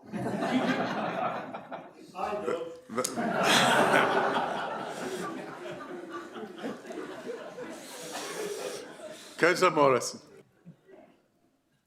Thank you, Convener, and thank you to Malcolm and the team for the excellent paper.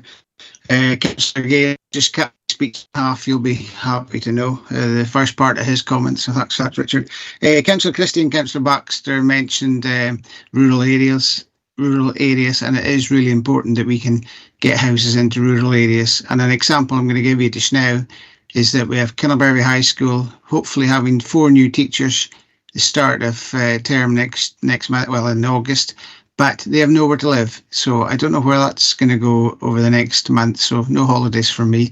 But I think that it's important that we start the ball rolling somewhere, and we have done that. And my question would be, are we allowed to buy back council houses that we've sold? And is there a process for doing that when they become available on the market? Thank you. I can tell you that without extending into officers. Yes, we do buy council houses back, and have done for some considerable time. And is there a process that you can send the members so we know what to do? That's beyond my pay grade, Hugh. I'll need to let someone else answer that. Thank you. Bremner. Thank you very much. It's really quite obvious the level of interest that there is in this topic from the number of members who have made contribution to this debate. There are many points that have been made that can be reflected on in terms of our way forward with the housing challenge. And I would imagine that the Chair and the Vice Chair of Housing and Property are going to be reflecting on this debate with some interest. there are so many services within council that are involved in the delivery of outcomes in the housing challenge. The housing challenge is not just mutually exclusive to housing. You've heard already, it spans E&I, it spans climate change, it spans community in place. And there are so many partners, including energy providers, RSLs, developers, the Scottish National Investment Bank and many others, so many of them represented at the Council's Housing Challenge. This paper, but I agree with the convener, we've been north, south, east and west on this, is trying to bring it back to the paper itself. In terms of master plan consent areas and community engagement, the Assistant Chief Executive and the Chief Officer have clarified that all members will have a full opportunity to input into any proposed MCAs. And I note the comment from the Chair of E&I in respect of a workshop as well. So the Chief Officer has covered off the environmental and energy standards and the focus this will receive. And I'm sure that, like E&I, the Climate Change Committee will reflect on that, but that's a matter for the Chair and the Vice Chair of the Climate Change Committee. We have been engaging with the UK and the Scottish Government relentlessly in respect of housing.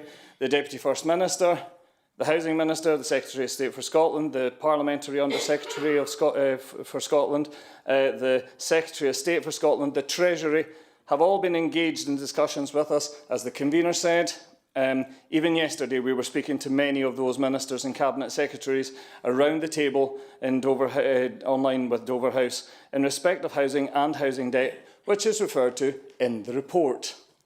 Social housing is part of the mix that we're talking about. We have social housing in Caithness, but many are not looking for those houses. They are actually looking for affordable housing.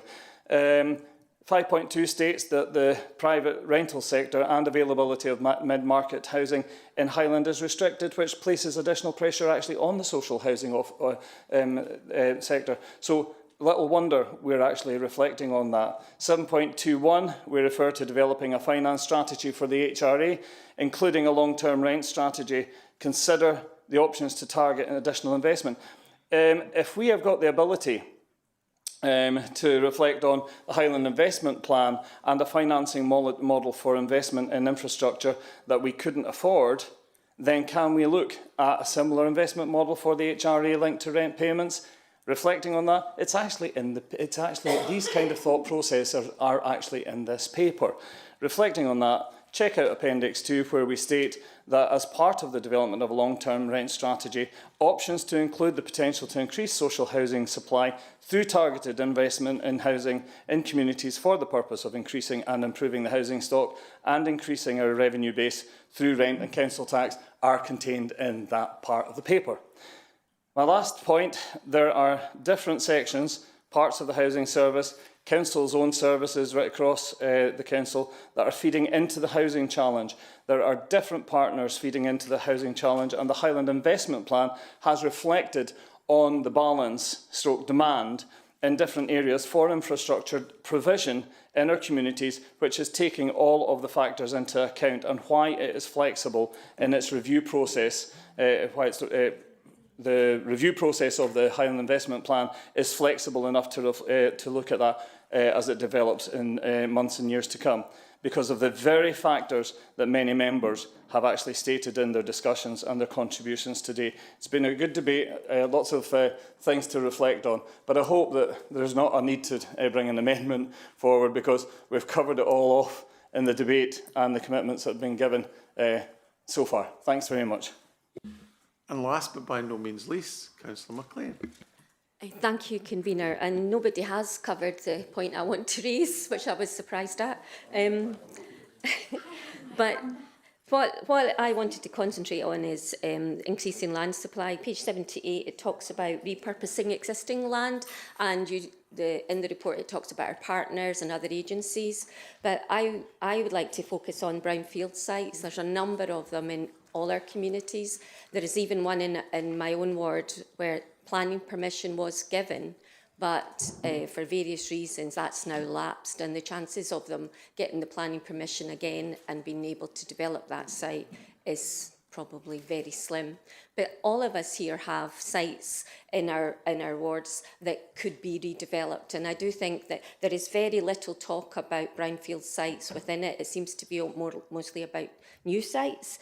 And on page 85, where it talks about the HHA action plan, Scottish Futures Trust, and having funding from the government in order to develop sites, is there any discussions about brownfield sites? We also have a number of derelict homes in our communities, and while it might mention briefly on page 85 about our high streets, there's a lot of empty homes that could be redeveloped. And I know there's various reasons that they're still lying empty, but we did have a empty homes officer who did a tremendous amount of work, and it takes a lot of discussion and with the owners of the properties. And is there any look at, through all this whole process, of employing any others? Because that was part funded from elsewhere and not by the council. And so therefore, is that an option that you're looking at? Because although the cost may be more, at the end of the day, Richard mentioned about our 20-minute communities, our place-based planning. All our communities want to see vibrant high streets and vibrant town centres and communities. And to do that, I do feel that this is our one and only opportunity to look at these sites and get the funding to do that. And my final question is, there are a number of sites that have got planning permission, and do we talk to the developers that perhaps after 2 years still haven't developed their sites to see what the reasons are, so that perhaps there's a, if you're looking for easy ways to build new sites, perhaps there's an opportunity to work in partnership to develop some of these sites, because sometimes it's down to circumstances out with their control. Thank you. Members, I regularly scan this chamber, as does Stuart. So unless you actually get some form of acknowledgement from me that I've seen you, I haven't seen you, and therefore you don't end up on my list.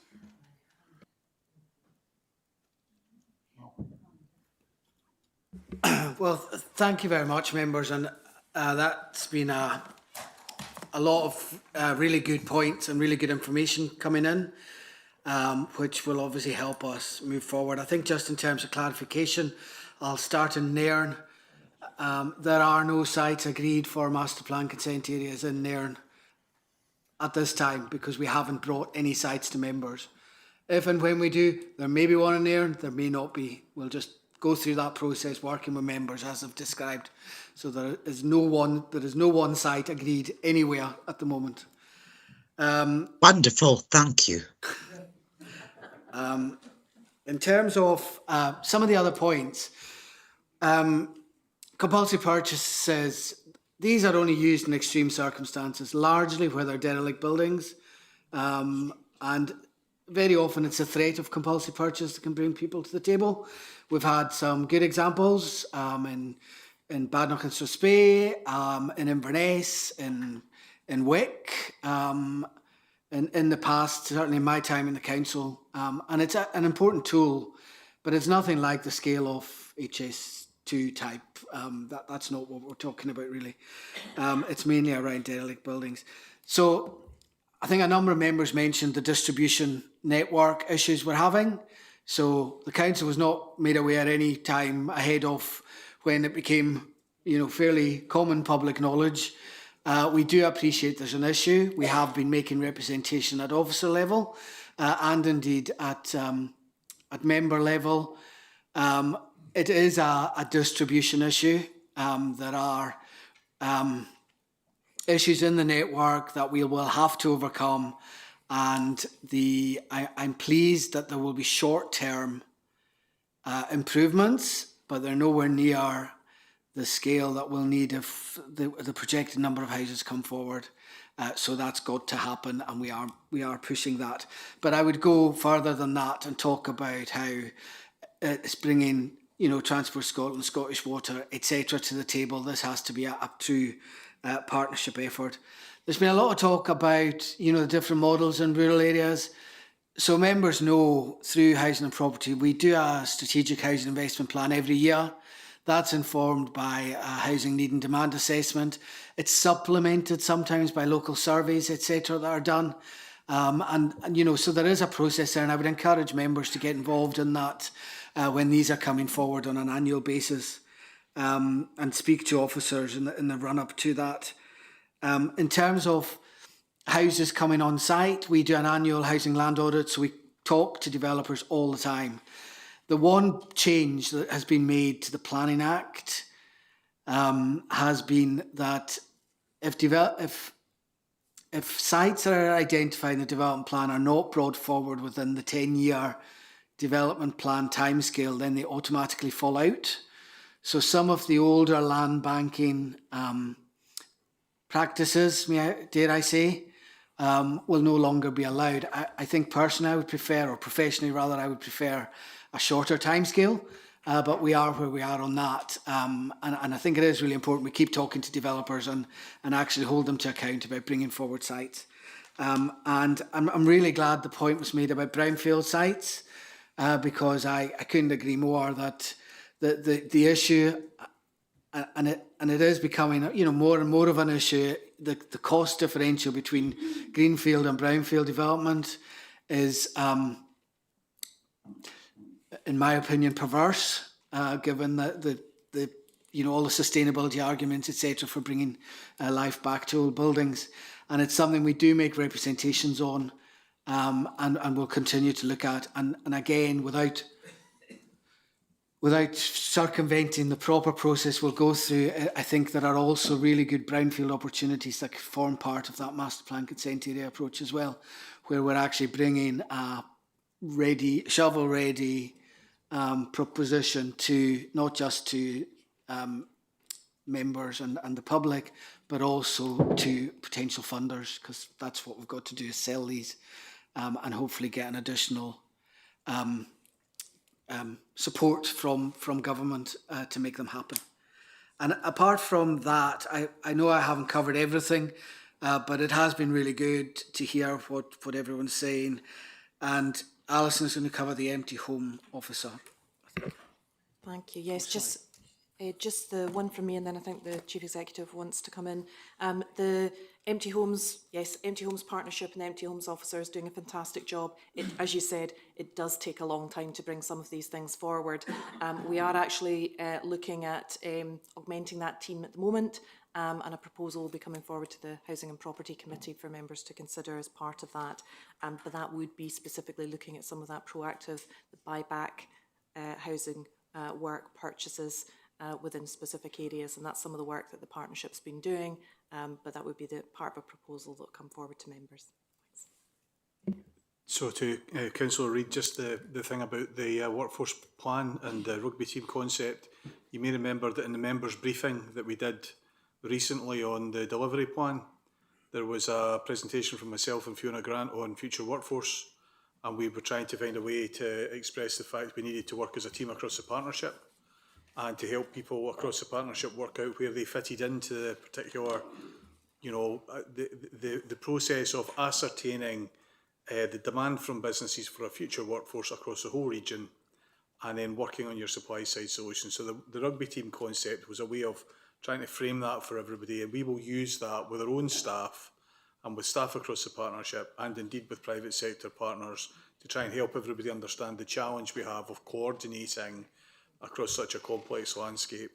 And to Councillor McEwen, just to clarify, it's an additional 12,000 houses over that which we would normally expect to be able to do over a 10-year period.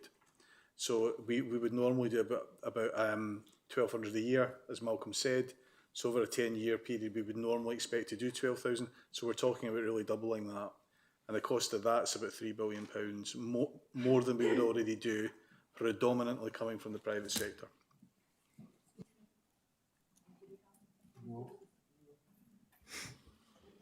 Councillor Balance, do you have an amendment in the chat? Thank you. I do have an amendment in the chat. I've listened with interest to the reassurance from Alison Clark that the Fabric First approach will be used to reduce overall energy demand.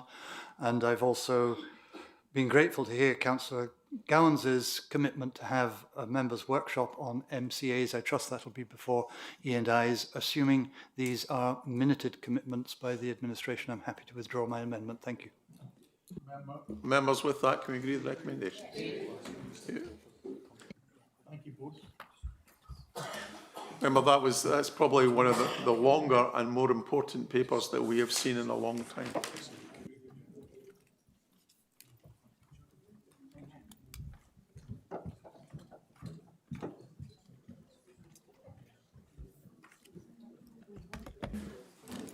Members, item 8 on your agenda is I'd like to propose that under section 50A of the Local Government Scotland Act that we exclude the public. Can we agree that, please?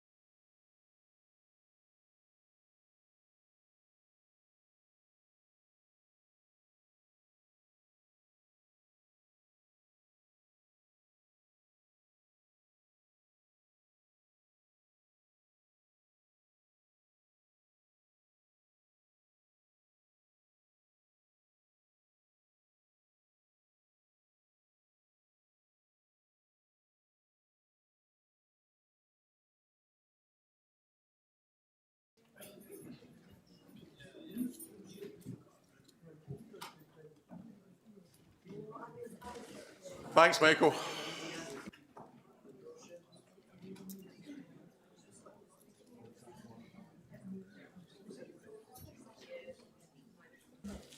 Members, we're now back in the public session. So item 10 on your agenda is membership of the council. And obviously we've just had a couple of by-elections, one of which in Ward 6 was won by Councillor Richard Cross. So Richard, do you want to say a few words? Thank you, Convener.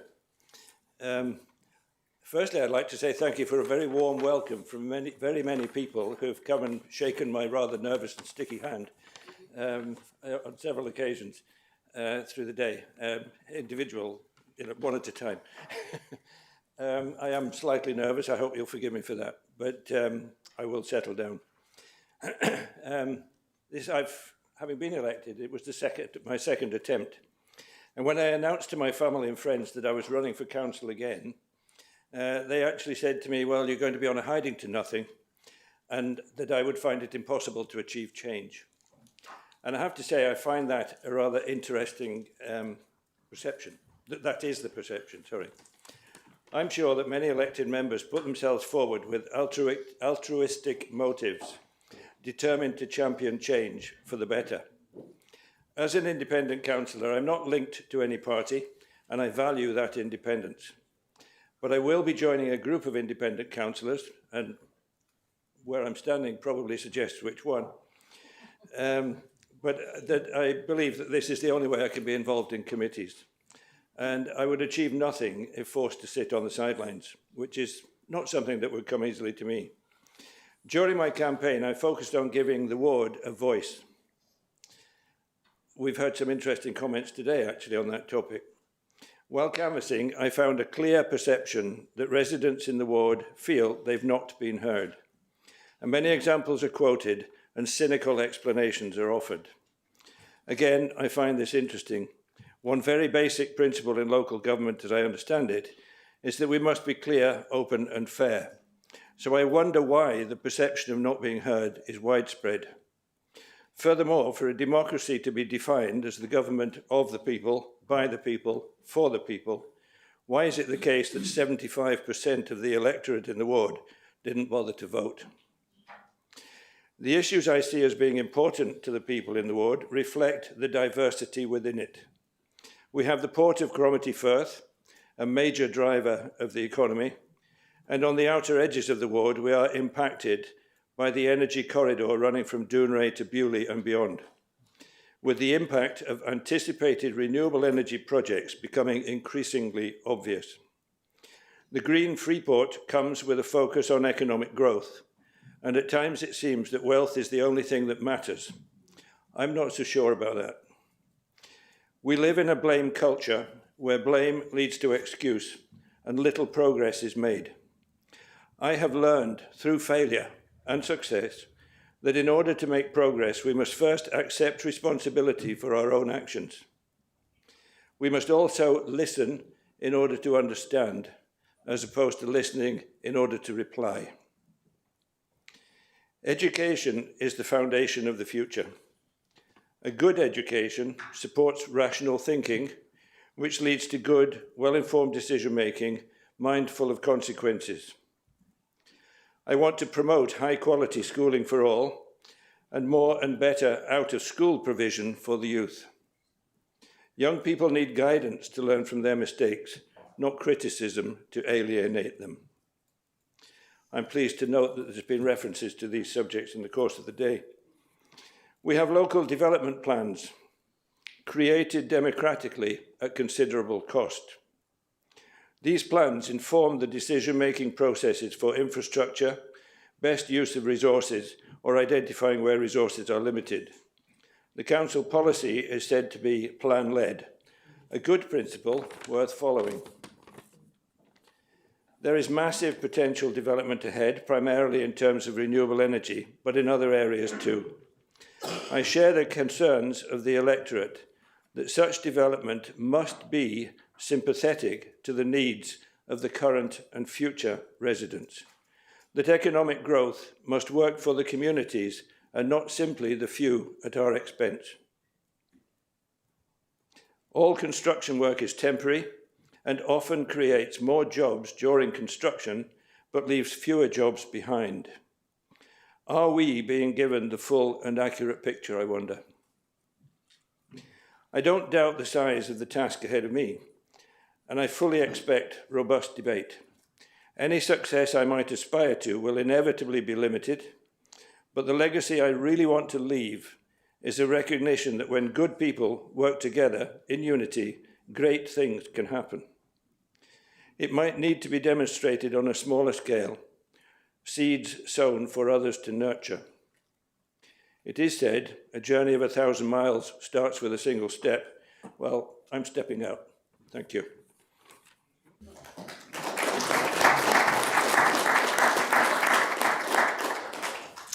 And members, we also have another new member in Councillor Christine Gillis. Christine. Pain fór a cartin, is mis caristjana. Sound of so Hami. Many thanks for the kind welcomes, everybody. I am Chrissy. I am from Rossi. I'm in shores and Muncher Skide Ilinicho Ax Rossi Hakiri Kainik. I am here for the people of Ward 10 of the Isle of Skye and Rossi. Hamid can and Yusikich if you Niskide if you Mavehe Hamir Björli Yusikich Hamir Gallic Yusikich. Ach Kujoch Hamid Yusikich on a Jefford Runchen on a Lesikich Sanaing Agus Kujoch on a Ransikich is Hamid Catered Gus Yunsich Canon a Corla. I have learned lots of languages in my life. I've learned English, I have learned Gaelic, but I've also learned the language of development. I've learned the language of the fact.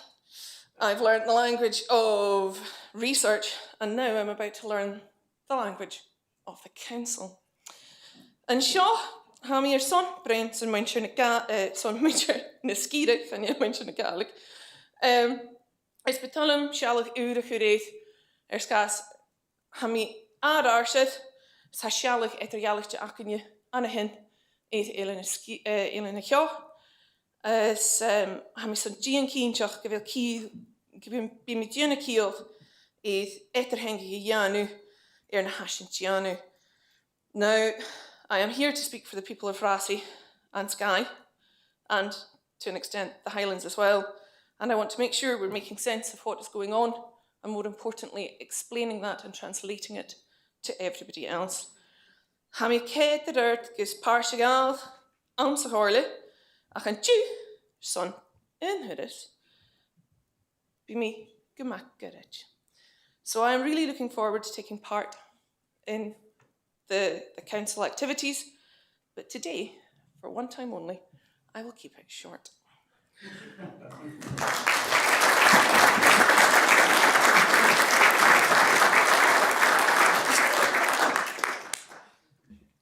Well, members, today is actually a case of 2 in but 1 out. So today we're losing, well, effectively, probably on Monday, Derek, we're losing the Chair of Corporate Resources.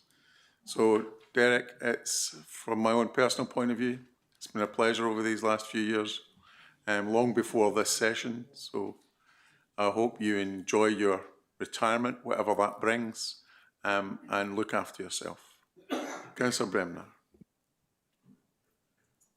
Thank you, Convener, and can I add my warm congratulations and welcome as Leader of the Council to Councillor Richard Cross. It's nice to meet you, and also to Chrissy. Chrissy Nichgalias Chomas Ride Gallica Hoingin sa Shomar Shaw. I guess big open gilor a fehevorst, Chrissy. Yes, I like the way that you said that you were ready for work, because we have plenty of work, I'm sure, for both of you, starting with Chrissy and the Gaelic Committee, but more of that later. Well, they've all been waiting. That's cross-party, believe me. They've all been waiting for you. I'm happy to move that we approve the requests in item 11. However, I would like to take the opportunity... What was it? Oh, I beg your pardon. Thank you. Yes, what I wanted to say for item 10 was I was sad to hear that Councillor Loudon has made the decision to stand down from his position as a councillor for Tain and Easter Ross, meaning We lose him in his position as Chair of Corporate Resources and a member of the senior leadership group at Council. Derek, I've known you for 8 years and joined, when did we join the Council? 2017. And the same time as you, without a doubt, you have selflessly committed yourself to the job of representing the local people of Tain and Easter Ross. And I'm sure that they will also be very sad to know that you're standing down from your position as well. During your time at Council, I've always known you to be proactively engaging with members and officers with real consideration and always trying to find a way forward that can be agreeable to all. From your passion for supporting the work of the Highland Council to the many programmes that you've been part of putting in place, you've been a valued and an integral part of our group, our administration and our council, and you'll be very much missed, and I can only wish you, Derek, the very, very best for the future from all of us. Gurama Heshlat, all the very best in your future, Derek.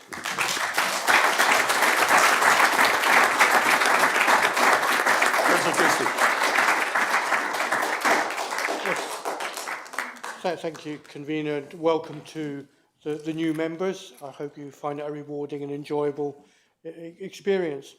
And Derek, sorry to see you go. I know we've had disagreements in the past over certain things, but not everything. But I think our social values were pretty much always aligned. Derek's one of those people that has got a lot of integrity, a lot of honesty, a lot of hard work about him. He's a very knowledgeable guy, a very well-read person, and he speaks after researching something with great authority, and as Raymond said, with passion. So I think you'll be a loss to the council. The council's not just about groups, is it, or parties, or none. It's about how we come together as a unified body to do the best we can for Highlands. And Derek has done that, and he's played his part well over that period. I wish you every success and happiness in the future, Derek. And maybe one day, who knows, a comeback might be in the offing. But thank you very much for everything you've done.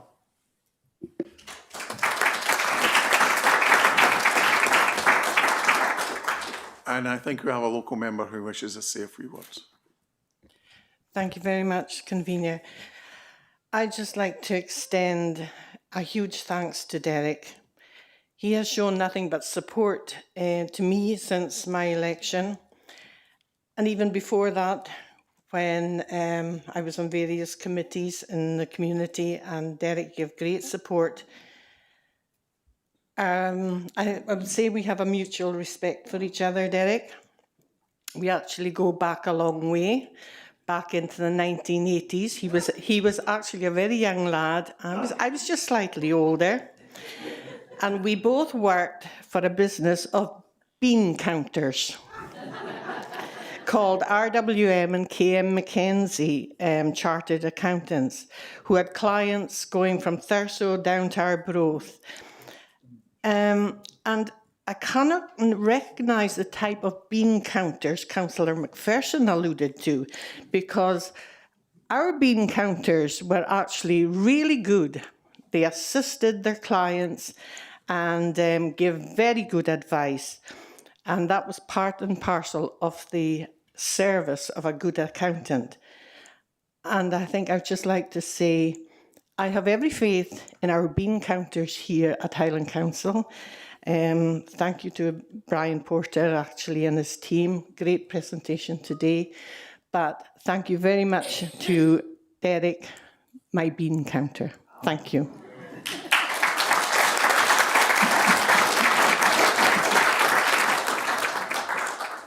Derek, do you wish to respond in any way, or are you too embarrassed? I think I am too embarrassed. I think that's enough. It's late. It's late in the day, and you know everybody wants to get home. So, no, please, Bill. Thanks to everybody who spoke. But no, I think rather than stand up and try and say something inspiring, I think we should just move on, if that's okay with everyone. I think we all wish you the best for the future, so thank you.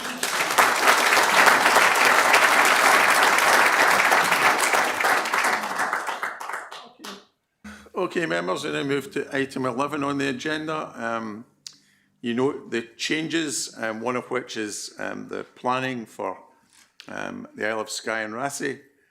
The appointment of the Leader of the Council, the Leader of the Opposition and the Chair of Health and Social Care and Wellbeing to appoint to the Models of Integration Steering Group. Agree the changes to, agree the membership of the Poverty Commission, and also the changes that are in the chat. So can we agree those, please? It's in the chat. It was in the chat ages ago. I'll read them out if you're required. Appoint Councillor Paul Oldham as the Chair of Corporate Resources and appoint Michael Cameron to replace Councillor Loudon on the Corporate Resources. Appoint Councillor Oldham as the Chair and appoint Mrs Jackie Henry to replace Councillor Loudon on the Pensions Committee. Appoint Kate Willis as the Chair of Climate Change and Councillor Fanny as the Vice Chair, and appoint Councillor Gillies as a substantive member and Councillor Finlayson as a substitute member of Northpack. Can we agree those? Thank you.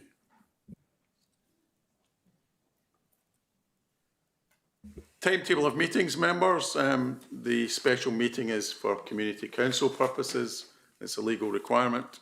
Can we agree those, please?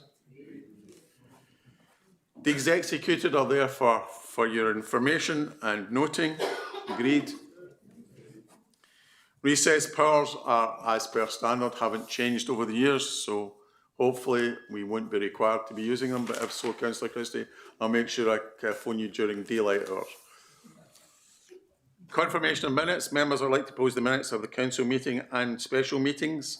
Agree those, please. I'd also like to propose the minutes of committee meetings with the exceptions of those which have a starred item, so we can agree those that don't have a starred item, please. I'll now move to Councillor Fanny for Thank you very much, Convener. I rise to move the minutes of the Climate Change Committee meeting on the 21st of May 2025, with the exception of items 4, 1 and 5, ask the Council to approve the project brief templates as detailed in the report for inclusion in the Council's Net Zero programme and £15,000 of funding to support the Highland Adapts partnership during financial year 25-26. Can we agree with that, please? Councillor Robertson.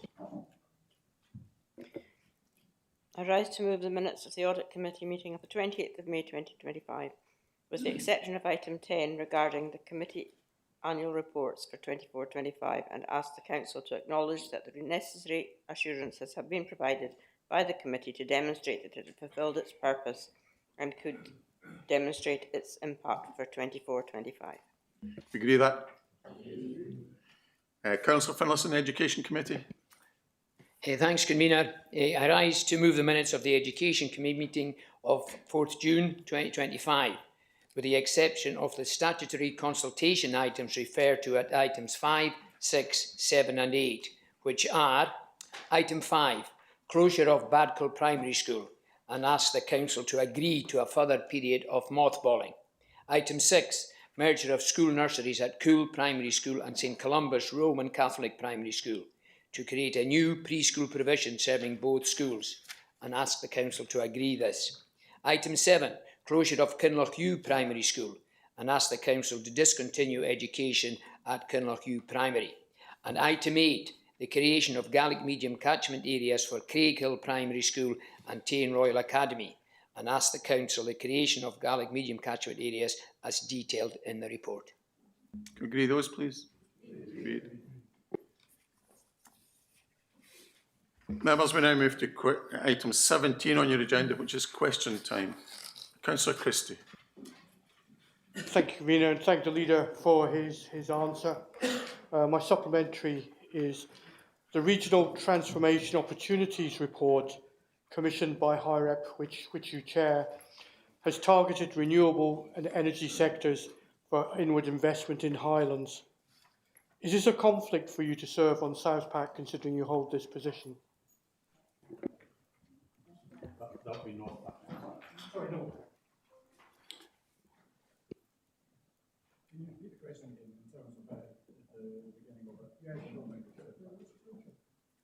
The Regional Transformation Opportunities Report, which was commissioned by Highland, a body which you chair, has targeted renewables and energy sector for inward investment in Highlands.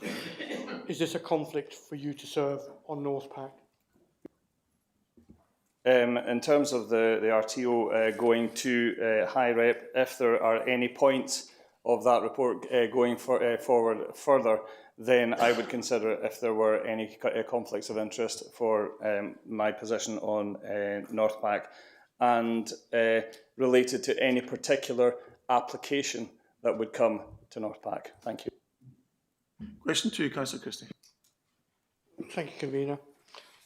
With the best part of 200 vacant posts, including pupil counsellors for mental health issues, is the leader sure that all these vacant posts are not causing harm to young people in Highland?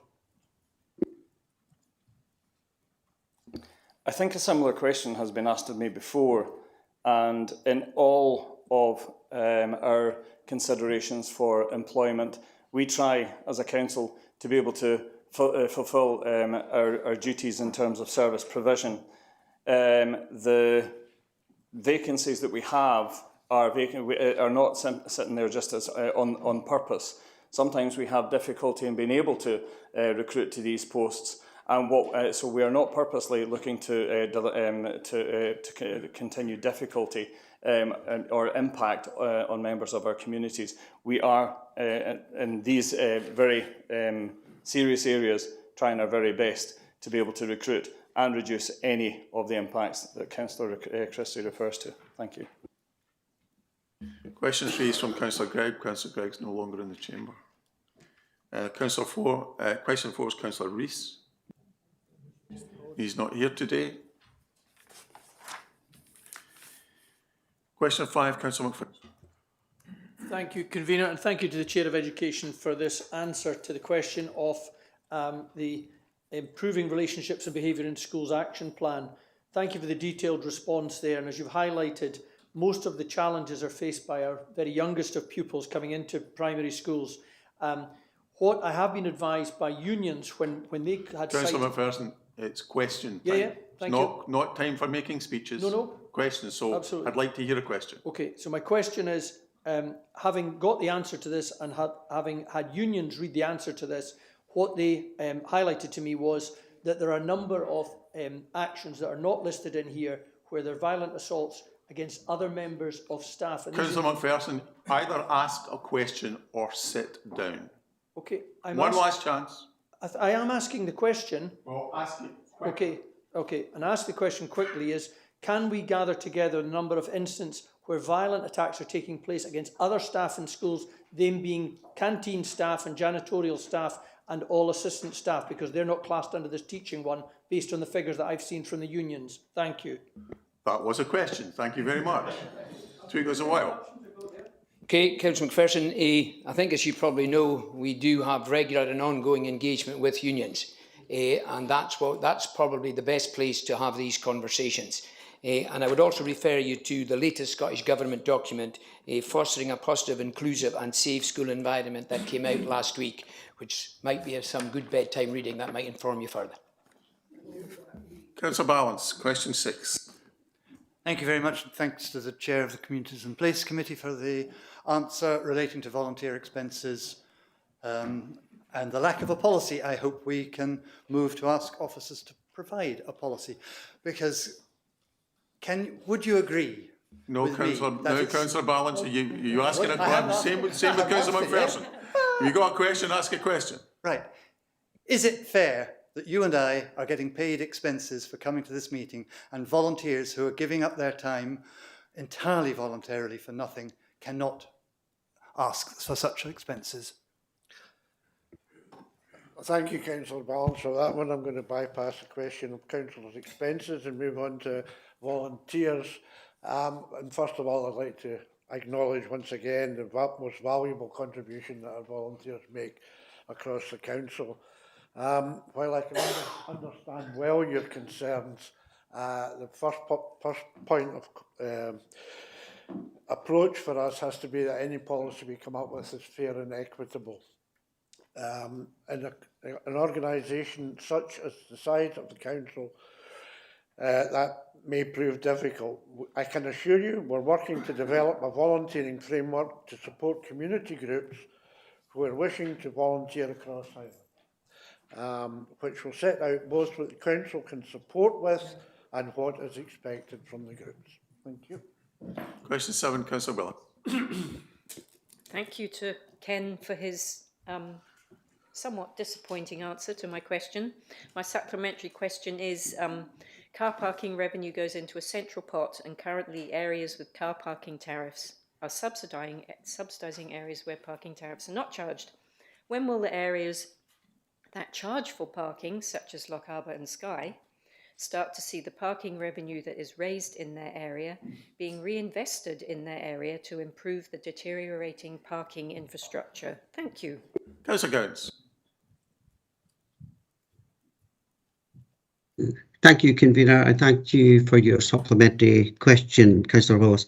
As you know, parking has been debated long and hard in this chamber over a long period of time. Until such time as we are in a positive position with our revenues, then I think I'll refer to my first answer, that there is no split. Any changes to the way that we do charge for parking would have to come through this chamber, i.e. mandatory parking, etc. So I hope that answers your question somewhat. Question 8, Councillor McIntyre. So yeah, I would just like to thank the Chair of Economy Infrastructure for his response in relation to breaches to the tree preservation orders. So my supplementary question is, how many potential breaches have been reported and led to prosecution since 2022? Thank you. Councillor Gowans. Thank you very much, Convener, and thank you again, Ryan, for that question. Unsurprisingly, I don't have that level of detail to hand, but it's something that I'd be more than happy to get for you, and we will circulate that. Question 9, Councillor Baxter. Thank you, Convener. While the Land Reform Act may not require direct maintenance of paths, it does require the council to uphold access rights and keep routes free from obstruction. On that basis, will you formally press the Scottish Government and Forestry Land Scotland to fulfil their statutory duties? I'll certainly communicate with the Scottish Government in terms of that. Question 10, I don't think Councillor Mackenzie is here today. Question 11, Councillor Gill. Thank you, Convener, and thank you, Councillor Gowans, for the answer. My supplementary question is, across the Highlands, different rules are in place for overnight parking. For example, in Carbridge, invitation to pay car park, overnight parking of camper vans is not allowed, yet in Sutherland, car parks, overnight parking is encouraged. Why don't the same rules apply across the Highlands? Thank you.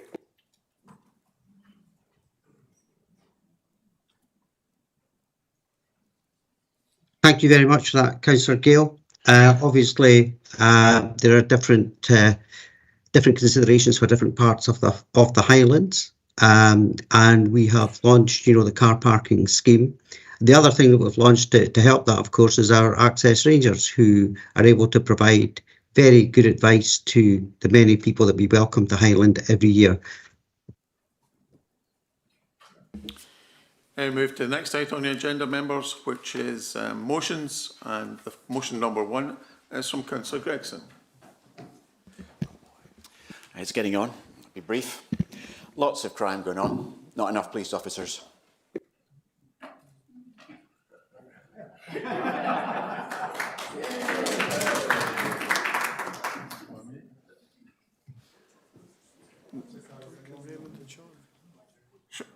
Councillor Kennedy. Thank you, Convener. I fully support this motion. I think that we've got to take every opportunity we can to go at the Scottish Government for the lack of police that are not just in the Highlands but across the whole of Scotland. I don't think it ends at the police as well. We should also be campaigning for the fire service as well. In Dingwall, we were very lucky. A couple of weeks ago, we had a presentation about body cameras coming up. Not only do we have our Chief Rob Shepherd there, we were fortunate enough to have Joe Farrell, the Chief Constable of the Scottish Police there. And at that meeting, I did have a go at her about was she having a go at the Scottish Government to get more money for police officers. And both her and Rob Shepherd, they acknowledge that we are short of police officers and something needs to be done about it. So I thoroughly support this motion. Thank you. Councillor McPherson. Sorry, Convener, my hand was up ahead of the next item. I thought we were on the next item. Beg your pardon. And Councillor Bremner. I'll be brief too. I'm happy to write another letter. Members, that motion is agreed. Thank you for the debate. Thank you for the brevity. Motion number 2, Councillor Gregson. Well, clearly an awful lot in the motion, a lot of context there. A lot of things have been discussed already today about the wider housing challenge or emergency that we have, about the problems caused by the decline of private renting and of land banking, the companies buying up several properties in order to create more short-term lets, the number of empty homes and underused homes. We are losing what could be valuable income in non-domestic rates and council tax. Traditionally, there would have been, cute Mila Falcha.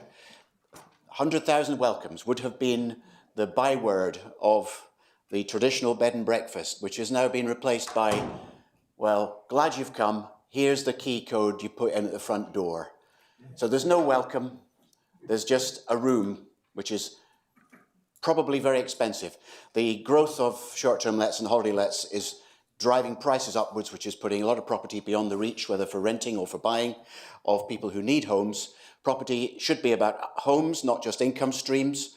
And I believe that the substance of this motion is largely encompassing the point made by Ken and Ian in their amendment. So I'm happy to take that amendment within the scope, because it seems to me officers are doing a lot. Hator oper rienu kayu. There's plenty of work to be done anyway in this area. So our officers would probably be presenting a report to September anyway.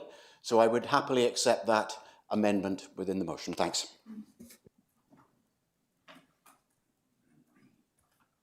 Councillor Finlayson.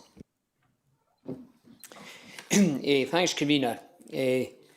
Members, in this chamber, we often hear reference to how big Highland is and how unique certain areas are and how one size does not fit all. And we also hear about the importance of community engagement.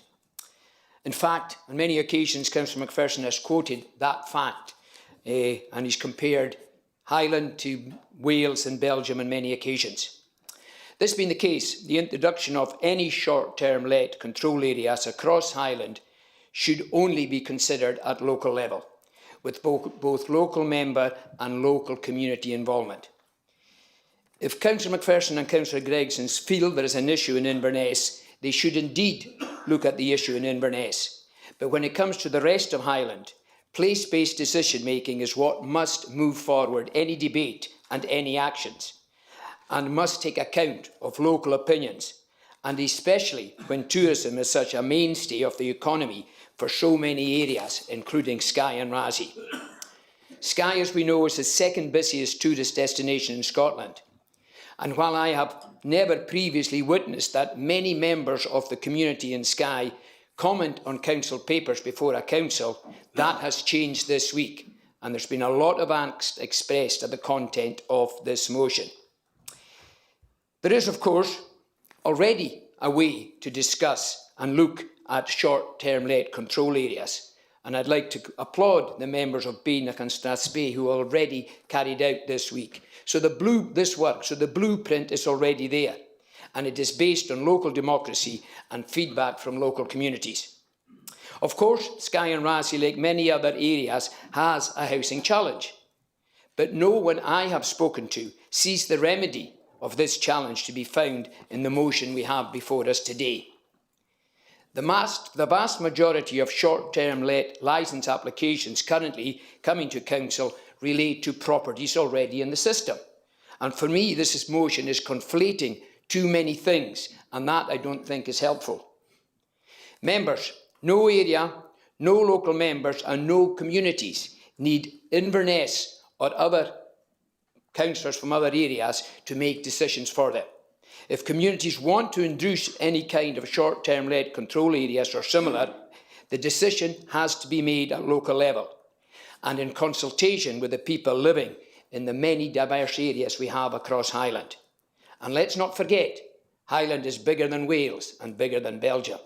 So, members, I would urge you to reject this motion. Thank you. Councillor McPherson. Thank you, Convener, and thank you to Councillor Finnison. I agree with almost all of what you said. And as I gave a transparency statement at the outset, my brother and his wife run a bed and breakfast, and they also run a short-term let. My mother for many years ran our family home in Fort William as a guest house. I, in my business life, relied hugely on tourism. Every single year we welcomed tourists into the Highlands with open arms because we were relying on them to come and buy fuel from us from our filling stations, to buy colour gas from us from our stores, to rent vehicles from us. And ultimately, at the end of the season, we sold lots and lots of cars to landlords and landladies who'd had a very successful season doing bed and breakfast and self-catering, whether it was in their 3 caravans on their croft or whether it was an add-on or a spare room in the house. So I very much am in favour of that. Let's all look back to where this all began. Airbnb, for those of you who have ever looked at it, is about airbed. It was an airbed and breakfast. It was 2 gentlemen in Los Angeles. There was a conference on Los Angeles, I think it was for dentists, and there was no rooms to be had. So they went to a hardware store and bought airbeds, and they advertised it to similar-minded people and said, have airbed and we'll give you a continental breakfast. So this region has always harnessed and welcomed bed and breakfast. And when you go and stay at bed and breakfast, you stay with a landlord, landlady, and you love the surroundings of it. But what has this been born out of? I'll tell you what it's been born out of, because the hotels, there's not enough hotels to deal with it. If you stay in a hotel, let me give you this example, and it's noisy because it's Saturday night and you're away to stay in a city. It could be Edinburgh, it could be Glasgow, it could be Inverness, and there's a terrible noise next door because they're having a party night, but it's Saturday night. So you pick up the phone and you phone reception. Oh, there's a noise coming from next door. I think it's room 214. Excellent, we'll get that sorted. In the morning, you go down to reception, you say to the manager of the hotel, we had a terrible night's sleep last night. I'm really sorry about that. We'll knock £50 off your bill. We'll put you in a better room tonight. And you get upgraded to an executive room. They've cured the problem. And as a result of that, you go back again and stay at that hotel. But what about the poor people who live in Old Hilton Hospital in Inverness, 24 flats called Old Edinburgh Court? They chose to buy their own houses and to live where they are in their own houses. And for them, the challenge is when all of a sudden there are 6 of these properties that are short-term lets. What happens if Tuesday night and Wednesday night becomes Saturday night? And every night becomes Saturday night because you've got short-term lets either side of it. And they're not getting breakfast, as we've already heard. So these are the people that are coming to us and saying, which part of this legislation can you help us with? If we go and buy an item, I'll come on to that in a second. If I pay my council tax, my £335 a month to Highland Council, they accept it in one payment. They don't say to me, give £100 to roads, £100 to education, and give the remainder to adult social care. It's a one-stop shop. But when our constituents write into the council, they see us as that one-stop shop, the council. Okay? And they write to us and say, we've got a problem because right next door to us, overlooking my garden, is 2 windows overlooking my garden. They want to put a fire pit and affect this and change this whole domestic situation. So I'm living next door to a miniature hotel and they have no recourse because at this council, we tell them, go back to, can you write to environmental health because that's noise issues, or that parking, that's planning issues, the height of the wall, that's planning, and it's only this that's to deal with licensing. But nobody tells them that. So they write in one letter. And I gave an example before. Councillor Matthew Rees was at Marks and Spencer's. And I was on the phone to him, and he bought 3 items for his family because I was on the phone to him. And he said to me, because I was on the phone to you, I have to ping my card and pay for all 3 items. He gets home, the 3 items, so his wife's slippers, all of a sudden there's a problem. The heel comes off them. His daughter's pyjamas don't tie because there's not a buttonhole for them, and his shirt, the thread is loose. Imagine if he sent that back to Marks and Spencer's. they would return them straight away. Thank you very much. But if you wrote Councillor McPherson, you need to wind up because you only get 3 minutes. okay, if you wrote No, to Highland, that means... I've got 48 seconds. If you wrote No, to you Highland don't, you Council, don't have 48 seconds, Councillor McPherson. You've been going on for nearly 4 minutes. and I'm allowed to speak for 5. 3. Well, beg your pardon. Sit down, please. Okay, beg your pardon. So, in that case, I will. So, in that case... Sit down, please. Thank you. All right. I was being generous.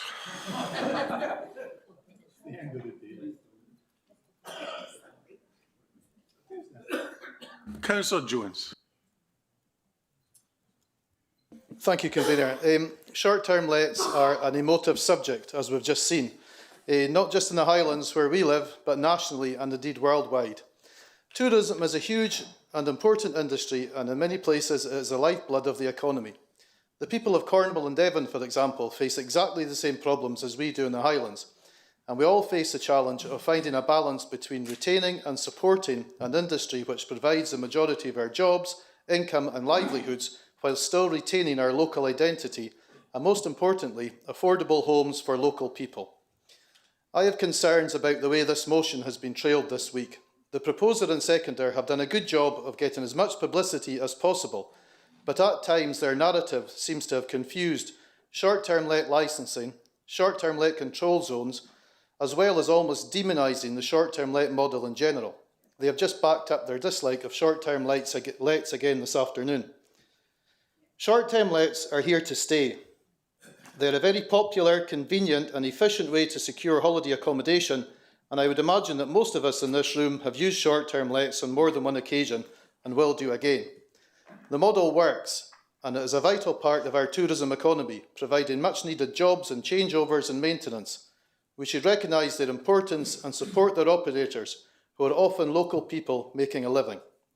However, there is indeed a balance to be struck, and the STL licensing system is not set up to strike that balance. As my friend and colleague Councillor Kennedy will tell you from his experience chairing licensing committee, the STL licence basically concentrates on whether the building complies with safety standards and not if there are too many STLs in a certain area or if young local people can afford a house or not. As you all know, Badenoch and Strathspey, we have the only short-term let control zone in the Highlands. As local members, we are indebted to planning officers for all their work in setting this up, and since March 2024 it has been in force. STLs which were in operation before that date received their permission, meaning that we didn't lose any capacity, and all new applications after that date must apply for planning permission. Each STL planning application is looked at individually and a decision made on its merits. A general rule of thumb when deciding these applications is that 1, 2 and 3 bedroom properties within our towns and villages are less likely to be granted planning permission to operate as an STL, as these properties are seen as having residential value to our communities and are realistically achievable for local people to buy or rent. Location of STLs is also considered. Annexes, pods, single rooms, etc. are unaffected by the control zone. We probably have more house building going on or in the pipeline in Badenoch and Strathspey than at any time in my life, and if we didn't have the STL control zone in place, countless numbers of these properties would be snapped up as short-term lets. They would have been lost to local people who can now build their lives in our area and consolidate our communities. Thank you. Councillor Stewart. Thank you, Convener. I'd like to start by saying I do actually agree with Councillor Finlayson as well. For once, one size does not fit all. But, you know, the short-term let control zones, you know, where I don't agree with them is I don't think they should be imposed anywhere across Highland. I think they're very bad for business. Now, I sit on the licensing committee and, you know, being at the coalface of this policy and can tell you plainly that the short-term lets regime has brought the worst out in communities. It's divided neighbours, created tension and turned a regulation process into, quite frankly, a witch hunt, and I don't think that's what the intent of the licensing scheme was meant to be. Now, when it came in at start, we expected and resourced this council for approximately 10,000 short-term let applications, but to date only 7,000 have been approved, meaning we've lost already about 3,000 small local operators who've been driven out of business. And here's the most important question, members. Has the housing situation improved? No, it's not. Have we created more affordable homes? No, we have not. And has the pressure in the private rented market eased? No, it has not. Now, listening to the Association of Scotland Self-Caterers, a national trade body for the sector, they have been clear that piling a Highland-wide planning control area on top of the existing licensing and planning is just going to duplicate failure. Now, we've heard about Badenoch and Strathspey, and that went live in 2024, and it's triggered an influx of planning applications, and, you know, it's caused confusion and cost thousands of pounds to operators. But has it delivered a single affordable home? No, it has not. So now what we're looking to do is roll this out across the region, and the evidence simply isn't there to support that as a good idea. We're told that STLs are to blame for the housing crisis, but research shows that empty homes are the bigger issue. You know, we've got more vacant homes sitting unused. But let's look at tourism, as Councillor Finlayson said. It contributes over 800 million a year to our local economy and supports more than 8,000 jobs. Because let's be honest, most short-term lets are not owned by these massive companies, corporations. They're run by local families, retirees and working people who are trying to stay in their communities and create local employment. So we talked earlier on about the housing crisis. We've got different views on it. The way that I see it is this council has failed to deliver the number of homes that it needs to. We need at least 24,000 homes over the next decade, and we've got more than 10,000 already identified on the plan, stuck in the planning process. But we're building less than 500 homes a year for social rent. You know, that's the real problem with housing. We're not delivering homes in this region fast enough. Moving on from that, though, you know, while we're chasing after a few short-term lets, we're letting thousands of homes stall in the planning and approval process. So, you know, I think we've got to look at, well, what is the problem? Is it tourism, or is the issue a lot closer to home? Is it here in that chamber? So, you know, colleagues, I ask, is the intention of this motion to kill off Highland tourism? And if it is yes, then you're going about it the right way. Stack on more regulation, add a tourist tax, ignore the data, and scapegoat small business. But don't pretend that this is going to solve the housing crisis, because it's not. Blaming Airbnbs for the housing crisis is a lazy excuse when so many people in my depend on tourism. Thank you. You get 3 minutes to speak, and if you want to extend beyond the 3 minutes to speak, you can always speak in the corridor outside. I was just being gentle. Convener, on a point of order, can I ask where we're at in this debate? I had a motion down which was then used as amendment, but from Ken Gowans to Councillor Gregson's motion. I understand from what Councillor Gregson said that he accepted that amendment. So are we discussing the amendment? From Councillor Gowans regarding his motion. In fact, in this particular circumstance, it's not your motion. No, it's his. But what are we discussing? So it's his motion. Indeed. Sorry, his amendment. Indeed, but given that Councillor Gregson has accepted it, are we discussing? That requires Councillor Gowans to accept the proposal. So enough, Chris. Okay, I'm just it's late in the day. Enough. I know. I'm just not understanding where we're at in the debate. That's all. We'll get to that point. Sir Henry.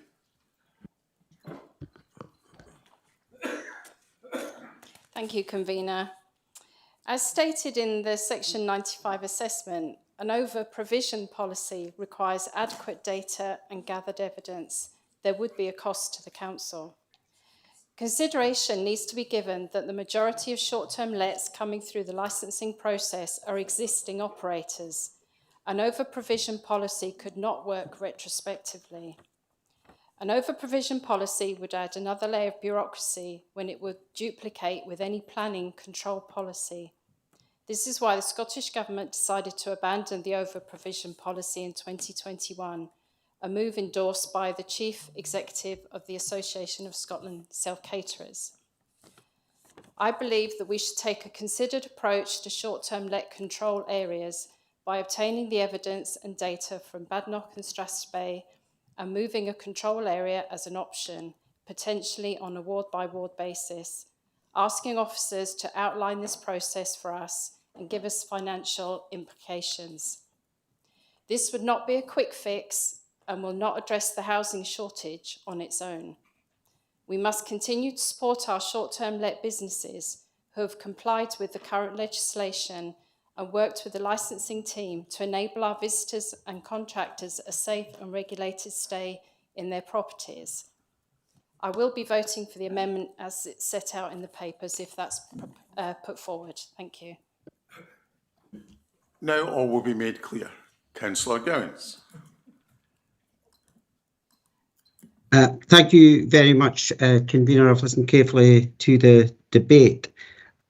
Maybe I should just add clarity right at the start to say that I will not be accepting that we amalgamate the motion and the amendment, and I'll come to the reasons for that just in a moment.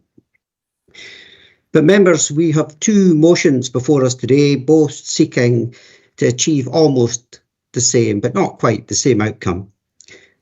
I expect there will be widespread support for the very real need to improve the availability of the housing for local people for long-term rent right across Highland. The measures that we have already implemented in Badenoch and Strathspey are continuing to improve the housing need for residents in that area. And I expect that there will be broad support in the Chamber for the premise of these very similar motions. But there's one very important exception, and that's that motion 2 has a financial implication, whereas the wording of motion 3 does not, which is why I have it as an amendment. I'm sure that it's not lost on the members that the amendment in motion 2 is exactly the same wording in motion 3, and that's because it's a much better crafted motion and far more likely to be effective to achieve the outcome that we can all support. So, for example, rather than writing to the government, which is in the wording of the amendment, or in effect, motion 3, it's far more effective. Motion 3 is far more effective because it moves the topic on and at pace by agreeing to bring a report to the September Council. I very much hope that the movers of motion 2 will take a pragmatic approach, understanding the rationale that underpins this amendment, and can simply accept this as a well-intentioned and sensible amendment, and perhaps even just withdraw their motion, allowing motion 3 to go forth, because it amounts to the same thing. But the key thing here, of course, is that, as I mentioned just a moment ago, that motion 2 has a financial implication, whereas motion 3 does not. So it's much simpler, and it also brings it to the committee in September. So I hope you can all support the motion. The amendment. Maybe that's not as clear as I thought. Councillor Campbell.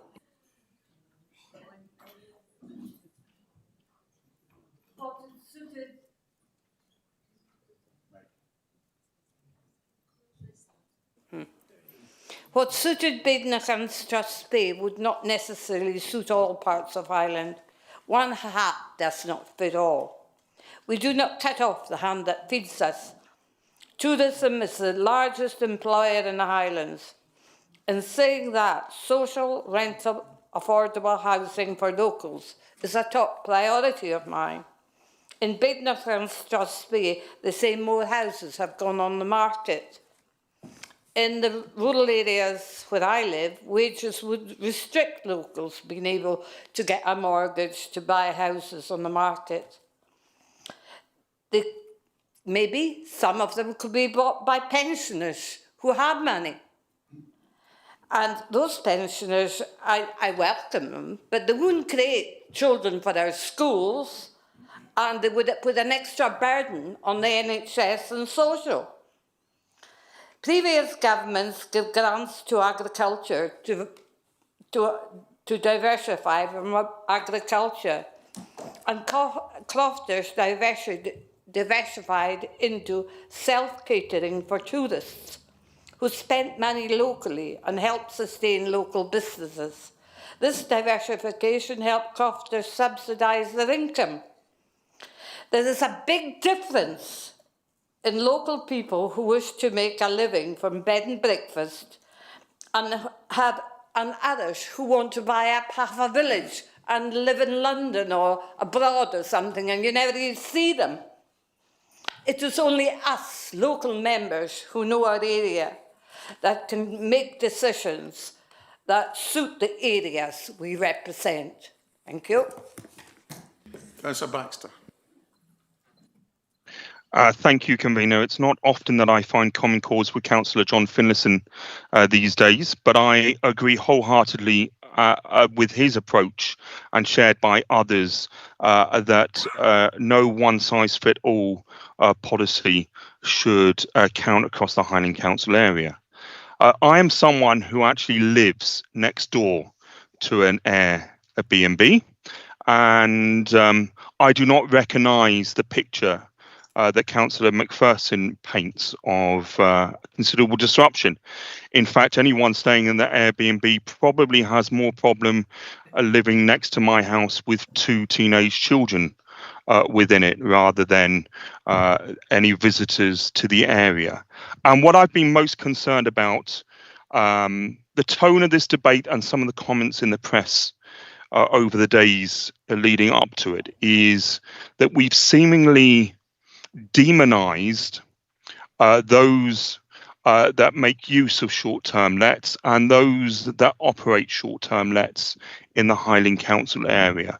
And I'm saddened to see that, particularly when our tourism sector is under so many strains at the moment, and those operating short-term lets are particularly concerned about other policies that may be coming along the line, including a possible visitor levy in the Highlands. They feel under pressure, and the tone of this debate has only exacerbated that.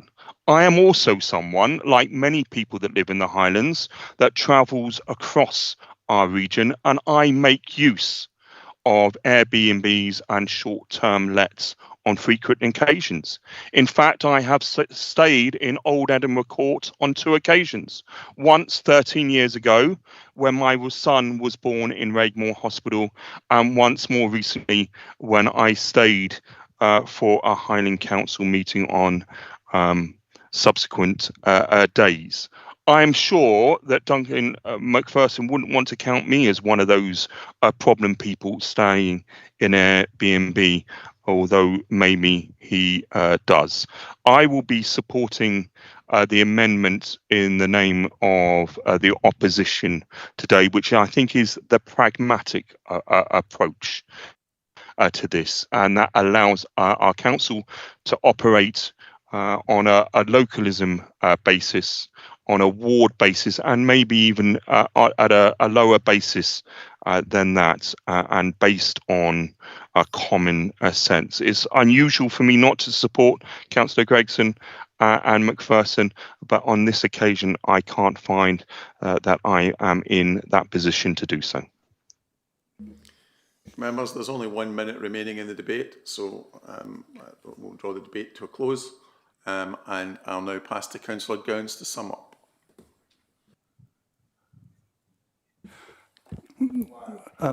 Convener, given that it was my motion in the first place, No. I'm disappointed I haven't had the chance to speak on it. Chris, you should put your hand up earlier. That's not my problem. You get 30 minutes in these processes, and if you can't stick by the 30-minute process, then I'm sorry. I did have my hand up earlier. As does 10 other people. Councillor Gowans.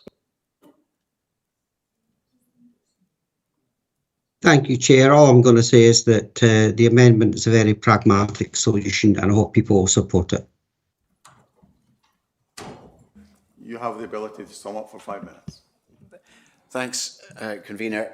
There's nothing at all about Inverness or anywhere else deciding, as the last 4 words of the motion are, where local interests demand, which seems to me to put the ball in the court of different areas. Councillor Jones identified the benefits of having planning criteria involved, and also it's really important to emphasise the centrality of tourism within our economy, so I agree with speakers on that one.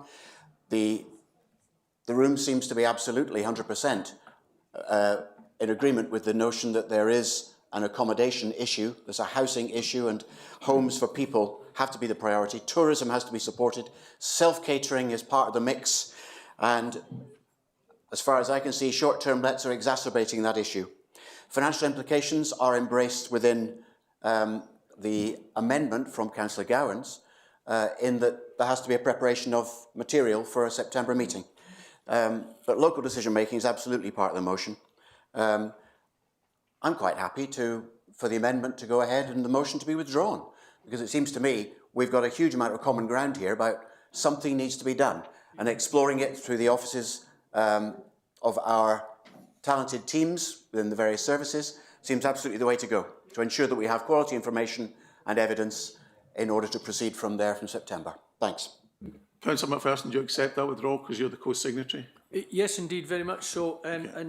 If I'm allowed to make one further comment. No. Oh, no, okay. All right. Yep, very much so, accept that. Thank you. So the motion is withdrawn and the amendment is carried. Now to motion number 3. And now, Councillor Balance, you get to speak for 5 minutes.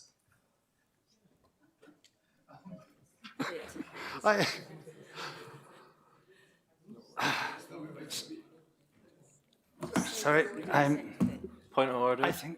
Yeah, hold on, Chris, we have a point of order. Has this not been discussed within the last 6 months, so we did not require suspension of the standing orders?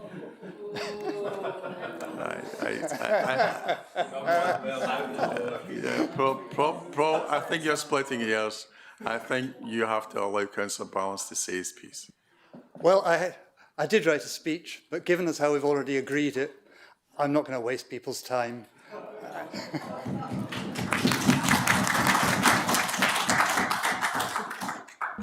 So members, thank you very much for your time today. Please enjoy your holidays. Take some time. Oh, sorry, members, just 1 second. Where did I write it down? Members, last week, this week earlier, we had a meeting regarding questions that are submitted to the Council. Questions at the moment are submitted to the Council in writing, you receive a response in writing, and actually those questions are being circulated 2 or at maximum 3 days before the meeting. So what we're suggesting is that questions should be submitted 21 days before the meeting. The answers will be submitted with the Council papers, and then members who have asked questions have 10 days to think about what the supplementary question is. I admit this won't affect the administration any, but it really affects normally members of the opposition who ask questions. So I think it's a good thing for you to agree to, members, and Councillor Christie agrees with me. So, can we agree? Members, enjoy your holiday, safe journey home.